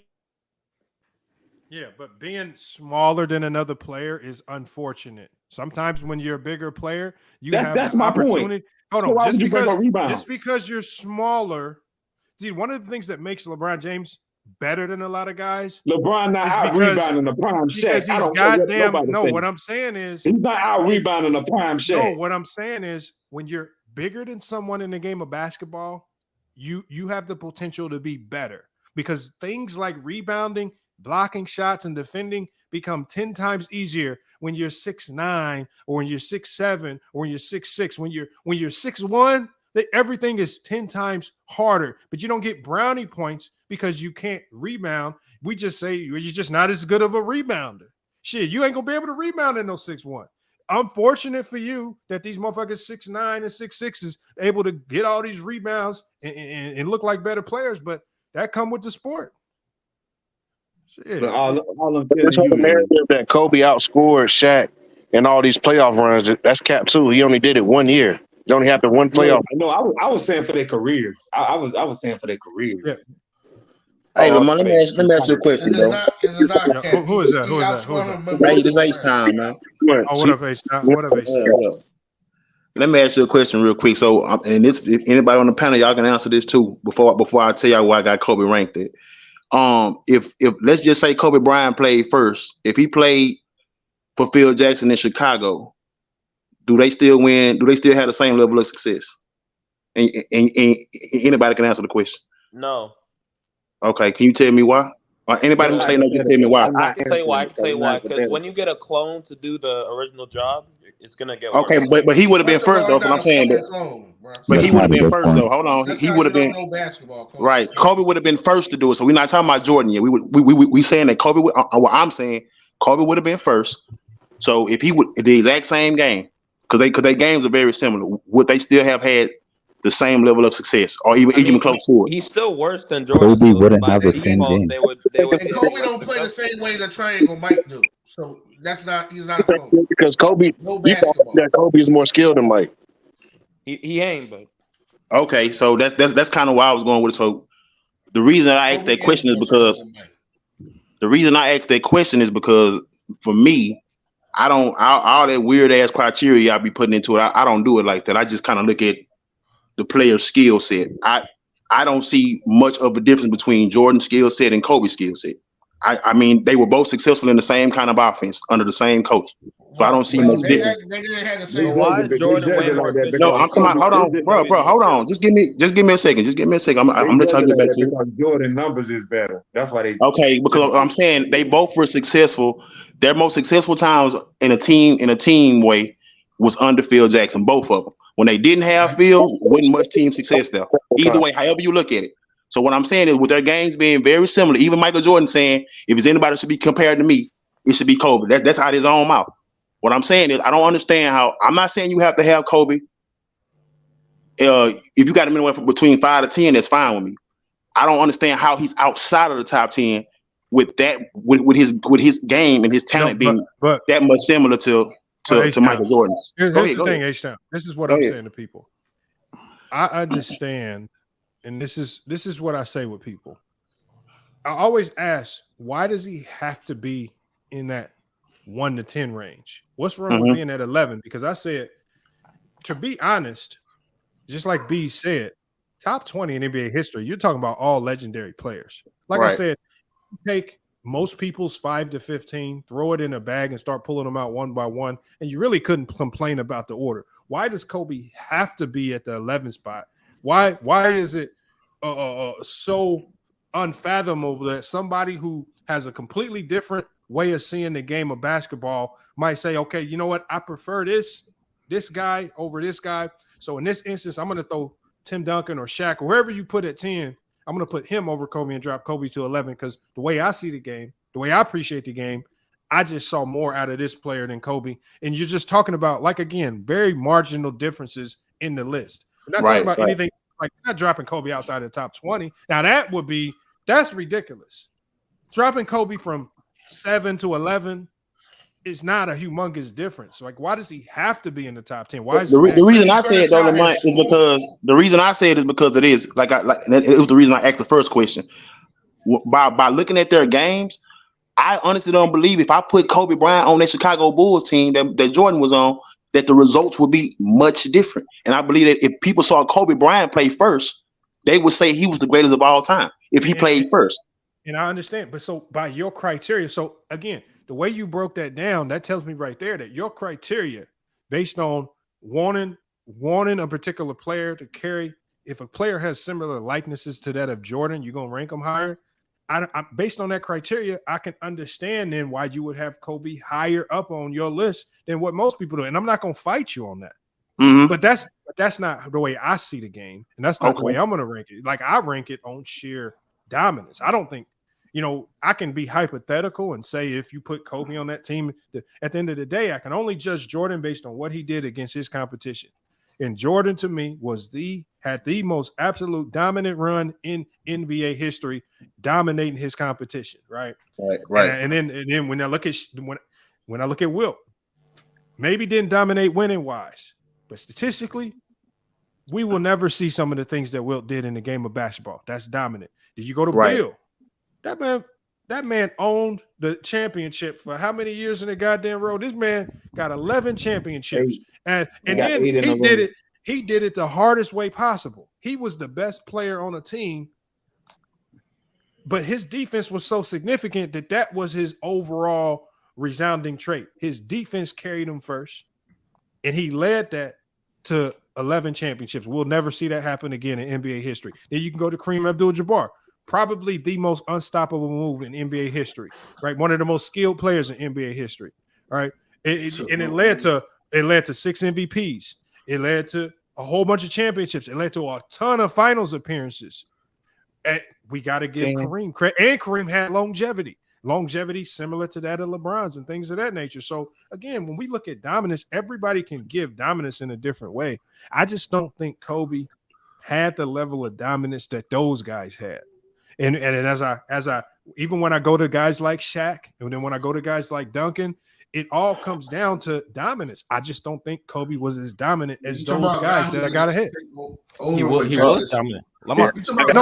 Kobe was. Hold on. The question is yes, Kobe was dominant. Do I believe he was as dominant as Shaquille O'Neal or Wilt or Jordan or LeBron? No, I don't. No. But you're talking about Shaq at his peak being dominant. But when we talk about a career, it's interesting that you say that. Wilt Chamberlain, that's longevity. Wilt Chamberlain, that's a part of the criteria. No, that's a part of your criteria. Oh, so you guys on peak alone? No, it's like this because it's like this. There's some guys that aren't afforded longevity like a Larry Bird because of the back injury. So how do I weigh that? So I have to just simply look at how you did it against your comp. So do I punish Bird and Magic because they don't have the longevity that some of these guys have? You do. Yeah, you do. No, but with your criteria, you may punish them. With my criteria, the longevity doesn't punish you as much. Now, will I reward you for longevity? I give you bonus points for the longevity, but I'm not going to kill you or diminish you because you don't have it, because context goes into that as well. So let me say this about the playoff performances of Kobe Bryant, right? Because we saying a lot of why he didn't only average 25.6 points. We understand what happened earlier in his career, and we understand that in his prime he averaged damn near 30 points on above league average shooting efficiency. We know that. In a 10-year period of time between 2000 and 2011, he averaged 29 points per game in the playoffs. If you want to understand what Kobe did in the finals, you have to understand the context, Lamar. You're better than this. You can't just run off the numbers without the context, because numbers with no context mean absolutely nothing. So what numbers are you talking about? The numbers were for somebody else's argument. That wasn't my logic. For the brothers, I'm not even talking about you specifically, but for the brothers that were asking about why he only averaged 25 points per game in the playoffs, well, then there's context. And the finals is what I want to talk about, right? Did you know that Kobe Bryant met, out of the 7 finals performances that he went up against, he came up against 6 top 5 defenses all time in that season. And we're talking about 3 of those defenses with the number 1 defense in the NBA. We're talking about the Detroit Pistons. We're talking about the Boston Celtics, the Orlando Magic, and the Philadelphia 76ers. All top 5 defenses in the NBA at that point in time. And so when you look at his numbers and he comes out of those finals 5-2, understanding what he did in those finals to be the individual scoring threat, the only perimeter threat on his team. And when you understand that he's floor spacing and his ability to have to create his own shot in those big moments and have to press on offense was a part of the offense. When you understand that, you have to give him credit for coming out. Africa. Okay, so everybody up here has Kobe 15 or higher. Where do you have Kobe, and what's your criteria as to why you have Kobe there? Because, like I said, nobody has him at some ridiculously low spot to where he's like not considered one of the legends of the game. Everybody has him. And what's your criteria as to where you got to echo my criteria for an all-time great, all-time list is your production, is your longevity, is your playoff performances, the accolades that you attained in the playoffs in terms of how great you played. Your peak is also a part of that, how great you were at your best. And then it's your skill set. I have no consideration for winning when it comes to individual play. And so if you won, and when I say he won those finals that he won, I'm talking about what he went up against in the context of how he won. Even if he lost, like he lost his last 2, he lost to top 5 defenses when he lost. And so just to repeat, it's longevity, it's production, it's playoff translation, it's the peak of your powers, how good you were, and it's your skill set, man. And Kobe is one of the most skillful players. Oh, go ahead. So your criteria has Kobe where again? Number 5 all time. Great. So if your criteria, that's why I got him at top 5. As a number 5, like I said, anything between 5 and 15 is where I feel Kobe belongs. Where you place him, that's up to you. That's your preference. As long as you have him in the top 15, I'm fine with it. And as long as your logic works for the guys you have above Kobe and the guys you have below, Kobe needs to meet your criteria and be better in your criteria than the guys below him. And the guys above Kobe need to meet that criteria and be better than Kobe in that same criteria. So you can't have like I was talking to another guy earlier, Young Africa. That man was telling me, okay, he has Kobe over Shaq, but Shaq, he said his criteria was dominance, impact, and longevity. But I feel like Shaq was more dominant. Shaq had more impact. Kobe had the longevity. That's what I believe. So that's why I say it starts to get real finicky, because then you have to start explaining, or you have to provide, like when I say dominance, you have to provide some type of statistical measure to define what dominance means to you. Like when we say Shaq is dominant, there's statistical measures that we can go look to throughout NBA history to show his dominance. We don't just say he's dominant. Like if we're going to say Kobe was dominant, more so than Shaquille O'Neal, you're going to have to give me some really significant statistical measures to showcase that he was more dominant than Shaq, if that's going to be one of your pieces of criteria. That's what I mean right there. So we just break it down. I personally do think that shout out to Sturdy. I do think Kobe was more dominant than Shaq. I really do think if you do, then your definition of dominance needs to suit that. That's all I'm saying. And your dominance is based on your skill level. Your skill set is the number 1 definition of your dominance. How you apply your skills to the game. That's one major one. No, and then it has to be consistent. That's your definition. That's not everybody's definition. And then it has to be the consistency of your dominance. So you have to stay consistent at a high level to be dominant. And if you're dominant for a 3, 4, 5 year period of time, that's okay. But if you're dominant for a decade, like Kobe Bryant was, well, now that has a different type of weight to it, Lamar. Isn't that longevity? So, hey, Lamont, can I just dominance literally you think Shaq is a better player than Kobe? Longevity is within dominance. So what if dominance means to somebody being a completely unstoppable force? No. Wasn't Tracy McGrady a dominant player for one season in the NBA? Like that's what I mean. All of these guys were dominant in their own right. But what I'm saying is, what if you're talking to somebody completely who has a completely different outlook on basketball? When he says dominance, he's meaning unstoppable force, a juggernaut that you have to send the whole house to stop him. What if that's somebody? If that is somebody's own subjective definition of dominance, who am I to try to convince them of any other definition? Because there's really dominance is going to be different to everybody. How he views dominance. If he feels that dominance is how unstoppable you are when you're in your prime, well, then it's going to be hard for me to say that definition of dominance. I'm going to put Kobe over Shaq. By your definition of skill, by your definition of dominance, when you say skill and things like that, well, of course Kobe's going to come out on top. So again, it's how you define dominance. Well, if you define dominance by unstoppable force, like you were saying, send the whole crib. Well, now we're just talking about the greatest centers of all time, right? That's the definition. Is he wrong? Is he wrong for saying there's no wrong in this? There's no wrong in subjective opinion. There's no such thing as being wrong. But if you're going to talk about it by unstoppable force and send the whole crib on defense, well, now we're talking about the greatest centers of all time because size is the reason why. I know, but the thing is, there's a lot of coaches in NBA history will tell you, size in the NBA is king. You cannot teach height. You cannot teach size. We will never see another player of Shaq's size and stature in the NBA again, probably in our lifetime. I think Nikola Jokic is more dominant than Shaq right now. Overall, their skills. I mean, because you better have a hell of a definition of dominant. Okay, hold on.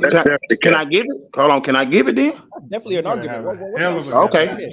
Let me get. I mean, physically, Nikola Jokic. Physically, I've seen him dominate. Skill wise, he's dominated. Passing, he's dominated. He has the numbers to back that up. Now he has the championship.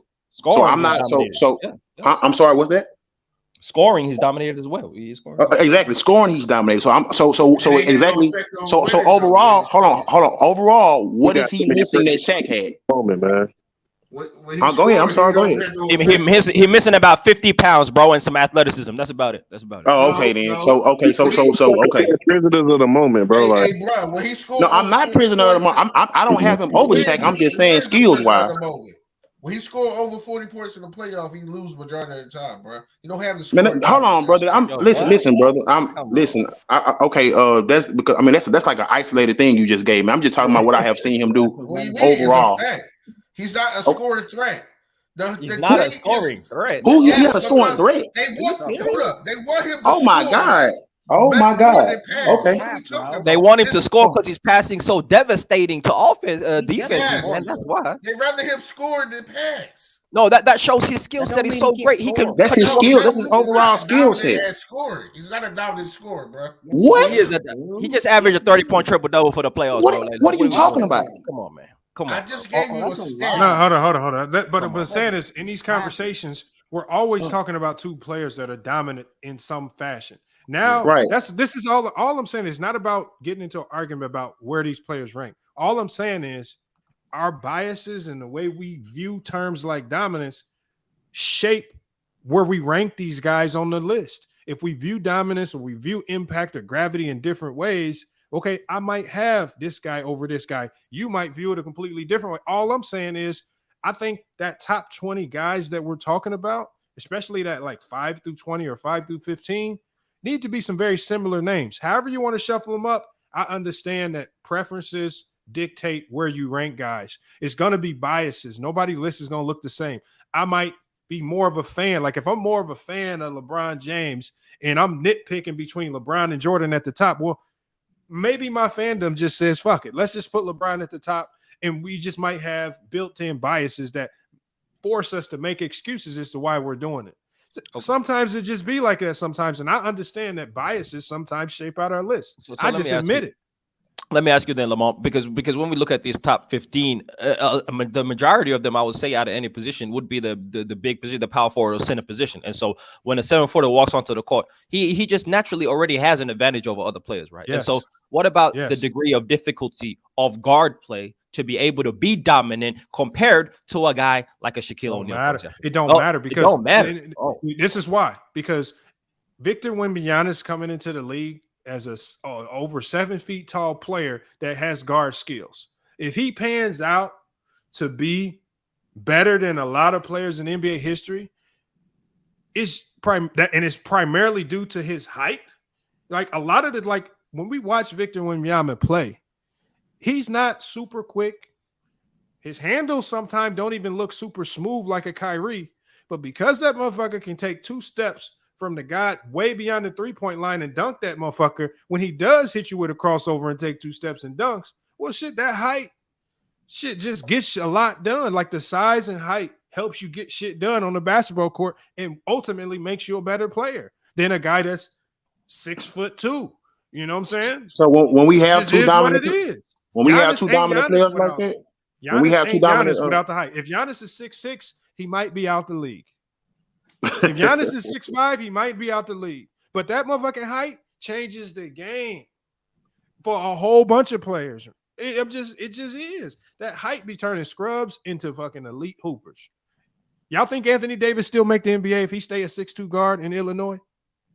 That motherfucker took decent high school guard skills, grew to goddamn 6'9", 6'10" in high school and dominated.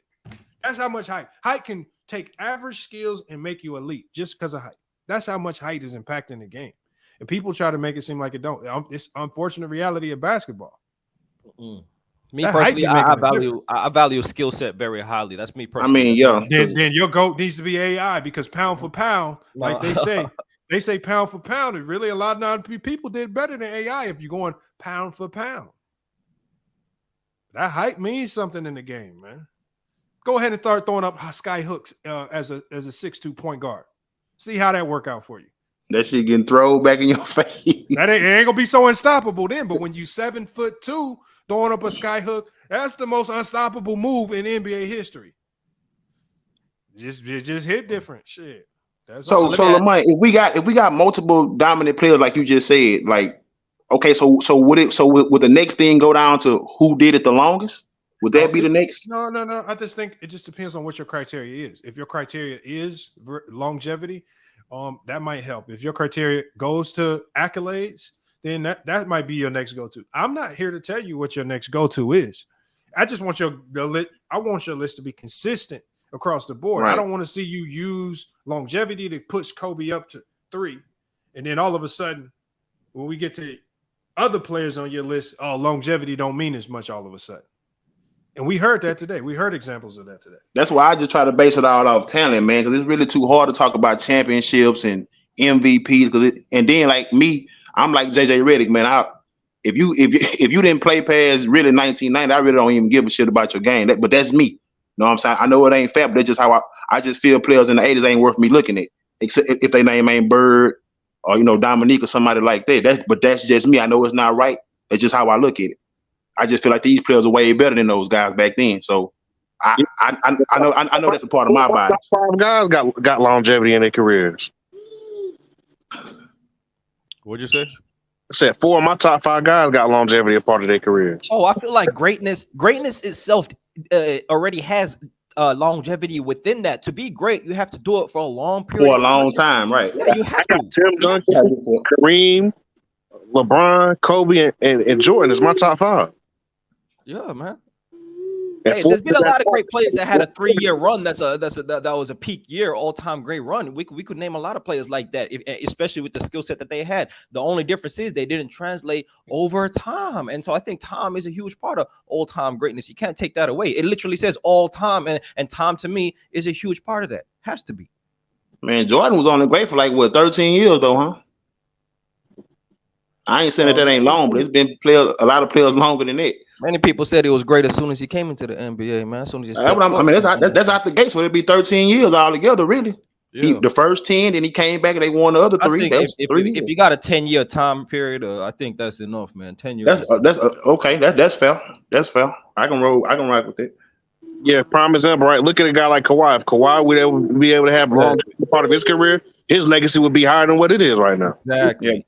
Yeah. But I've heard guys on this panel, like Lamont was saying, like, oh, that's just longevity. They just totally dismiss that shit. I don't know if it's because it's LeBron or whatever. But bro, I don't know how you don't, bro. Yeah, I don't know how you don't celebrate 20 years.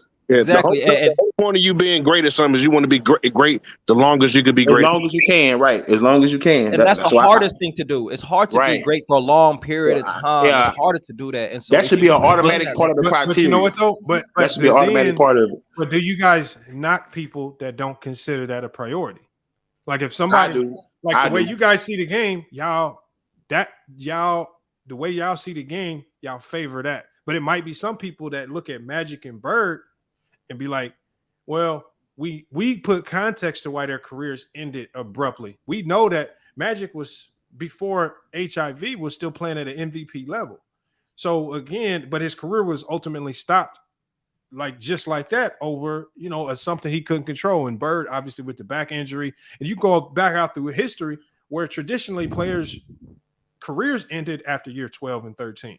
And so what we're seeing now is a different era of basketball where guys are going into 18, 19, 20, and LeBron showing us you can still damn near be in close to your prime at that. And it's just like you changing the game. But so do we diminish guys of the past because of that? How do we weigh it?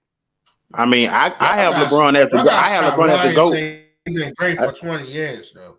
I got LeBron as the GOAT because of what you just, well, not just because of that, but that was one of the main things. For I've never seen nobody be great this long in their career, like as good as he is. Yeah, along with everything that he does. Bird and Magic. Yeah, he been good, but he ain't been great for no 20 years, bro. Are you serious? You said LeBron hasn't been great for 20 years? Oh my God, bro. Are you serious? No, he wasn't great in Miami. Is what you saying? I say he stopped making all defensive teams in Miami, bro. He was making all defensive teams in Miami, man. What you mean? He almost won Defensive Player of the Year in Miami. What are you talking about? I said he stopped making all defensive teams in Miami. Oh, so we're talking about 15 years into his career. He stopped making. Hold on. Let me ask you a question, Ralph. Jesus Christ. When he stopped making defensive teams, did he stop being elite defensively? Exactly. Because we talked about defensive teams earlier. I think he left. We're waiting. Yeah, Ralph left. Hold on. Oh, man. Come on, oh shit! Hold on, we got George here, man. Let's see what George got to say. Lamont, let me come at you one more time, bro. All right, what you got for us, George? I'm gonna come at you like this. Don't you remember back in the days when they had such thing called Kobe stoppers? Yeah, the motherfuckers wasn't stopping nothing. I asked you a question, but this proves Kobe dominance. He was torching the league that they came up with nicknames for these guys. Bell, do you know they called Gerald Henderson the Jordan stopper? Ruben Patterson. No, they did. They came up. They came up with the Jordan rules for Jordan. Hold on. I remember vividly. Raja Bell too. Gerald Henderson on the Cavs. Because my dad, I remember I was sitting down with my dad. We was watching. What was the channel called when you watched the old ESPN games? Like it was called like ESPN, like something where you watch the old ESPN games. And he was like, "Yeah, that's the guy that we called the Jordan stopper." He said we. Hold on. But because he's talking about in the moment at that time, they called Gerald Henderson. He was supposed to be the Jordan stopper. Don't cut me off, Lamont. The NBA and all the journalists was naming these guys the Kobe stoppers. That's when media. That's media shit. Right. That's when Kobe had his dominance when he was torching the league. Okay, so who was the so-called Kobe stopper? Did you ever look at Ruben Patterson or Raja Bell as elite level defenders in the league, or were they better defenders than the Tony Allens or the Ron Arteses and things like that, or the Bruce Bowens? Of course not. Kobe.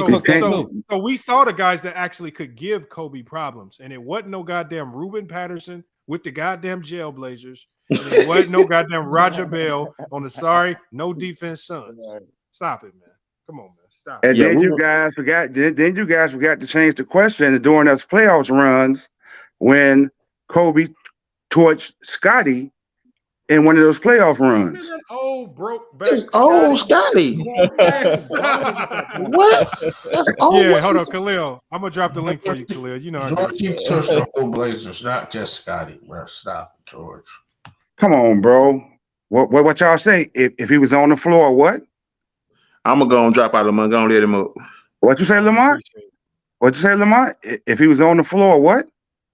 Bro, he's just a worse player, though. So the thing is that's what I'm saying. This is why I don't. What you just said it when Kobe was hurt. You just said the same thing. Pippen wasn't hurt. He was just old. This like, is why I don't bring up competition. He said when Kobe was hurt against Indiana, if he was on the floor, what? This is what happens. No, hold on. This is what happens. See, what happens is when y'all start bringing up competition, what y'all do is y'all would take a guy washed up well past his prime and then still label him an elite defender even when he far past his prime. And then say, yeah, Kobe lit him up. Like this is like you talking about 1993 Pippen or something.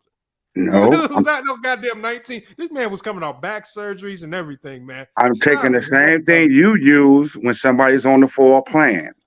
Man, come on. But he got worse as a player, though. It's not even that he was. Kobe was hurt. Rose hurt him.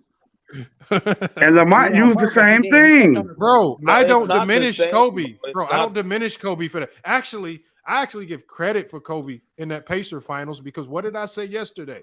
I said Kobe's scoring fell off because of the injury, but I said he picked up his intensity on the defensive end. I said I can still take some positives from that series, even though he didn't have all the offense and the points that you guys love to see. So I don't knock no Kobe for that. I'm just talking about how you guys throw around inefficiency with people like LeBron James and even Steph Curry, who we was talking about yesterday.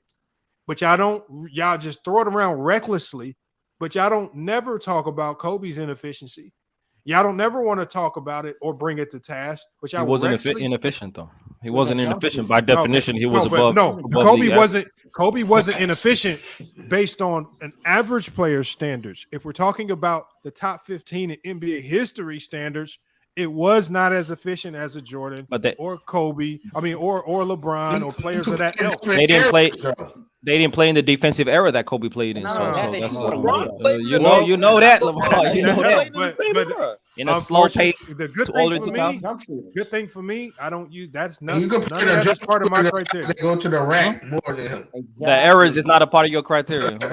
No, competition. Hold on. One thing I told y'all. What did I tell you, Young Africa? I said my criteria does not punish guys because they was born into an era that they had no control over. I'm just going to look at what you do versus the competition that was put in front of you. And if you beat the shit out of them motherfuckers, however you had to get it done, if you were dominant in some way, shape, or form, I'm going to give you credit for it. Because so you just punishing motherfuckers because they just got born at the wrong goddamn time.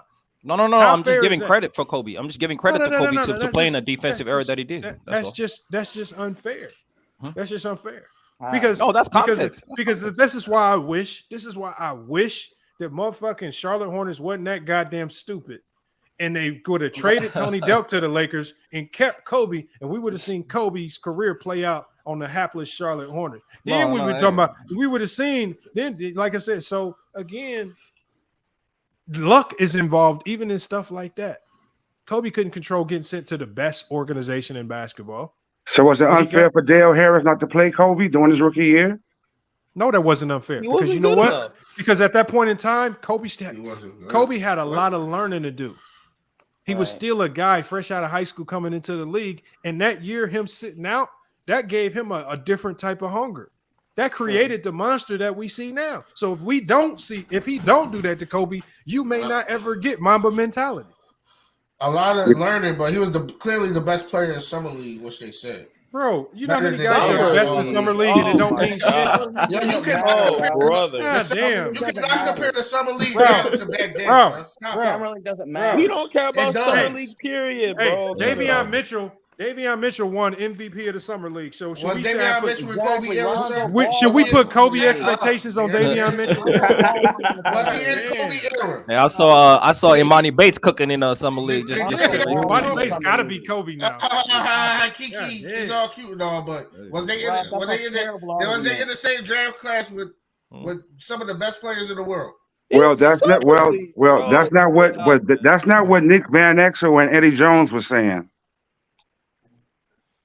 I can't blame the coach. Yeah, they had all-stars ahead of Kobe at that point in time. in Yeah, their prime, Kobe so, just you know, wasn't better really. than those guys at the time. Yeah, So. Yes, he they were was. all- Right, he was still As a raw. rookie, no, he wasn't. No, he So wasn't. why still a couple raw. years later he made the All-Star all Yeah, he got better. He got better over the years. He He got got better. better, raw, but though, Ralph. how did he get better when his points didn't average jump higher Got that better much? as a player, Ralph. Like that don't He make got sense. better as a player over the years. Bro, it's not about the Bro, stats, bro. his You gotta skill think as a set player. don't jump that high that much coming off the bench, bro. Bro, Stop. from a rookie to a sophomore to a junior, yes, your skills get better as you advance in the His league. skill That's set how didn't jump it that works. much.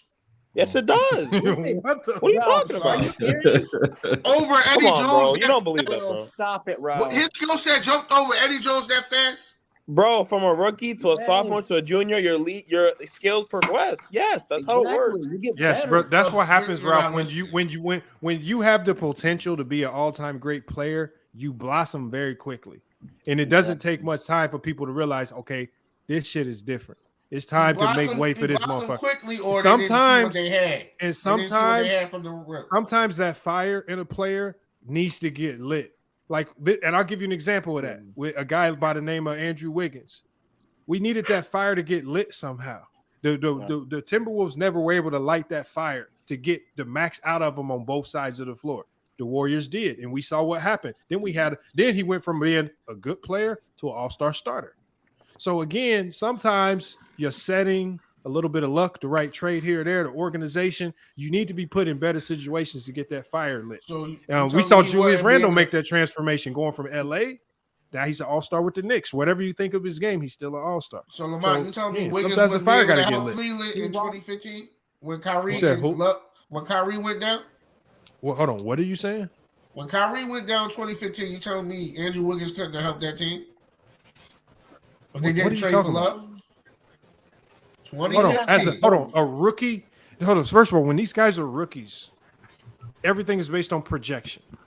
LeBron was coming, and they didn't have time for projection. They just needed production. So trade for the production. We know we're going to get production out of K-Love. We don't know what we're going to get out of Wiggins. It's still projection. So they went with what they knew was going to work, and it worked. Wasn't he rookie of the year? It's still, oh my God, it's a projection. Was he a good player in Minnesota? Yes. Was he the player that he is in Golden State? No. No. You're taking guesses. The for sure thing in the moment for the Cavs at that time, trade for Kevin Love. You know exactly what you're getting, and it worked. And it's also expectations too, Ralph. If he was on the Cavs as a rookie, he may have shied away from those moments. The moment LeBron came back here to Cleveland, we was expected to win championships. It wasn't no situation where we could allow him to progress into a great player. No, we went with Kevin Love because Kevin Love took a reduced role, but he was still a better player in that moment to win a championship over Andrew Wiggins. So you telling me a guy that I see growing up my whole life, and I consider him the GOAT, that was not motivating? What are you talking about? Andrew Wiggins. That was not motivating to play next to LeBron and It's a Kyrie? pure hypothetical. Well, I mean, crazy Ralph, you're missing the mark, Ralph. You're missing the mark, homie. You're missing the mark. Who would have put the To expect Wiggins to help a championship team more than Kevin Love is kind of crazy. No. I'm just saying, Ralph. It's okay. So we don't know how Wiggins would have looked. It's an unpredictable situation. Maybe he blossomed in a moment. Maybe he don't in that moment. But we didn't have time to wait for him to blossom. We knew we had a championship team once LeBron went there. So we went with Kevin Love, who was, like Lamont said, who was the sure player that could give us more than what Andrew could at that given moment. Now, people are looking at Andrew Wiggins now, and the way he looked in his championship run with the Golden State Warriors, that wasn't the same Andrew Wiggins that we would have had. Right. He may not even play. He may not even play. It took years to get that out of Wiggins. Yeah. It took years to get him to 07, blossom. he took a worse team than 2015 to the finals. Yeah, but You all took a chance on Kevin Love with a bad back. Yeah, this Don't know a is lot like that. what we ended up seeing. But in that moment, like especially during that time frame, LeBron really didn't like playing with younger players. Like if you notice throughout LeBron's career, he liked older guys on his team or more seasoned guys, I should say. Like Well, Wiggins Kobe, was, and that's the same thing for Kobe. Kobe hated them young motherfuckers. Yeah, exactly. Kobe didn't like them young dudes. He cussing them out. He liked Andrew Bynum. He hated Andrew Bynum. Stop That lying. motherfucker hated Bynum. What are you talking about? Yeah, Bynum was a lazy During the bug. game, stop it. Man, that man called for him to get traded Bynum was and a good everything. player, though. We gotta admit that. No. Kobe did not have time to wait. Kobe wanted to win now. Kobe wanted to win, bro. Kobe needed to win now. Like he didn't want to wait on you to develop. Ass back on defense. Stop it. It's only because when it comes to winning, there's so many small details in terms of how you win and lose that a young guy might actually allow you to lose because of those details and not understanding the schemes of the NBA. So young guys can learn. That's but while you're learning, we're gonna lose games, and that's why it don't work with these great players. The only young nigga he liked was Trevor Ariza, bro. Hold on, y'all. What we got to do, y'all, man? I got to put myself on the screen, man, because some of y'all, man, like Ralph, man. I don't know what you've been smoking on, Ralph, but we have a new sponsor of the show, man, and it's called H Hemp Company, man. Right here, man. They sent me some samples of the sour space candy, man, and I think Ralph, when you pop these open, man, I think Ralph, you should try these and try smoking on some of these, because whatever you've been smoking on, Ralph, and even Mac Def been smoking on some of that bullshit California weed, that brown shit, sticks and stems. Stop smoking that shit, Mac Def. You starting to, y'all these bad basketballs. Once y'all get y'all some Double H, this is the sour space candy flavor. I need y'all to go check them out, man. I'm gonna put the link in the chat, man. But some of y'all need to switch up what y'all smoking, because y'all gotta stop putting Primos, y'all putting all sprinkling shit in there. No, y'all need to get with this is the Delta 8 version, man. This is high quality, man. Y'all need to get you some of this. I'm gonna put the link in the chat. But this is especially for people like Ralph and Mac Def, man. Y'all need to switch up what y'all smoking, because goddamn. I got some bad takes, man. Real quick, salute to H Hemp, man. Real quick, Lamont. W promo. Lamont, you need to, because your newsroom Zelle is not activated. Your FYS news you didn't connect it to Zelle. Oh no. It's I changed it again. My bad. I had to change it here. I'll put it in the back chat for you. That's all right. Them people looking for you. What you talking about? No, I set up a new account, and you can't have the same email address on with two different banks for Zelle. That's all. Right. What happens? Tell you smoking that sour. It's that troll top. Hey, but look, smoking on that sticks and hold sticks. on. Are you saying, Ralph, you want us to smoke not only the brown sticks and stem weed, but then you sprinkle it and dipping them in embalming fluid and all types of crazy stuff? You know how you do it, man. That's what do y'all call it in Philly? Because y'all known for that in Philly, Ralph. Don't even lie. Y'all known for sprinkling. I'm not known for that. You talking about hold on. Y'all known for sprinkling cocaine in y'all weed. Tell me that's a lie. I'm not known for that. Hold on, Matt. Hold on. You talking about what? Ralph, is that a common occurrence in Philly? No, the other thing what you was talking about, wet with the cigarettes, the embalming fluid. Nah, bro. Y'all wonder why these dudes in Philly out there wild as hell. They be sprinkling and doing all that crazy stuff. That's why they weed is they smoking the sticks and stems with the sprinkle of crack cocaine or dipping them things in embalming fluid. Who still smoke crack? Do they still make crack? No, y'all don't. Stick? Yes. See, George know the name. George know the name. He said a happy stick. That's the name of it. Do you have the THC count on them products? You have the THC count on it? Yeah, this one got a THC counter on it, man. Hold on. This is it's verified. I'm not gonna say the amount, but it's definitely a good amount. It's definitely a verified amount of THC in this thing, man. Like I said, lab tested. It says, it's a pre-rolls. I might try one. Like I said, I'm not even a smoker like that, but I might, after this live stream, listening to a lot of the shenanigans, I might have to smoke one. I'm gonna try shenanigans that you created. Salute to H Hemp Company, man. We're gonna put the link in the chat for y'all, man. Y'all gotta check them out. They sent me some samples of this, man. Hopefully Ralph can transition off to that harsh stuff he's smoking and get on some real good shit. Hey, what y'all debating, whether or not Kobe a top top 10 player or something. Top 10 player, yeah.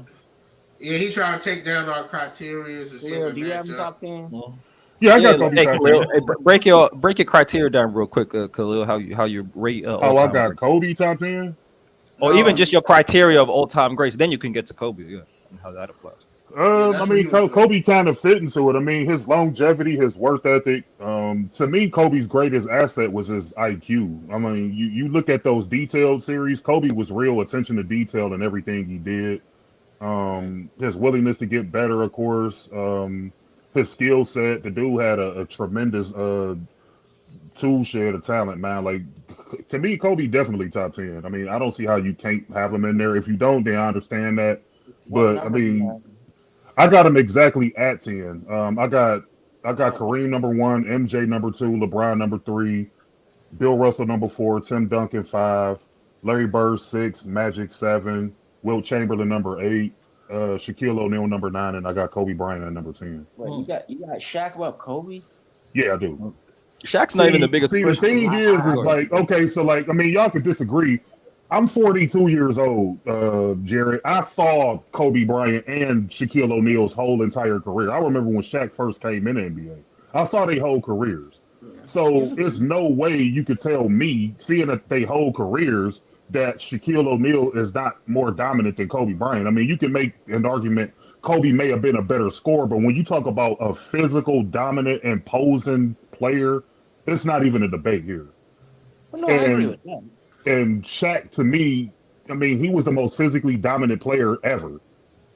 I mean, you can make arguments for Wilt Chamberlain. You know what I'm saying? Wilt Chamberlain was a multi-sport athlete and everything like that. LeBron James. But as far as a physically gifted player, it wasn't nothing better than. And I heard Lamont make this great point, because I heard a lot of y'all in here trying to. I don't want to say diminish what Shaquille O'Neal's impact was. But without Shaquille O'Neal, Kobe not scoring those 30 points per game in the playoffs and all that. Shaquille O'Neal attracted so much attention, it allowed and freed up Kobe Bryant to get off what he was doing. Now, did they need each other? Yeah, they did. In real time, they both needed each other to win and go on that historic run that they did. But we're not going to act like it was a 50-50 partnership for the majority of that time, because it wasn't. Oh, it wasn't. But it let was me ask you. clearly Shaquille O'Neal's team. And then the last couple of years before Shaq departed, then that's when Kobe kind of ascended and took over the reins of the team. And I heard Shaq give this to Dwayne Wade, where he should have gave this to Kobe Bryant, where he gave the team over to Dwayne Wade, where he should have did that with Kobe, and they probably could have strung off another 2 or 3 championships. But Khalil, let me ask you. So then, how do you measure Kobe's two-way dominance, right, and being a great offensive and defensive player compared to guys like Larry Bird and Magic Johnson? I mean, Kobe was better offensively than he was defensively. I think his defense is kind of overblown to a degree, because people look at the 9 first All-NBA team selections and they automatically equate that to great elite level defense. Like, the number 8 Kobe Bryant was elite level defensively, but once Shaquille O'Neal left, Kobe Bryant had to take more onus on scoring and doing other things to impact the winning of his team. So his defense kind of dipped, where he was still making All-NBA first team selection. But what about in comparison to Larry Bird and Magic Johnson, who were not great defenders? Well, I mean, the criteria isn't the same across the board. I place those players in those specific spots I have them for a reason. I mean, everything is not going to be based off 1 or 2 criteria things. Like, the reason I got Magic where he is, because I feel like he's the greatest Laker of all time. The guy came in as a rookie and beat a great Philadelphia 76ers team. You know what I'm saying? Right out of the gate. He did. I got Larry Bird where he is because he impacted the Boston Celtics, where they wasn't doing so well until he came in as a rookie. And in his second year, he won a championship. Like, it took Kobe a while to become Kobe Bryant. I remember when he first came in, Kobe was actually playing small forward. I know a lot of people was kind of shocked to hear that, but his first 2 years in the NBA, he was a small forward. He was coming off the bench for Robert Horry and Cedric Ceballos. So when you hear people talk about we hear people talk about Eddie Jones and Nick Van Exel and all that. No, he was spelling Cedric Ceballos in them his first couple of years. He was a small forward. You don't have a consistent criteria across the board for every player in your Well, top no, 10. I don't judge everybody based off the same criteria. I look at it from more of a historical standpoint, more so than anything else. What did you impact the league as? Like Magic Johnson and Larry Bird helped save the NBA. The white fans were complaining about it was too many black players in the NBA, so they started not to watch it. They went back to football and baseball. When those two guys came in, you had the great black player versus the great white player. Blue collar, hard hat, lunch pail for Larry Bird, glitzing, glamour, smile that could light up the room, everything like that for Magic Johnson. So it was a healthy competition, and they both beat each other.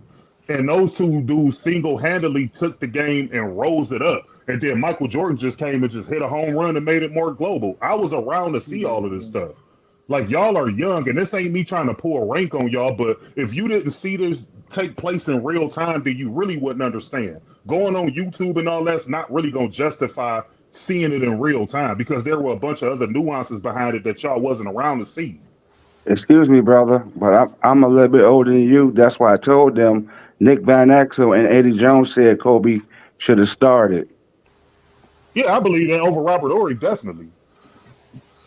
But like I said, at the end of the day, it took Kobe a little time to get better. I mean, if you look at the Utah Jazz series, he was shooting air balls. That's just an indication of him not being ready for the moment yet. Now, he used that as motivation to get better. But I heard Lamont on Bane's channel the other day, and Lamont was making a lot of really good points. See, I've been around since YouTube's inception. I've barely heard people even mention Kobe in the top 10 at all. It didn't happen until he passed away. And that's when you started to see this heavy influx of Kobe fans all of a sudden. I didn't disagree. see this shit. No, I know this for a fact. You can disagree all you want to. I was around those basketball conversations. I never really heard people put Kobe in the top 5 or none of that stuff. This didn't take place until after he passed away. And then all of a sudden, all of these Kobe fans came out of nowhere because Lamont made sense in what he was saying. And Kobe would agree and attest to this. He wanted to play the villain role. People hated Kobe Bryant. People didn't want to go play with him. True. Like ESPN used to have these things where they would talk about, they used to have these segments on ESPN where they would bring all these different ex-players up, and they were talking about how did Kobe Bryant damage the Los Angeles Lakers, especially after they gave him that big contract during his last few years in the NBA. They were talking about how he messed up the team and all of that stuff, and they should have traded him away and all of that. Like Kobe Bryant was I ain't gonna say he was more hated than LeBron James, but it was really close. A lot of people hated Kobe Bryant. Khalil, at his peak, he wasn't being compared to Michael Jordan and all the all-time greats. That wasn't happening. I mean, as far as his skill set, yeah, he was being compared to Michael Jordan. But if you put Michael Jordan's stats up to Kobe Bryant's fall short. Michael got way more MVPs to him, Finals MVPs to him. Kobe passed him up in points eventually, but during the time that you're talking about, Kobe was way behind Jordan in points. I was just saying more so in the comparisons of the greatness, because you're saying that he wasn't even considered top 10. Yeah. I mean, I'm not talking about by a lot of the pundits. I'm talking about people like us, just normal basketball fans. I didn't hear a whole lot of people. And George, I'm not saying that you incorrect in that sense, because maybe you did. It was some people that was doing that. I'm just talking about the vast majority of people. They wasn't putting Kobe Bryant in their top 5s and all of that stuff. I didn't see that wave come along until after he passed away. And then that's when and I heard Ralph say this on somebody's channel, it's fake love. Because that's what a lot of this stuff is fake love. See, I was a Kobe guy. Before LeBron James came into the league, I was a Kobe stan. And I'm still a Kobe fan. I just like LeBron James more. Because he's from my hometown. He helped my team win, and I think he's an overall better player than Kobe. Now, does Kobe do things better than LeBron James? Yes, he does. To me, he's a better scorer than LeBron James is. He has more in his bag. You know what I'm saying? He was a slightly better defensive player. But at the end of the day, I think what LeBron James does on the basketball court is more conducive to winning than Kobe. But that doesn't take away my love for Kobe, because like I told y'all before, I met Kobe Bryant twice. When he was here, his rookie season in Cleveland, when he won the slam dunk contest. I was a young kid at the time, but I met him, had a quick conversation with him, and then I met him when I was a little older. He was a really cool dude, solid brother. I ain't got nothing against Kobe. I got him in my top 10, but if a lot of people don't put him in their top 10, I'm not mad at that either. But like I said, I don't judge everybody off the same criteria because I look at it from more of a historical standpoint. You know what I'm saying? And like what you did for the game of the NBA. Like, you know what I'm saying? Like I gave y'all the reference to Magic and Larry. Those two dudes saved the league. They did. They saved it.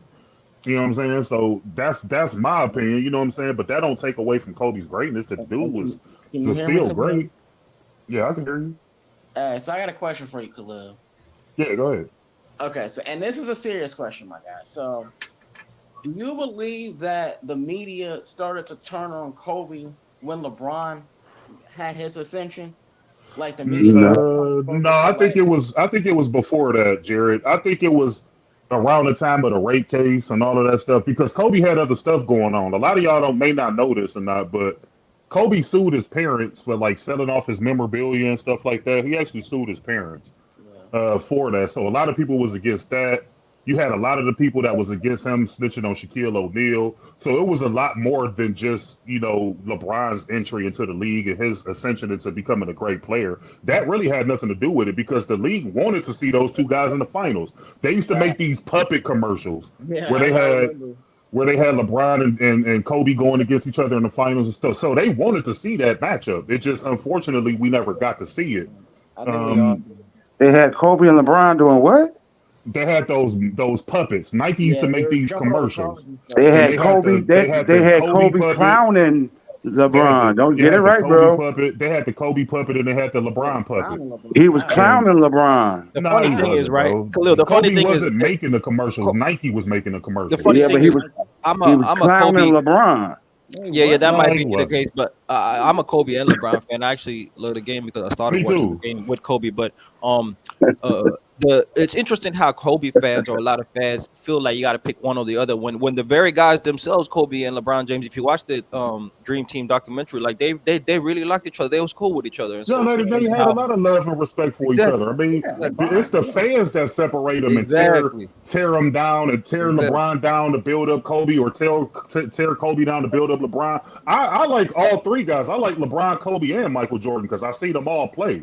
So I actually appreciate and like them all. You know what I'm saying? I'm rare because you got extreme LeBron fans, you got extreme MJ fans, you got extreme Kobe fans.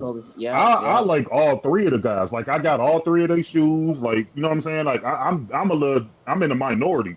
But at the end of the day, like it's about the appreciation of the game. You know what I'm saying? Like you don't have to degrade these players because we've seen over 4,000 players to ever play in the NBA. And we got these dudes in the top 10. Like, that's rare. Like, these dudes are in the less than 1 percentile when it comes to great players that have ever played in that sport. So you don't have to tear down because they all great in their own right. Like, we talk about LeBron every day. We could be talking about a cooking show or some shit, and LeBron's name gonna somehow get bought up. You know what I'm saying? And the same with Kobe, the same with MJ. So, like, these guys is giving YouTubers great content to talk about. You know what I'm saying? They all was great within their own right. They did their thing, and that's all that really count at the end of the day. I'm not gonna sit here and bash Kobe and bash MJ because I like LeBron more. You know what I'm saying? I just that's my preference, and a lot of it has to do with what I saw with my own two eyes. You know what I'm saying? Ralph gonna say Chef LeBron needs superstar ingredients to make a nice dish. I mean, they all need help at the end of the day. All of the guys needed help, but I'm.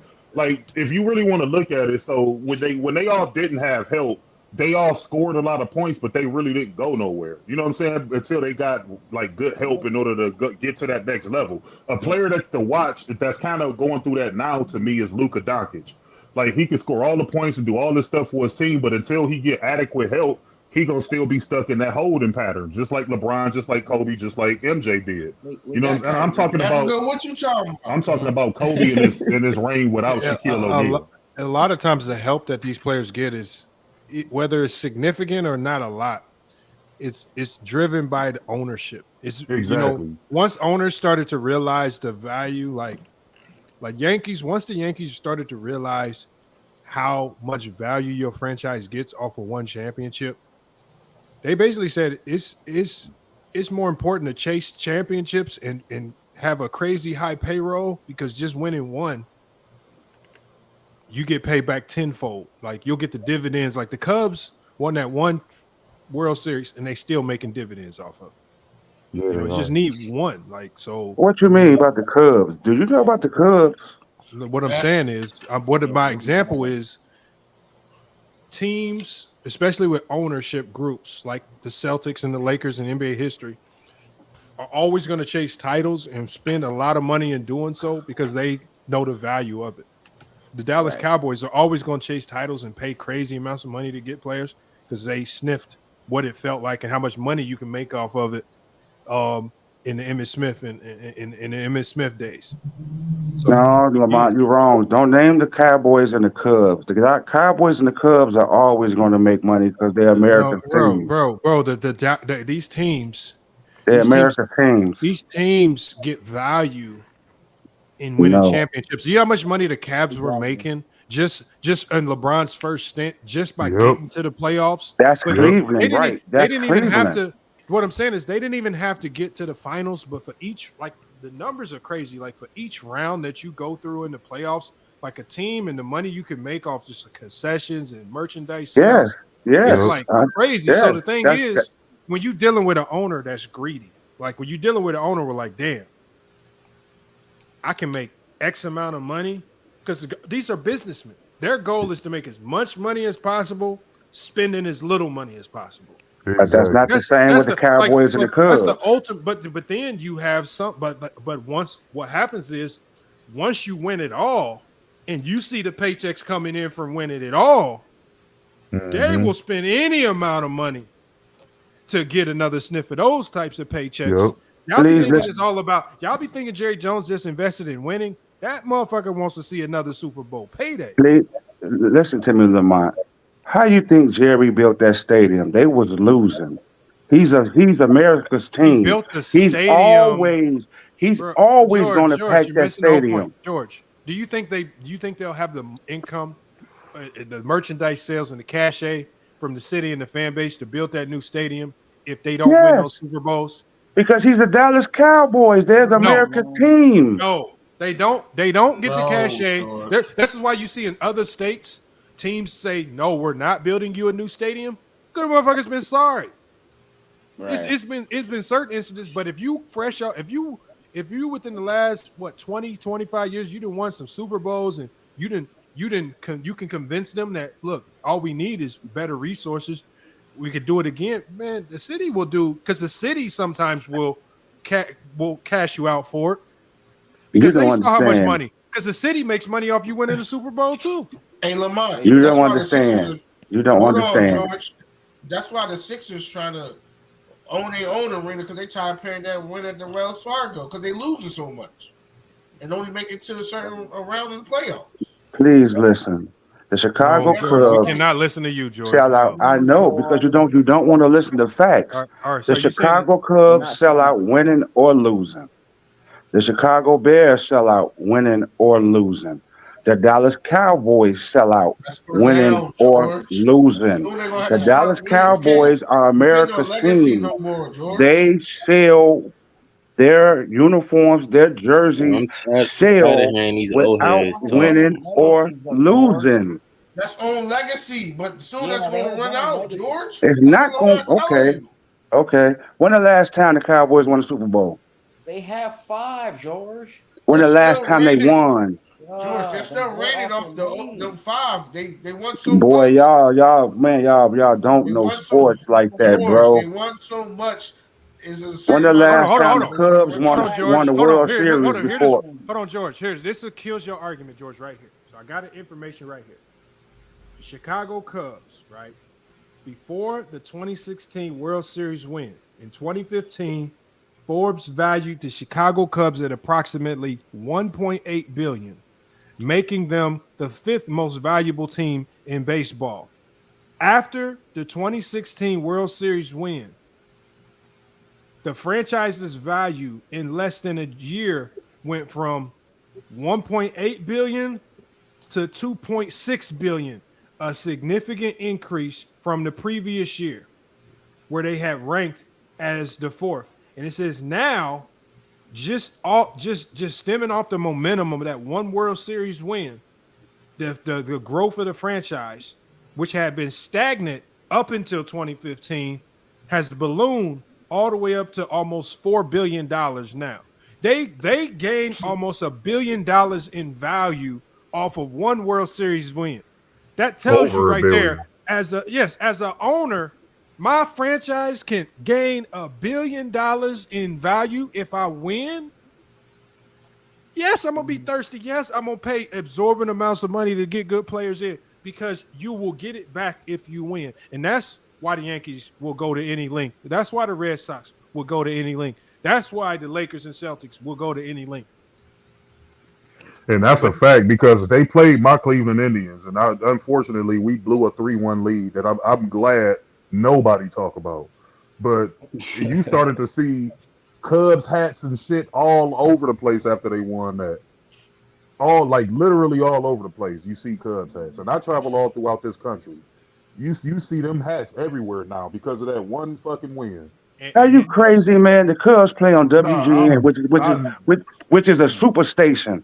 They've been like that, bro. But the Cubs people wasn't checking for the Cubs prior to that, George. They wasn't really checking for them. They was more White Sox fans than anything. That's in Chicago, man. That's I'm talking about universally. So George, explain why they increased over $1 billion in value after they won the World Series. The Chicago Cubs have been a global team because they play on a global station. Not what I asked They have you, fans all across the United States. It's not what I asked you, George. They've been like that. Now, so George, why did they gain? Why did their value after they won the World Series in 2016? Their value increased by over $1 billion. I want you to explain to me why. Was it just because they're America's team? Huh? Because they their just uniforms, increased $1 billion in value just because they're America's their team. jerseys, and what they did up in Wrigleyville, where they bought more property, and they did a whole lot of other stuff up north. That's why they thing went up. Their value went up. So them winning the World Series had nothing to do with it. It had a little bit to do with it, No, but they've been making money. They've been making money up in Wrigleyville. They've been making it. Okay, so George, the Ricketts family been making money. That's why they bought the Cubs. So George, based off the what Tribune, you just said, right? Listen, man, stop talking. Stop talking to listen. The Chicago Tribune didn't want to sell the Cubs to the Ricketts family. Okay, they gave them an offer that they couldn't refuse. That man, boy, you don't, man. Please don't try to tell me. I am making sense. No, you're not. So if they don't win that World Series, do that team increase by over $1 billion? Yes or no? This is why this is. Now, hold on. Let him answer the question. If they don't win the championship in 2016, do they increase by over $1 billion based off everything you just said? Yes or no? Do they increase? Well, they increase what Lamont just said. Just based off what you said about the owners a clear and all question, this stuff man. doing what they doing. If they don't win the World Series in 2016, do they increase by $1 billion? Yes or no? Let me think about it. Yeah, they increased over $1 billion. He said, "Let me think about it." All right, George. Yeah, they increased over $1 billion. So why was they stagnant up until that? Obviously, winning makes you more like you get more media coverage or endorsements. They've been getting media coverage. So why were they? So why were they stagnant? And I'm going to tell you where the biggest value comes from. And I just saw this. I just read this about winning championships in American sports. The value is in the future expectation of winning. Because what's going to happen is once you win one championship, your fan base is delusional. Most fan bases are delusional. Mm-hmm. They're going to raise the team is already going to raise ticket prices. And what they're going to do for at least the next 10 years is they're going to buy those elevated ticket prices. They're going to buy those elevated prices that they put on merchandise because they believe that we just won a World Series a few years ago. But we can only get this piece, and this piece. We can win it again. Your fans are going to have that future expectation, and that's what organizations want. They want people to pre-purchase those season ticket packages. They want to be able to sell a ton of merchandise. They want to have a delusional fan base. Like imagine right now if the Knicks won a championship. Do you know how much money them motherfuckers worth? Oh my God! And that's why old boy won't sell a team. And I'm gonna tell you right now, if the Knicks won a championship, they could sell Knicks jerseys for $175 each. and them motherfuckers would buy them. And that's why that guy won't sell the team, and they want him to sell the team. George, who the Knicks? You talking about the Knicks? You talking about James Dolan? Yeah, I know. He talking about the Knicks, right? Hey, salute to One Cool P for pulling up as well too. I just saw her in there, man. Salute. Yeah, salute One Cool P. They've been trying to get him to sell the team, and he won't sell it. Yeah, if the Knicks win, bro, that shit'll be crazy. Bro, their value. Y'all think they worth a lot of money now? No disrespect, but Y'all think they worth a lot of money now? They're gonna be. They gonna go crazy in New York, bro. Because it'll be similar. It'll be similar to like when the Cubs won. The Cubs hadn't won in years. It's just like, and then They now had that Bambino curse. Over 100 years. It was the Bambino curse. And once they won, that curse was lifted. Now them fans, you can't tell Chicago Cubs fans nothing. Like the Brooklyn Nets can win 3 championships in a row. That shit wouldn't matter. The Knicks need to be the one that win. That's the team that New York really get up for. Yeah. Now the Nets, they price is gonna go up even if they win. But I get what you're saying. Yeah, that's like just winning in general. You win a finals, you win a championship in general. That's your team going. Your Knicks tickets look like they winning right now. Like even though they lose, they high. Like for example, like I live in the DMV. If the Wizards win a championship this year, like if y'all look at the tickets now, imagine if the Wizards win a championship, what the tickets gonna look like the next year. Yeah, I know. Hey, you gotta think, bro. The New York market. Not to cut you off, the Wizards didn't win a championship in like the 70s when they were the Bullets. Oh man, yeah, man. Hey, don't put your hopes on Jordan Poole, bro. That ain't really gonna turn out well, man. Nah. I don't know. You know what though? I'm a LeBron. I think Jordan Poole is gonna have a really good year. I think he's gonna have a really good year. I disagree. Well, what does a really good year mean? Just a lot of point production? No, I think the Wizards. Now he gonna have. Yeah, he gonna put up a lot. He gonna put up points. No. I think they could be a playoff team because if you look at then this is why. No, I'm gonna tell you the reason why. Because last year, towards the end of the season, I saw the Wizards doing something where they were. I said, okay, it might not look good now, but they're setting the foundation for next year. And if they clean up this, because what they had to do is they had to get rid of Bradley Beal because it was like a stain on the organization because it felt like they were just paying him a ton of money and he was just kind of there to collect the check. But his numbers or his impact was never going to directly impact winning. They got rid of him. They brought in a fresh new face in Jordan Poole, right? They got a whole bunch of young guys over there. Like they gave guys elevated roles. Who's the international guy from Israel? I keep forgetting his name. But you still Danny Avdija. Denny, he looks like one of the better defenders in the league. Denny Avdija. I mean, they look like they building. You still got Kuzma, who's really good. They re-signed him. I think they could be a playoff. Yeah, they picked up Tyus Jones from Memphis. They picked up Tyus Jones. Look at Justin. He says Lamond don't know b-ball. They let go of Jordan. Who's Lamond? I think Jordan. Yeah, that's what I'm saying. Justin, who the hell is Lamond, Justin? God damn, at least spell the name right. God damn, y'all motherfuckers typing. You don't know how to spell. It's not his name, bro. Boy, you need to get off YouTube and get some goddamn. Can you still hear me, Lamont? Well, you think Tyus Jones is gonna run the point well for the Washington Wizards, man? No, it's not that. I'm just saying, look, when I say playoffs, obviously it's much easier for teams to make the playoffs with the aspect of the play-in. I just can see them being an 8 seed in the first round. That's improvement to me for the Wizards. I'm not saying they're gonna be a 4 seed and gonna dominate the East. I can see but I can see them. I can see the Wizards. I mean, elevating to another level. Like I see Orlando elevating to another level next year. I can see the Wizards in the plan. 7-8. I can see them in the plan. Yeah, who's that coach? But now, can I just got in here like when y'all was talking. Can I get my opinion on the topic? Oh yeah, go ahead, bro. Yeah, go ahead. We're gonna be shutting it down in about 10 minutes. Oh, yeah, so what was it like? You wanted the criteria, or you wanted me to like give my opinion if I think Kobe top? No, 10? what I was saying was the way people. When we hear these debates, like you know the normal talking points, whether it's on Casino Channel, Ticket Channel, Players Choice, we hear these common talking points on how people like to weigh and rank players.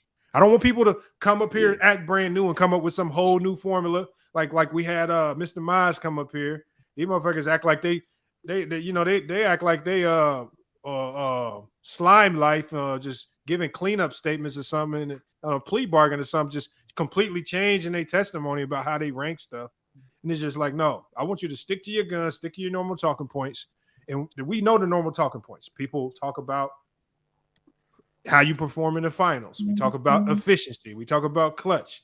We talk about all these things. And I say all of these flaws that y'all be trying to put on Steph, because we was talking about Steph yesterday, and these flaws that you put on LeBron James, I want to see y'all put that on Kobe, because then I went and I laid out all of Kobe's miscomings. You know what it is. You got to think. Oh, go ahead. No, because what it is, I'm saying, like, I'm a LeBron fan. Like with Kobe, there's so many things that Kobe didn't did that. Let's say if LeBron did it, like Kobe get a pass, but anytime it's LeBron, they try to make it more than what it is with Kobe. So of course they're gonna try to have a little favoritism because they like Kobe. So that's just what it is. But like what? Like what? I feel like what? Like what do people give Kobe a pass? What you mean? I mean, they give Kobe a pass for like for example, right? Like people. I'm gonna answer that, right? Like for example, the biggest lie of all time is that LeBron ain't clutch, blah blah blah, right? But if you look at the clutch stats and the clutch numbers when in the playoffs, I think they said last time I seen, I think they said LeBron was like 12 or 23 in the clutch. Kobe was like 5 for 22. So it's like they say, oh, Kobe more clutch than LeBron, but Kobe is known for chucking up a lot of bad shots, losing the game, even when he's getting triple team, double team. It's like there's a whole bunch of shit that I could bring up with Kobe, but that's just one that they have rather have Kobe take the last shot in the game than LeBron when LeBron has proven that he's more efficient and he's a better player in the clutch. Shot selection is a weakness, but and then hold on, man, let the man finish his take. And then I think like Lamar had mentioned earlier too, like how they said like LeBron, he like to go over and run the show, but that's basically what Kobe was doing when at the end of his career when he had all them young players and when he was playing with Smush Parker and them, whereas like LeBron, he at least try to be patient with the young players and try to let them grow and develop. Kobe, he was just like, what? He just stunt their growth. That is cap. For real. Can I touch on something, Lamar? I said I've been waiting. Oh, go ahead, NBA. All right, so Lamar, could I first ask you, do you have Kobe in your top 10? Can I ask you that? I got him at 11. Wow. Okay, I think you're doing that on purpose. Player you got on your NBA logo, bro? Before you go. Yeah. You know who that is, and I'm doing that. No, I can't see it. That's Kobe. Oh, okay. So no, I can't see it, bro. That's honestly, why. I don't know. I feel like you're doing that on purpose in a sense, but there is preference, right? You got preference, and then you got who are like the best players that ever played the game. And if Kobe's not in your top 10 best players to play the game of basketball, I don't know who. I don't know. It's crazy to me. And to tell you the truth, I wasn't a Kobe fan growing up. What if he's in your top 15? Where do I put Kobe in my top 15? No. I'm saying, what if Kobe's not in your top 10, but he's in your top 15? Is there a significant difference? Top 15? Yeah, because I'm talking about like I got him at least 5. Okay, so so let's say this. So let's say I do this. Let's say I take whoever I have at 11, which is Hakeem, or no, let's say whoever I have at 10. I have Hakeem at 10. I'm gonna just drop him down since I don't like him anyway, and I'll just bump Kobe up to 10. You happy? So Hakeem Olajuwon. Okay, now. No, I don't like him anyway. Everybody knows I don't like the man. Hakeem should not be at 10, man. Stop it. 5 players to play the game. I don't got any center in there. Do you know why? I don't have a center or you don't have a center in your top 10. Oh, you don't have a center in your top 10, but you telling me I should put. Hold on. Did you just say you don't have a center in your top 10? Oh, hey, hold on. Hey, run off your top 10, man. Run it off real quick. Hey, real quick before you do that, bro. Lamont, you need to register that FYF thing again, bro. It is registered. Look. I promise you it's not. I just tried to send you some money and it said it's not registered. Hold on, let me see. But look, No. Just name some players off the top of your head and name them. Hold on, name. You say you don't have a center Hey, in the top the 10. best Name your top players 10. to play the game. Well, obviously, it's obvious you can go with Jordan and Kobe up there because Kobe is like a newer version of Jordan. He played in a modern day. He played when Iverson played. You seen what happened between Iverson and Jordan. That taught you that the era was changing. Kobe played in that era and dominated in that era. So he's the closest thing to mimic Jordan. So if he's not close, if you say, okay, he's 5, 6, 7, but to say he's not in 10, that to me, that's just insane. And I think you're trying. I think maybe you have an issue with Kobe if he's not in your top 10 players to ever play the game of basketball. Hey, more than Kobe, man. You just created a whole different situation of having no centers in your top 10, bro. So what's the rest of the list looking like? Hey, but hold on, I just want to respond to him real quick, right? Hold on. Just to respond to you real quick, right? Like for my list, right? Respond to that. Let me respond to that, bro. My perspective on that is I'm thinking about skilled players. So I'm thinking about ball handling. I'm thinking about shooting. I'm thinking about creating the score. That to me is a good player. And when you make a player, if you have two players and they're gonna play one-on-one versus each other, if you had Kobe play against Hakeem, who's gonna win that game? Like, come on, bro, quit playing, man. Hey, Hakeem might have a chance. One-on-one matchup. But can you give us the top 10, or is that possible? Can you give us the top 10 real quick? Okay, but that's what I'm saying. I'm going to have a top 10 who I'd say are the greatest players. So what people say are because my top players, you'd laugh if I said my top players. Those are the players I liked watching. I like watching Reggie Miller. I like watching Penny Hardaway. I like watching Nowitzki. That's who I like to watch. So those guys are going to be in my top 10. Those are my top 10. No. Come on. Hey, so give us the skill. Give us the greatest. Give us the greatest. Bro, those are the best. Stop finessing, bro. Hey, bro. Go one at a time. Just go one at a time. Just give us that top 10 with the no center big lineup that you're talking about. Give us that top 10 list. I never said top 10. I said top 5. I said top 5. I don't have centers in my top 5. All right, so give us the top 5 then, man. Go ahead. Top 5. Okay, well, Kobe's in there. Obviously, Jordan's in there. LeBron. I have to put Penny in there. Okay. That's 4. So hold on. So you saying Kareem? So you saying Kareem not a top 5 player of all time? No centers, man. No centers. So Penny, top 5 player all time. I said top 5 players to play the game of basketball. Who else you got, bro? That's 4. What's your 5th? Yeah. What's the number 5? Yeah. Shit. 5, man. Damn.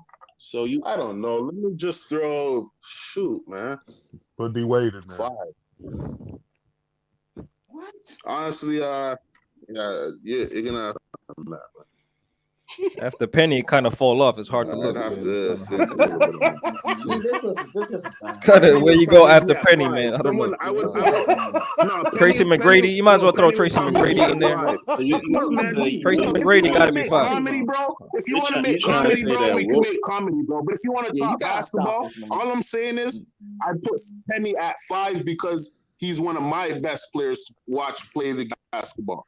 Right? You could argue that because he never had a full career. Fine, I get it. But I would put someone at 4 ahead of him. I would. I just to name that name. I don't just throw names out. I like Penny Hardaway, but Penny Hardaway is not top 5. Who would you put at 4 then? Like Latrell Sprewell or somebody like that? That's Tracy McGrady. What do you really know? How do you know what he is if he never played a full career? Hold on. You have no clue. We gotta go one at a time, y'all. It's starting to sound crazy. All right, let's go one at a time. Hey, Khalil, I did get that. I just want to ask.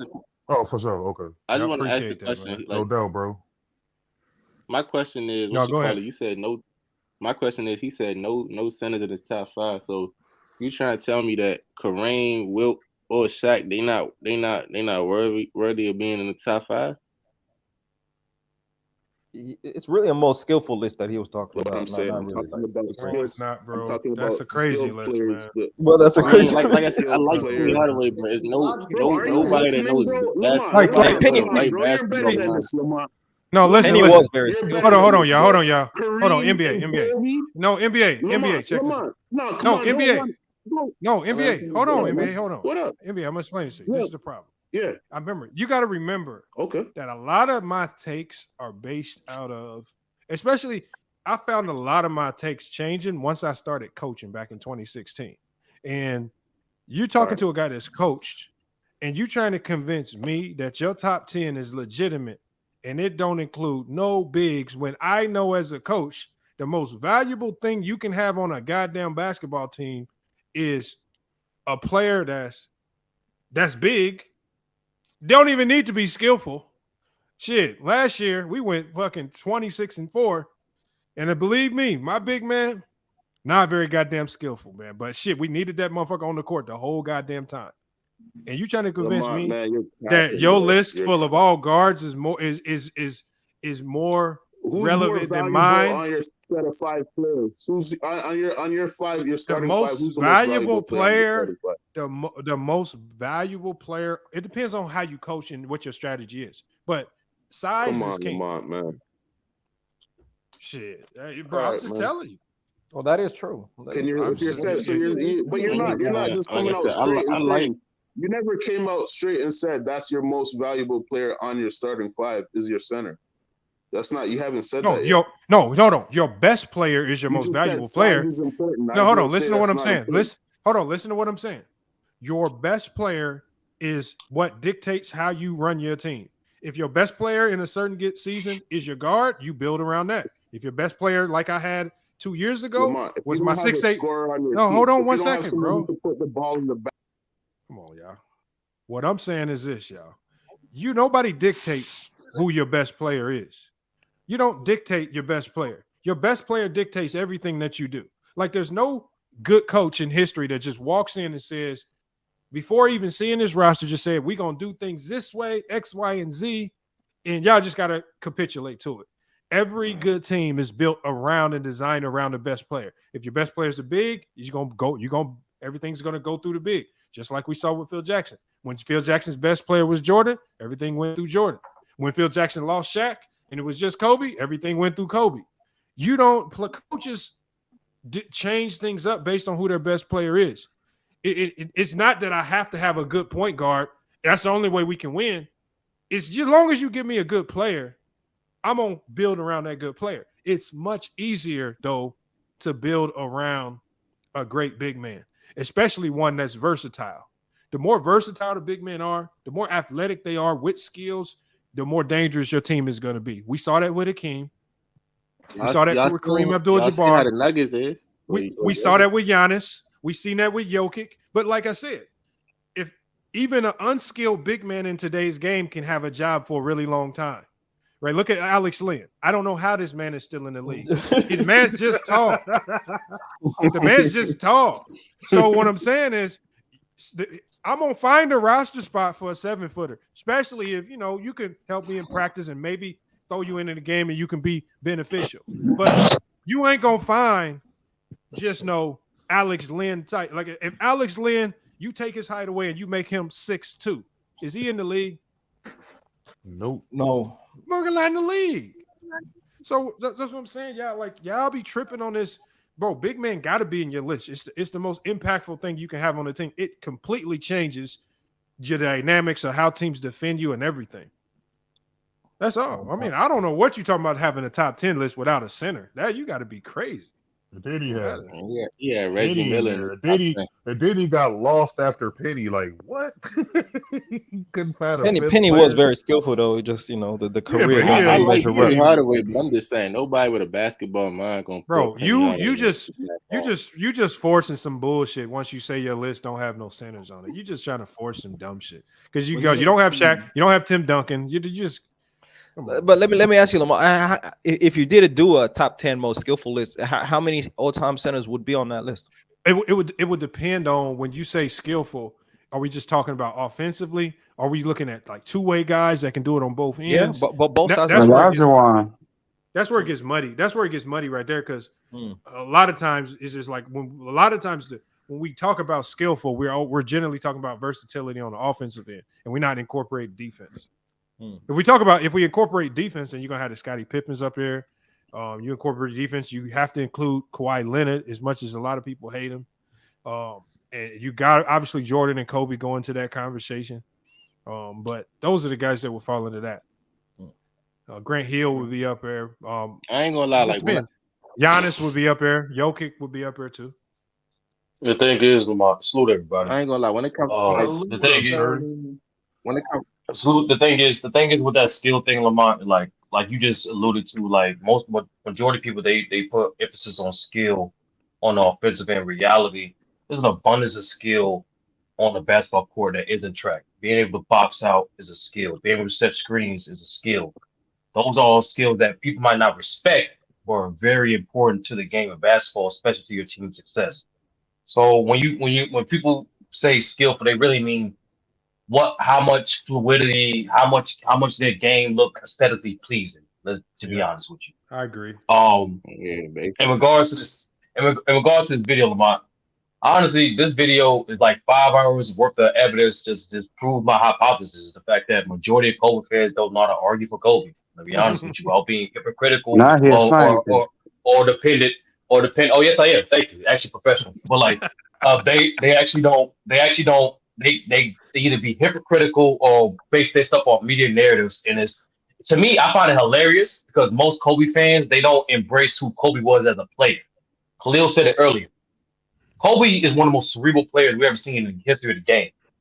But it's ironic that majority of Kobe fans, they do the complete opposite of what Kobe was as a player. Kobe did not disrespect the yesteryear players. He studied them. But majority of Kobe fans disrespect yesteryear's players. I guarantee you, Lamar, and you can. I think some of the guys mentioned it. If the guys that had Kobe in their top 5 don't even have Bill Russell in their top 10, and yeah, Bill Russell was one of Kobe's mentors. You get what I'm saying? So it's like Kobe fans majority of Kobe fans do not embrace who he was as a player. No, they don't. Majority of Kobe fans are like a lot of things too. Kobe being a cerebral player, he controlled his emotions on the court for the most part on that field. As everyone heard for hours, majority of Kobe fans was impulsive, emotional, on the floor or the field, and like Gerald is displaying right now, undisciplined. That is completely the opposite of who Kobe was. So I just thank you, Lamar, for supplying this preponderance of evidence that I just need to confirm my hypothesis. Second thing is to get to the video. I personally got Kobe. I personally got Kobe 8. But I think Lamar, you pointed even better when it comes to these rankings. To be honest with you, it's really a matter of tiers. Like you alluded to earlier, if you have guys like Kobe, Hakeem, whoever in your top 15, you're basically saying they're like 1 or 2 tiers in the same class. So at that point, it becomes interchangeable. So the reason why I have Kobe in that same tier with the other consistent top 10, because he has 13 years of prime. That's top 10 all time in terms of longevity. In terms of production and impact, he's one of the most scoring, resilient players we've ever seen in NBA history. And lastly, playoff translation. He, like I said, was resilient, but also with IQ. He was able to impact the game while being the second player or while being the first best player because he was that more versatile. That's why, in my opinion, my favorite game of Kobe is that Game 7 against 2010 against the Celtics. Because even though he was inefficient for that scoring game, he stepped up defensively. He helped on the boards. He communicated. He did as much. He tried to impact the game in many areas of the court to help his team win. Yeah. And that to me was the embodiment of Kobe. And so simply put, my criteria for my top 10 is production and impact, longevity, playoff translation, and 10% accolades. That's my criteria for greatest. And to conclude my statement, I do believe what Lamar is alluding to. I think when we get in these top 10, top 15 discussions, I think it needs to adjust a little bit. Instead of just direct rankings, it should be tiers. Mm-hmm. I agree. I I believe in the I tiers can dig it. I can dig it. because of too many I ain't gonna lie though. references and biases come into play when you start to rank them. Yeah, but a lot of people, to go back to what Sturdy The was reason talking why I about, put the reason they why would I hide put those. Kobe They at would 10 on hide my them list. games. The No, go reason ahead, why bro. I Go put ahead. Kobe at 10, like why he barely cracked 10 on my list is like because obviously longevity, but like I think me too is like competition. Like I didn't see Kobe play like in the 2000s and even in the early 2010s, where like the players was more athletic, more skilled, and better on defense. That's why I think Kobe cracked 10. That's why he just cracked 10. But if it wasn't for that, I'd probably have him at like 11 or 12. But I think he's 10 on my list. And let me say this real quick. I don't know. It's basketball, bro. Height How everybody prevails. say, oh, Kobe is top 3 behind LeBron and Jordan. Whoever you got in your top 15, right? Majority of those guys are above height for their position. Height rules even at their position. And the second thing is too, you can be a more skilled player, but that automatically make you the better player. You can be a more versatile player, that automatically make you a better player. It really comes down to your impact. What are you doing that helping your team chances to win, and how is your opponent adjusting to that thing that you do so well? That's really the separator amongst these even all-time greats. It's really the impact. So that's when people say I have Kobe in my top 5 because why I watch him, he's the most skilled player I've ever seen. I'm like, cool, that's dope. He like if I was to introduce a casual to the game of basketball, I understand, bro. If I were to introduce a casual to the game of basketball, I'm going to play him a Kobe Bryant highlight tape. That nigga was cold. But just because you're more skilled than player does not automatically make you a better player. If I use that logic, that means I have to say you can make an argument that Kyrie is better than Curry. Because there's more things on the court. He can do more than Curry, but does that make him automatically better? No. Same thing for T-Mac and Paul Pierce. Criteria, though. That's not the No, I understand. After I understand that. I don't know if you listen to what I'm saying. I understand that. That's literally why I just said just because you're more skilled than a player does not automatically make you better. But did someone say that? Did someone say just purely based on yes. After. Like I just said, 5 hours, it's like 4.5 hours of niggas saying that same shit. Kobe's my top 5 because he's the most skilled player I've ever seen. I heard multiple niggas say that shit today. Oh yeah, they've been saying that all night. I can make an argument I can make an argument that LeBron more skilled than Kobe. So Kobe not even the most skilled player of all. I don't even know why niggas be capping like that. No, what it is exactly what Lamont said. Is basically what people try to do instead of coming up with criteria, give it critical thought and something that's applicable to every other player. They want their criteria to just fit their needs for their favorite player. Yeah.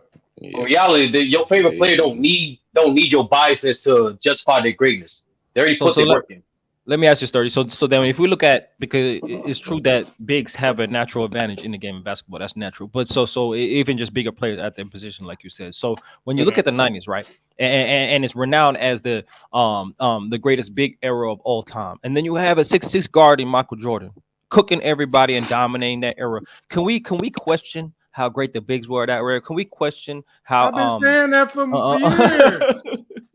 What you mean? I've been saying that for years. And we question that because there was David Robinson, Shaquille O'Neal, Akeem Olajuwon, Charles Barkley, all these great bigs, and yet the 6'6" guard out of Chicago was cooking everybody. So what do you say to that? So what I say to exactly what Lamont be saying is the fact that majority of people, they say that due to how depth that talent was for those positions. Well, in reality, the team that dominated that era was the Chicago Bulls. So majority of time, your era get dictated by who wins the most. So because the Chicago Bulls as a team was led by a perimeter player, it kind of just proves how dominant Coco Biggs were, or at least from an impactful standpoint towards winning, because he was the only one. But to be honest with you, as LeBron also broke it down, there's a lot of advantages that Jordan had than opposed to other perimeter players especially other perimeter players that came after. That illegal defense, it helped Michael Jordan a lot. It was easier to, and even today, it's easier to double the post than it is to double a perimeter player, especially operating from that wing. That size, so it's Jordan at his size at the shooting guard position was looked at as a bigger shooting guard. And that too. Because of his size with the illegal defense, he had smaller shooting guards defending him. So he not only outsized, he also outskilled all of the shooting guards. So he was a bigger shooting guard, dominated guards who could only guard him one-on-one. And so they was really fooled. Like, it don't matter how good of a defender Gary Payton was going to be. He never had the size to contend with Michael Jordan. And that's one of the issues that shooting guards had. So after to answer your point, is like when people say height, that's why height matters. Like, regardless of position, it's not just if majority of the top 10 or top 15 are filled with bigs, it's because the sport is helpful to people that's big. Like, it's a 10-foot hoop, right? So the closer you are to 10-foot hoop, you have a great chance of producing. And then last thing too, like I keep reiterating, Jordan was 6'6". That's not an average height for a shooting guard. Larry Bird was 6'10". That's not an average height for a small forward. LeBron is 6'9", 6'10". Not an average height for a small forward. Majority of your guys in your top 15 are not even average height for their position. So even they had physical advantages with their height, with their skills that complemented their skill set. What's the average height for a small forward? The average height for a small forward historically is like 6'7".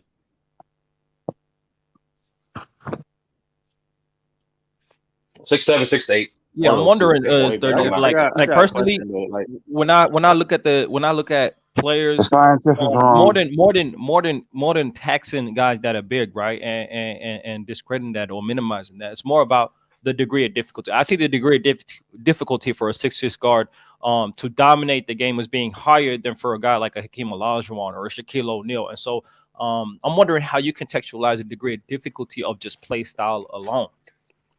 Yeah, I don't give a fuck. Like, if you and that's the degree of difficulty is completely subjective. To you, like Jordan, Jordan was probably had more difficulty scoring in that era than opposed to Hakeem to you. But like we just alluded to earlier, you can make an argument due to the fact that he had a greater mismatch at his position. The fact that he had illegal defenses, you couldn't double him nearly as much as you could like guys in the post. Guys like Hakeem was going to get other all-time great defenders at his position. You can't name that many all-time great defenders that Jordan was facing during the 90s at his position. One can make that argument because of degree. No, one can make that argument for a degree of difficulty. Another thing too, George, handshakes not just restrict on the perimeter. Not good defense. You can handshake on a box too, George. It's not good hand checking, but they had it. No, I didn't say that. I said another thing too. Hand checking didn't stop Jordan. Hand checking did not stop Jordan from scoring 30. I'm saying hand checking. Tell me, George. I want you to tell me one defender that was able to hand check Jordan and actually get an advantage and actually get some success out of it. Ron Harper. That motherfucker had zero success against Jordan, man. Stop lying. Stop lying. Stop lying. Jordan averaged like Stop 35 lying. versus Ron Harper, bro. Stop lying. Stop lying. You know I can pull up the numbers, right? I'm being honest with you. Lamont. To be honest with you, if I was in the lab, I would have crafted the best defender archetype to go against a guy like Jordan's size and attributes. He is a teammate. It would be Scottie Pippen. You have to have size to guard him. You have to have size and cover ground. In NBA history, the two players in NBA history, if I had to pick, it would be between Scottie Pippen and Kawhi Leonard, because you need strength and size. Kawhi Leonard because of his strength, and he was really good on ball. Whatever you want to say about him off ball, and then Scottie Pippen, the strength and size, versatility. But outside of that, if you didn't have size, you're not going to stand a chance. He was shooting over people. Man, you watch these games, man. Jordan athleticism was ridiculous at that time, bro. Like, these dudes had no chance, my nigga. Hey, I just looked it up. Hey, Jordan played Ron Harper 30. Hold on. I just looked it up. Jordan played Ron Harper 33 times. He averaged 35 points per game. He literally averaged 35 points per game, bro. Hand checking thing, though, bro. George, you a great scorer.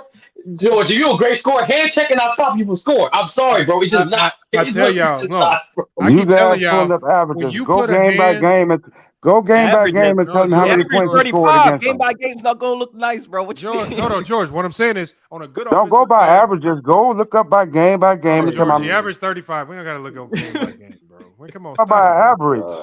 George, look, good offensive players. All they want to know where you're at. You hand checking a good player, like if you're talking about an elite ball handler, the guy that don't have to go back to the basket and back you down, like we saw in the 90s, guys that wasn't as confident with the ball, wasn't as nice with the ball. Like Tim Hardaway, wasn't nobody hand checking Tim Hardaway. That motherfucker was crossing people. I want you to find me video. I want you to find me video of somebody trying to hand check Tim Hardaway. No, you wasn't doing that. Hand check Muhammad Abdul-Rauf and see what happened. Like, you couldn't do that. Y'all was hand checking them John Stocktons. Hey, now who had to turn his back. He's the buzz. He gave Jordan a bucket. You wasn't hand checking nobody that could face you up and take your ankles. You know what I'm saying? Jordan, what did Jordan do when he stuck that arm out? When Jordan stuck that arm out to put it on Iverson, what Iverson immediately do? Took his soul, nigga. Like took them souls at the bottom of Jordan. I keep telling y'all need to go into some of these open runs in the gyms. And y'all need to go find the elite D1 players or even good high school players. And I want y'all to stick that arm out and try to hand check and see what happens. They the ball between your legs. They didn't hit you with the okie doke. The motherfuckers. And nowadays, when they go past you, they use that extra offhand to give you that extra push because they trying to get you to fall. Motherfucker, you better not be hand checking in today's game. Motherfuckers is trying to get a highlight tape out of you because they gonna push you when they get by you. They gonna make you fall and they going, bro. Oh my god, look at old boy who's playing in the big three right now. Hezzy guy.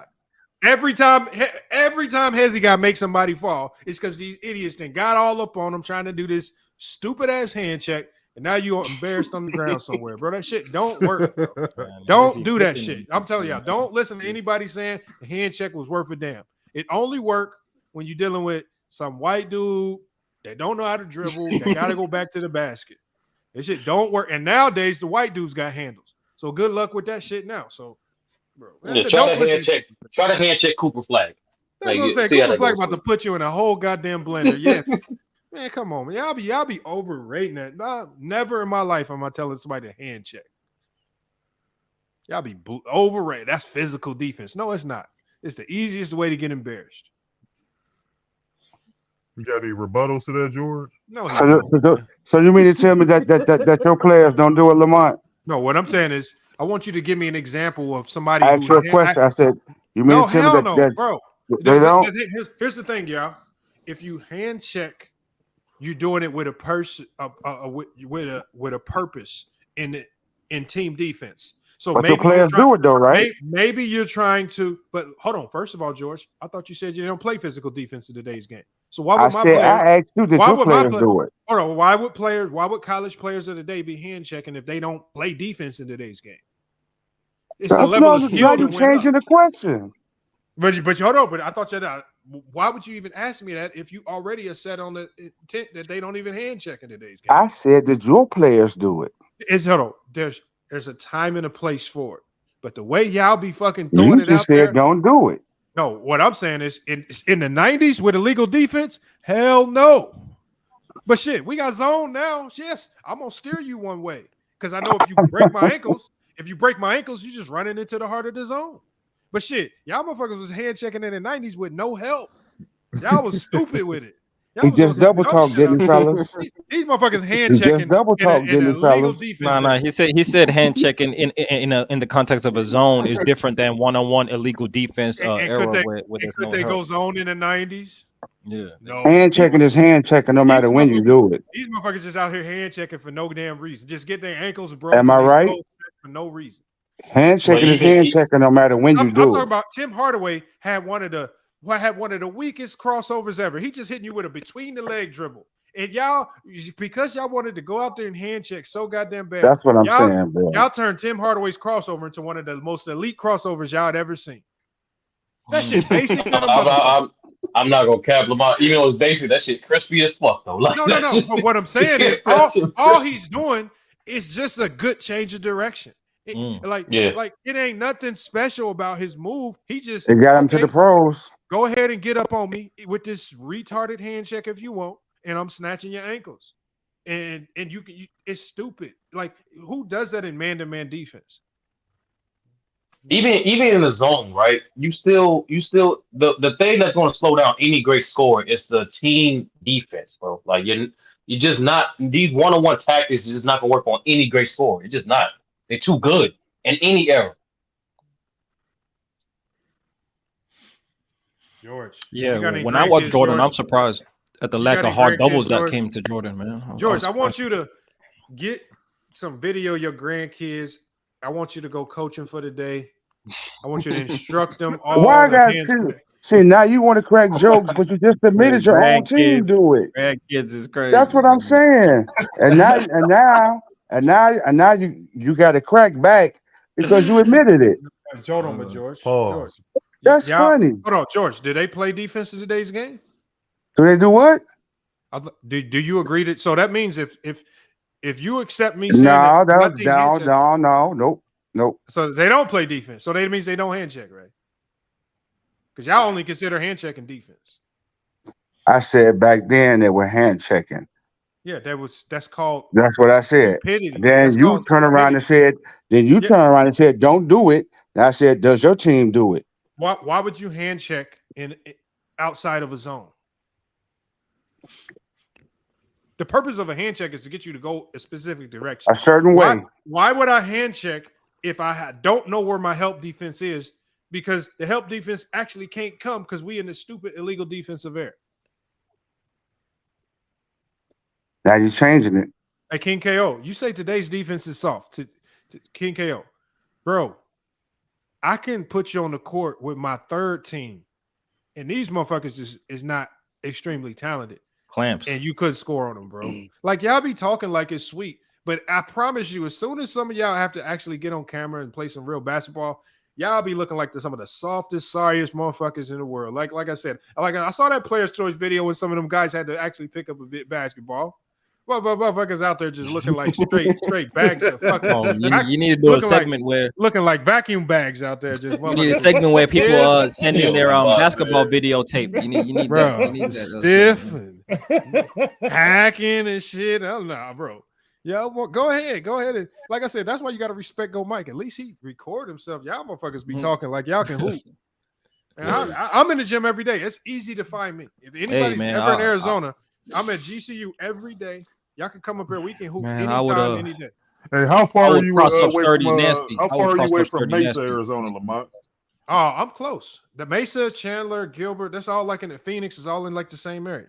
Okay, I'm supposed to be going to visit my little chick probably in another couple months or so. So yeah, that's close to me. Yeah, that's close.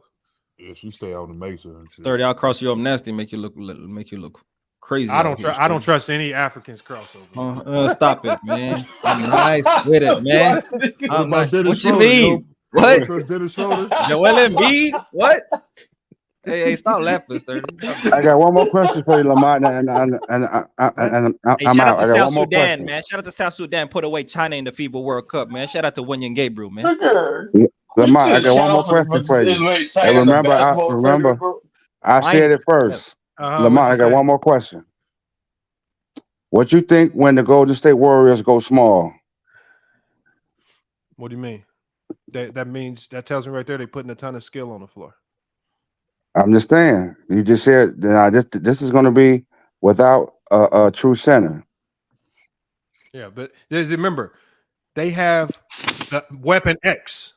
Weapon X is called Draymond Green. Not everybody nobody has a guy that can guard 4 and 5 at an undersized position. All right. And also be the team's best playmaker. So remember, hold on. Can every team in the league go small? Well, no. Just remember Remember about 6 months ago, I said, what if Chris Paul played point, Steph played 2, and that means that Klay has to play 3, and Wiggins plays 4, and Draymond plays 5. That's not. I'm not. What do you mean? What you're saying, George? You're saying you predicted the Chris Paul trade? Is that what you're saying? Lamont, did I predict that? I said, no, hell no. Lamont, stop lying. You go back and watch the shows. I said, what if ever Chris Paul went to Golden State and Steph had to move off the point and play the two? I don't remember that shit, George. Why'd you say that, George? Why'd you say that? What was the difference? Because I said Steph Curry is only playing point because of his height. Okay. But my thing is, what you like? Hold on. So you said that, right? But so what you predict? Like, what you predict the Warriors doing this season with that lineup? Like, I don't get what you're trying to say. I give them almost an 85% chance of winning it all. Oh, you got him as the I favorite. believe. All right, Lamont, man, I'll holler at you, brother. I believe Wiggins is going to come back true to form, and I believe Clay is going to prove himself. Man, stop it, man. Stop it. George, how confident you in that? Like, say 85%. How confident? 85%. Yeah, he said how confident you in that 85%? Because Denver never did do nothing to replace old boy, and the Kings didn't make no moves to better themselves because old boy is too short to play center. What you want him to say, Sturdy? He 50% confident about his 85% confidence. No, I'm trying to see if I can get a potential bet, but I doubt it. But George, what about the other teams, George? What about the other teams, George? Like, what about the other teams, George? You stopped at two teams. You mentioned the Kings, and you mentioned what did you mention? You mentioned the Warriors. What about and the Nuggets? What about the other two teams? What about other teams in the West, George? Well, I think somebody need to trade somebody, then I go back to being a fan. But until he gone, I'm not coming back home. What about the Lakers? What I just say? You just heard him say that, bro. What about the Phoenix Suns, George? You like Bradley Beal? The Phoenix Suns. The Phoenix Suns depends on if the center plays true to form.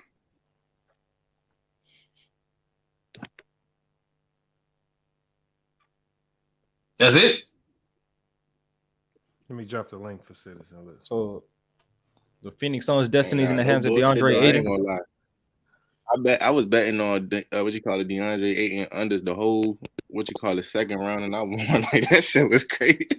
Like, Lamar, I know you're gonna do a stream on this, but like the West, say given the benefit everybody's healthy, right?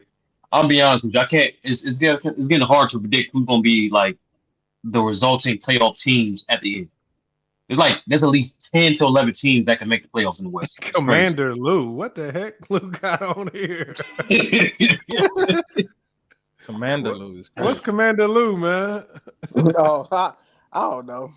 I was trolling somebody. You upgraded. I was like, Citizen Lou must have read the book. I need to get that book. I need to go ahead and buy it. I was like, I need to go ahead and get it. I think I'll probably get it on Kindle. I'll get it later this week. You send me some royalties, Lamont. The book rating got you some, buys. I know that. A little bit, man. I don't make too much. Amazon is highway robbery, and they don't give me nothing off each book. True. So am I a general in it? What am I like in the middle? No. You in your natural role. What's my natural role? You're a hacker. You a hacker. Guy. Oh, you're right. Because when I read the synopsis, I did see hackers in there, so I felt like no, you get busy. I ain't gonna lie, you get busy with it. You go to work on some shit. It took a little convincing to get you on the squad, but I gotta read this. I gotta read this. I got a question for the panel real quick. Can I answer the question? Ask the question? Yeah. Go ahead. Who's a more skilled / talented player between Giannis and Kyrie? More skilled. Kyrie. Kyrie's more skilled. I don't know, but just like Sturdy said, if we put defense into it, it becomes a good argument. I want to know what point are you trying to get to? Oh, you just asked. I believe Giannis is more skilled. Why?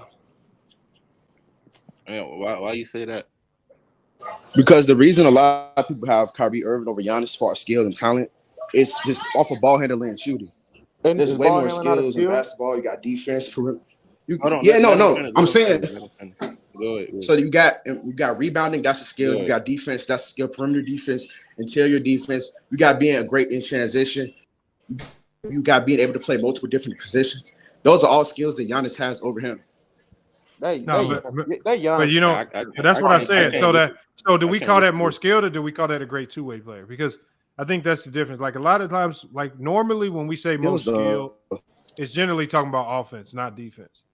Like so when we say Kyrie could be one of the most skilled players in the league, it's not because we think he's a great defender. It's because generally when we say that, we're talking about offense. The all-round game is a skill. So I would say, yeah, on that metric, if we break down all parts of the game, Giannis would have better skill set than Kyrie Irving if we're talking about all-round game. If you're talking about a better two-way player, that's why those guys are called two-way players. But that's I just want to make this. I just want to make this clear. But isn't defense a skill? Is defense not a skill? No, talent. That's why we call you a two-way player, because there's a name for everything in basketball. Skilled guys, Steph Curry's, Kyrie's, we say skilled. We don't call them two-way guys. The two-way guys of the league, the Kawhi Leonards, the Giannis's, players like that, Paul George's, we know that they can do it at a high level on both ends. Those are the two-way guys. So again, there's a class for everybody, but everybody can't just be skilled. That's a class of player.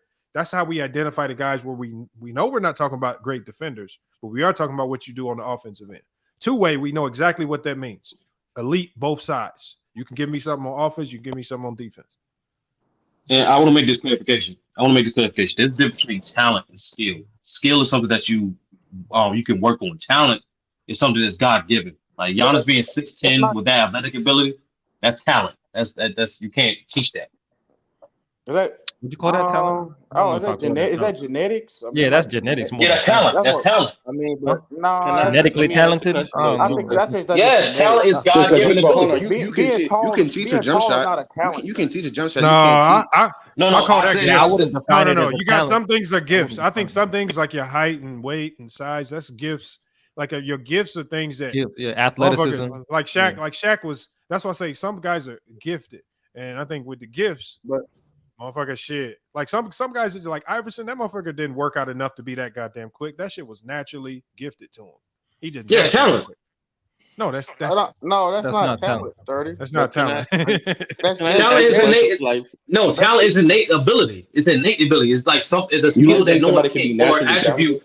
Yeah. Absolutely. You could be naturally athletic, but that's more. You could be so you could be tall. You could be natural. That's more of a gift. That's like more of a gift, natural gift. Like talent would be like Steph Curry's three-point shooting ability. That's talent. No, that's skill. Your three-point ability is skill. You work on this three-point shooting drills. That's skill. That's skill. That's definitely skill. But like, it's a lot of work. I got a question. Talent's like an adjective for skill, bro. It's like a description. A lot of people would say that. You want me to read your chapter? A lot of people like to say like Giannis. No, I'm gonna buy it. They play bully ball. I'm trying to find. But wouldn't it be a skill being able to drive to the hoop? Wouldn't be able to drive to the hoop, get layups and dunks and pass out? Wouldn't that be a skill too? No, man. No. The gift. So here's the thing. Kyrie is skilled enough to get to the rim. Like he has the talent. Like there's certain things, but there's a certain touch around the basket that he has that I would call a gift. Like some of the weird angles where he takes layups. Like for Giannis. Well, Giannis is gift size and speed and strength. Bro, I remember growing up with Rodney Hood when we were like in 5th and 6th grade. Man, he was slow. When he got to 8th and 9th. When we got to high school and he went up there to Jackson, started hooping and came back and he had that growth spurt. I mean, it looked like it was God given. You know what I'm saying? When he started, it looked God given. But when we were younger, it wasn't like that at all. He was just like, lanky and uncoordinated. He came back, man. That motherfucker was the truth. I remember he was supposed to go to Duke. A reason. No, he did go to Duke. Yeah, no, I'm saying like because he went to another school before he went to Duke. Oh, yeah, he went to Mississippi State. Yeah, and then he transferred to Duke, but it was just like he was supposed to be the next up. He was nice though. He tore his Achilles and the definition for talent is natural skill. That's how the dictionary says it. But like the natural ability to do something. You calling that? Being 6'11". Yeah. Yeah, okay, that's fair. I That guess kind I of can works. get that. Like there's some people like in football, like they never touched a football before, but like they hand-eye coordination, they hands are just elite. Like, not you know what I'm saying, just above average, and they just for So practice it's time. interesting, right? Same thing.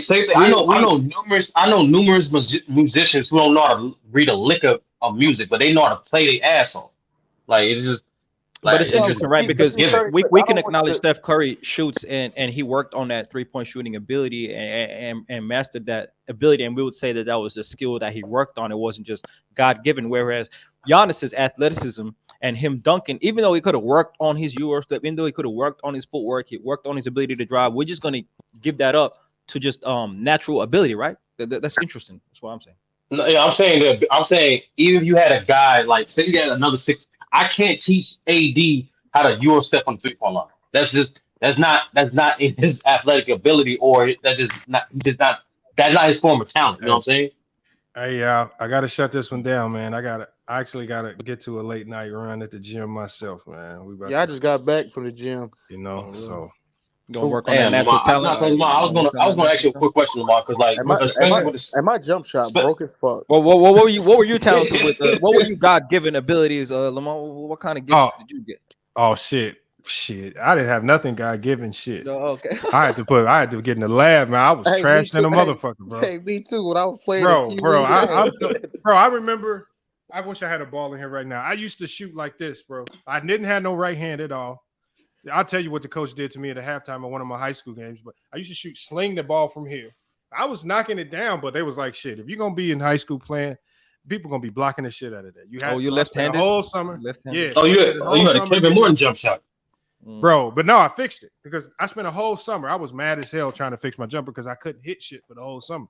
But I fixed it, so I got my shot in front of me, quick release, so I was good to go there. But then I had no right hand, so I had no right hand. And it got so bad where at halftime, one of my high school games, the coach was so mad. This motherfucker had me dribbling up and down the half-court line at the halftime, just with my right hand. I'm talking about embarrassing the shit out of me in front of everybody. So it's just like, man. So I had to get my right hand right, and then my right hand got so good. I want to say I didn't really get good with my right hand. I got good with shooting coming off my right hand. And I got so good with shooting off my right hand that teams in high school started to scout me out and said, force that motherfucker left. Because every time you force that motherfucker right, that motherfucker get the shooting coming off the right, and we can't stop him. So again, sometimes you don't have to master something, but if you get good enough at it and you add your own little touch to it, like you can fuck teams up. So then teams ended up just forcing me left. And I actually struggled as a left-hander pulling up off my left hand. So, it is what it is. Yeah, I've been getting, I've been in this gym I'm gonna play T Streets in Memphis at the end of the year. We're gonna put that on for the streets. Bro, I wish I could get some of y'all. I wish I wasn't so far away from everybody. I'd be wanting to get some people out here in Phoenix. I'm closer to Phoenix. I'm in San Diego. Oh shit! What you doing? What you waiting on? Shit, yeah, we can get that thing cracking.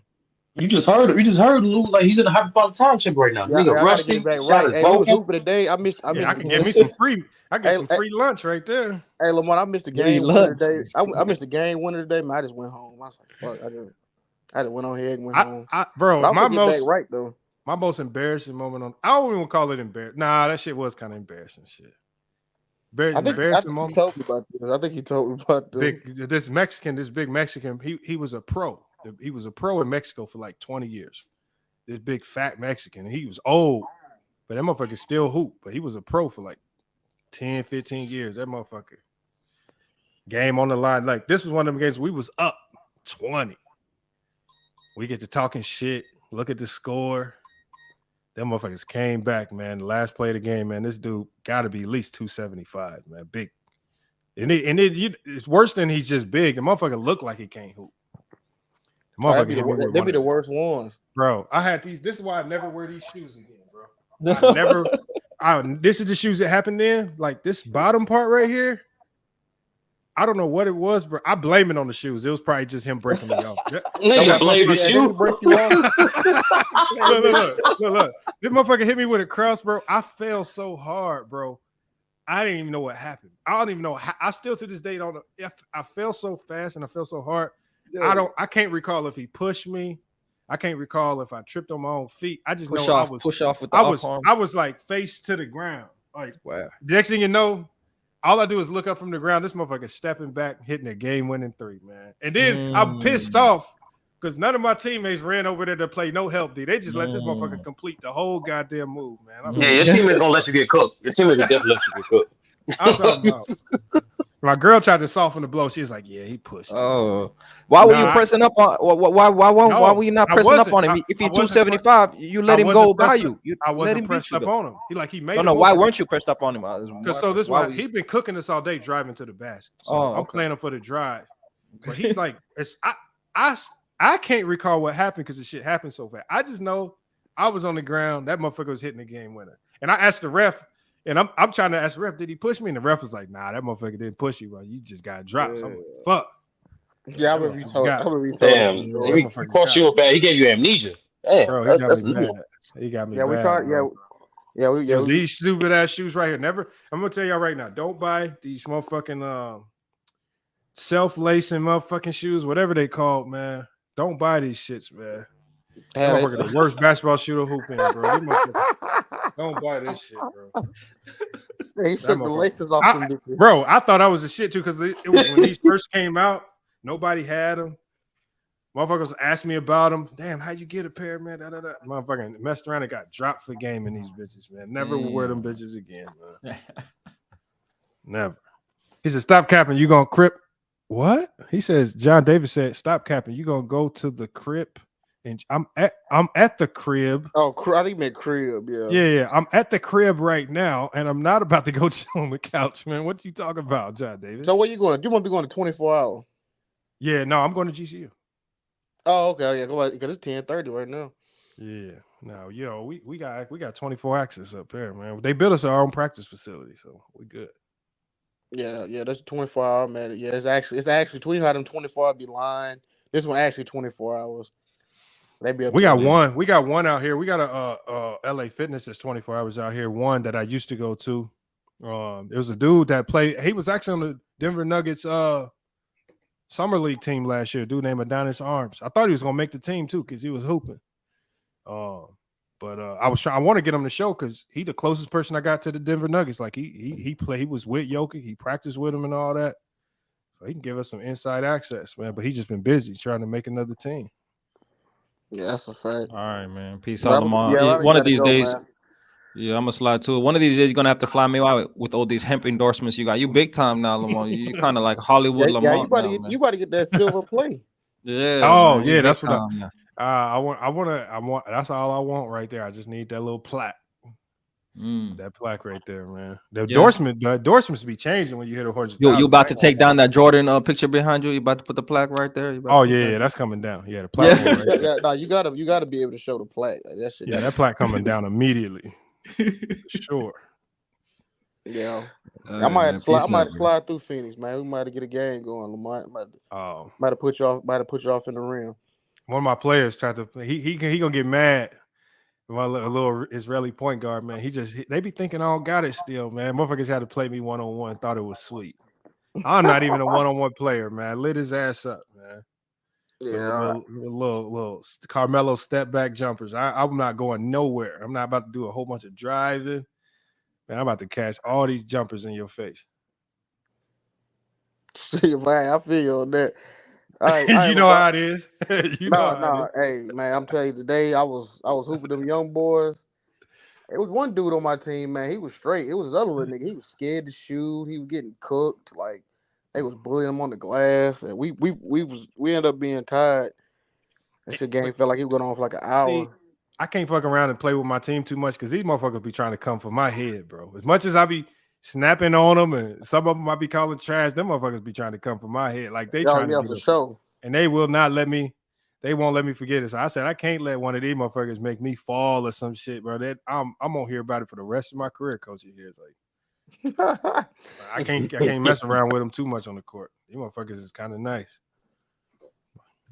All right, shit, all right though, man. Y'all cool, man. Lou, you gonna start a space? Yeah, I think I'm will. Yeah, I probably will. Yeah, I probably start. All right, what tonight? Yeah, on Twitter. Bro, you should do the book reading. I ain't got it right now. I can send you a free copy. I can send you a free copy. All right, bet. Okay, yeah. Hold on. I'm gonna send you a copy. Hold on. Put your email in the private chat. All right, let me do that real quick. And see if you want. What's good, Art? No, I'll send it to you. I got your email though, Sturdy. I'll send you the manuscript. I'm telling you, Lamont, man. Get George and Wally to audio read your second book, man. I'm not letting George. I'm not letting them there. I'm gonna get somebody to narrate it, but if I get it narrated, I want it done right so I can play it on YouTube. Like I want the sound effects in the background, like with the music and stuff, to like set the mood for each scene and whatnot. Like I'm gonna do it right. Let me copy and paste this. Mm-hmm. All right, I'm gonna shoot it to you as soon as I get off here, Lou. All right, bet. All right, y'all. Hold on. What y'all doing? A Twitter space? How I'm supposed to find it? You got us. Are you in the barbershop on Twitter? Yeah. I'm in the group barbershop. chat. Yeah. All right. Well, yeah. What we do when we go in the space, we always just send it in that link first, and then everybody join in. Okay, I'll be checking for it. All right, man. All right, Lou. All right, y'all, man. Look, FYF Sports, man. Salute. Oh, look at Big Art. I look like, see, I only make like $2.50 off the book, man. Y'all can't help me out. Y'all got to be able to make an $8.88 purchase, man. Come on, man. I'm trying, and I want y'all to buy it. Look, Big Art. How about this, Big Art? If you buy a copy, I'll refund you on Cash App just because I want you to read it and I want you to give me a 5-star review. So if you buy a copy and show me that you bought a copy, I'll Cash App you your money back. So John Davis, I do the same thing for you, John Davis. If y'all buy a copy, I'm going to put my email in here too. Right? I'm going to put FYF Sports Debates at gmail.com. Boom. If you buy a copy, you could just email me that and send me a screenshot that you bought it. And here's the link to buy the book. And then I'm going to send you and put your Cash App in the email, and I'll email you the $8.88 back. That's because I just want y'all to give me the 5-star review on the book. That's it. I just need them 5 stars. How you don't see my Gmail? It's right there. FYF Sports Debates at gmail.com. I'll type it one more time. I don't know how you don't see it.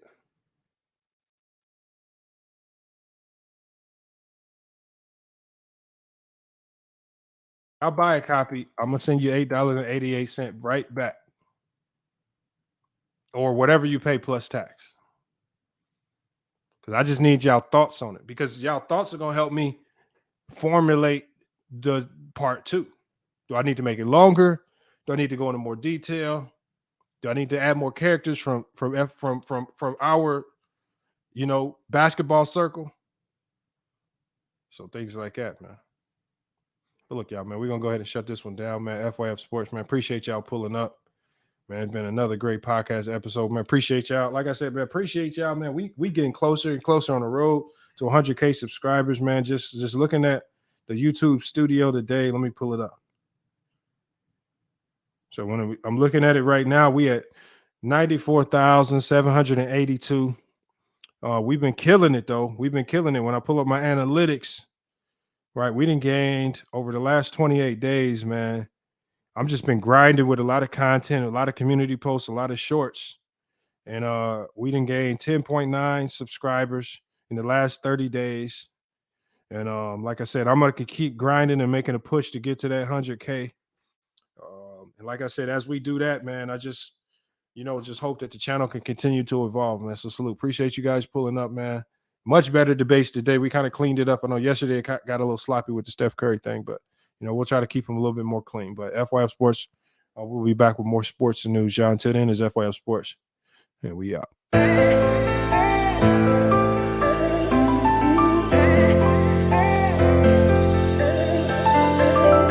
Now we done came from the bottom, mad that we up, but I don't hear him talking. Started with knowledge inside of my noggin. We took a dream and then we started vlogging. Put my city on the map now. I'ma say how it is and I don't back down. On the road to 100K, we finna act out. We gon' show them that we not just in the background. We the main event, we the main show. We the one that people always gon' pay for. FYF, we the best, no debate though. Number one sports channel, every angle. I'ma show them all how we ride. Best sports talk show, we not like them guys. We playing it safe while they feather the lines. We pushing the narrative all of the time. Like who to go in the game is not MJ. Kobe Bryant top 10, not what we say. I keep Elijah one is very overrated. Keep it real if it ain't fact, we don't say it. Now it's stable, we won't be ignored. We number one, especially when coming to sports. FYF bringing the heat here, of course. When everything backed up with actual source.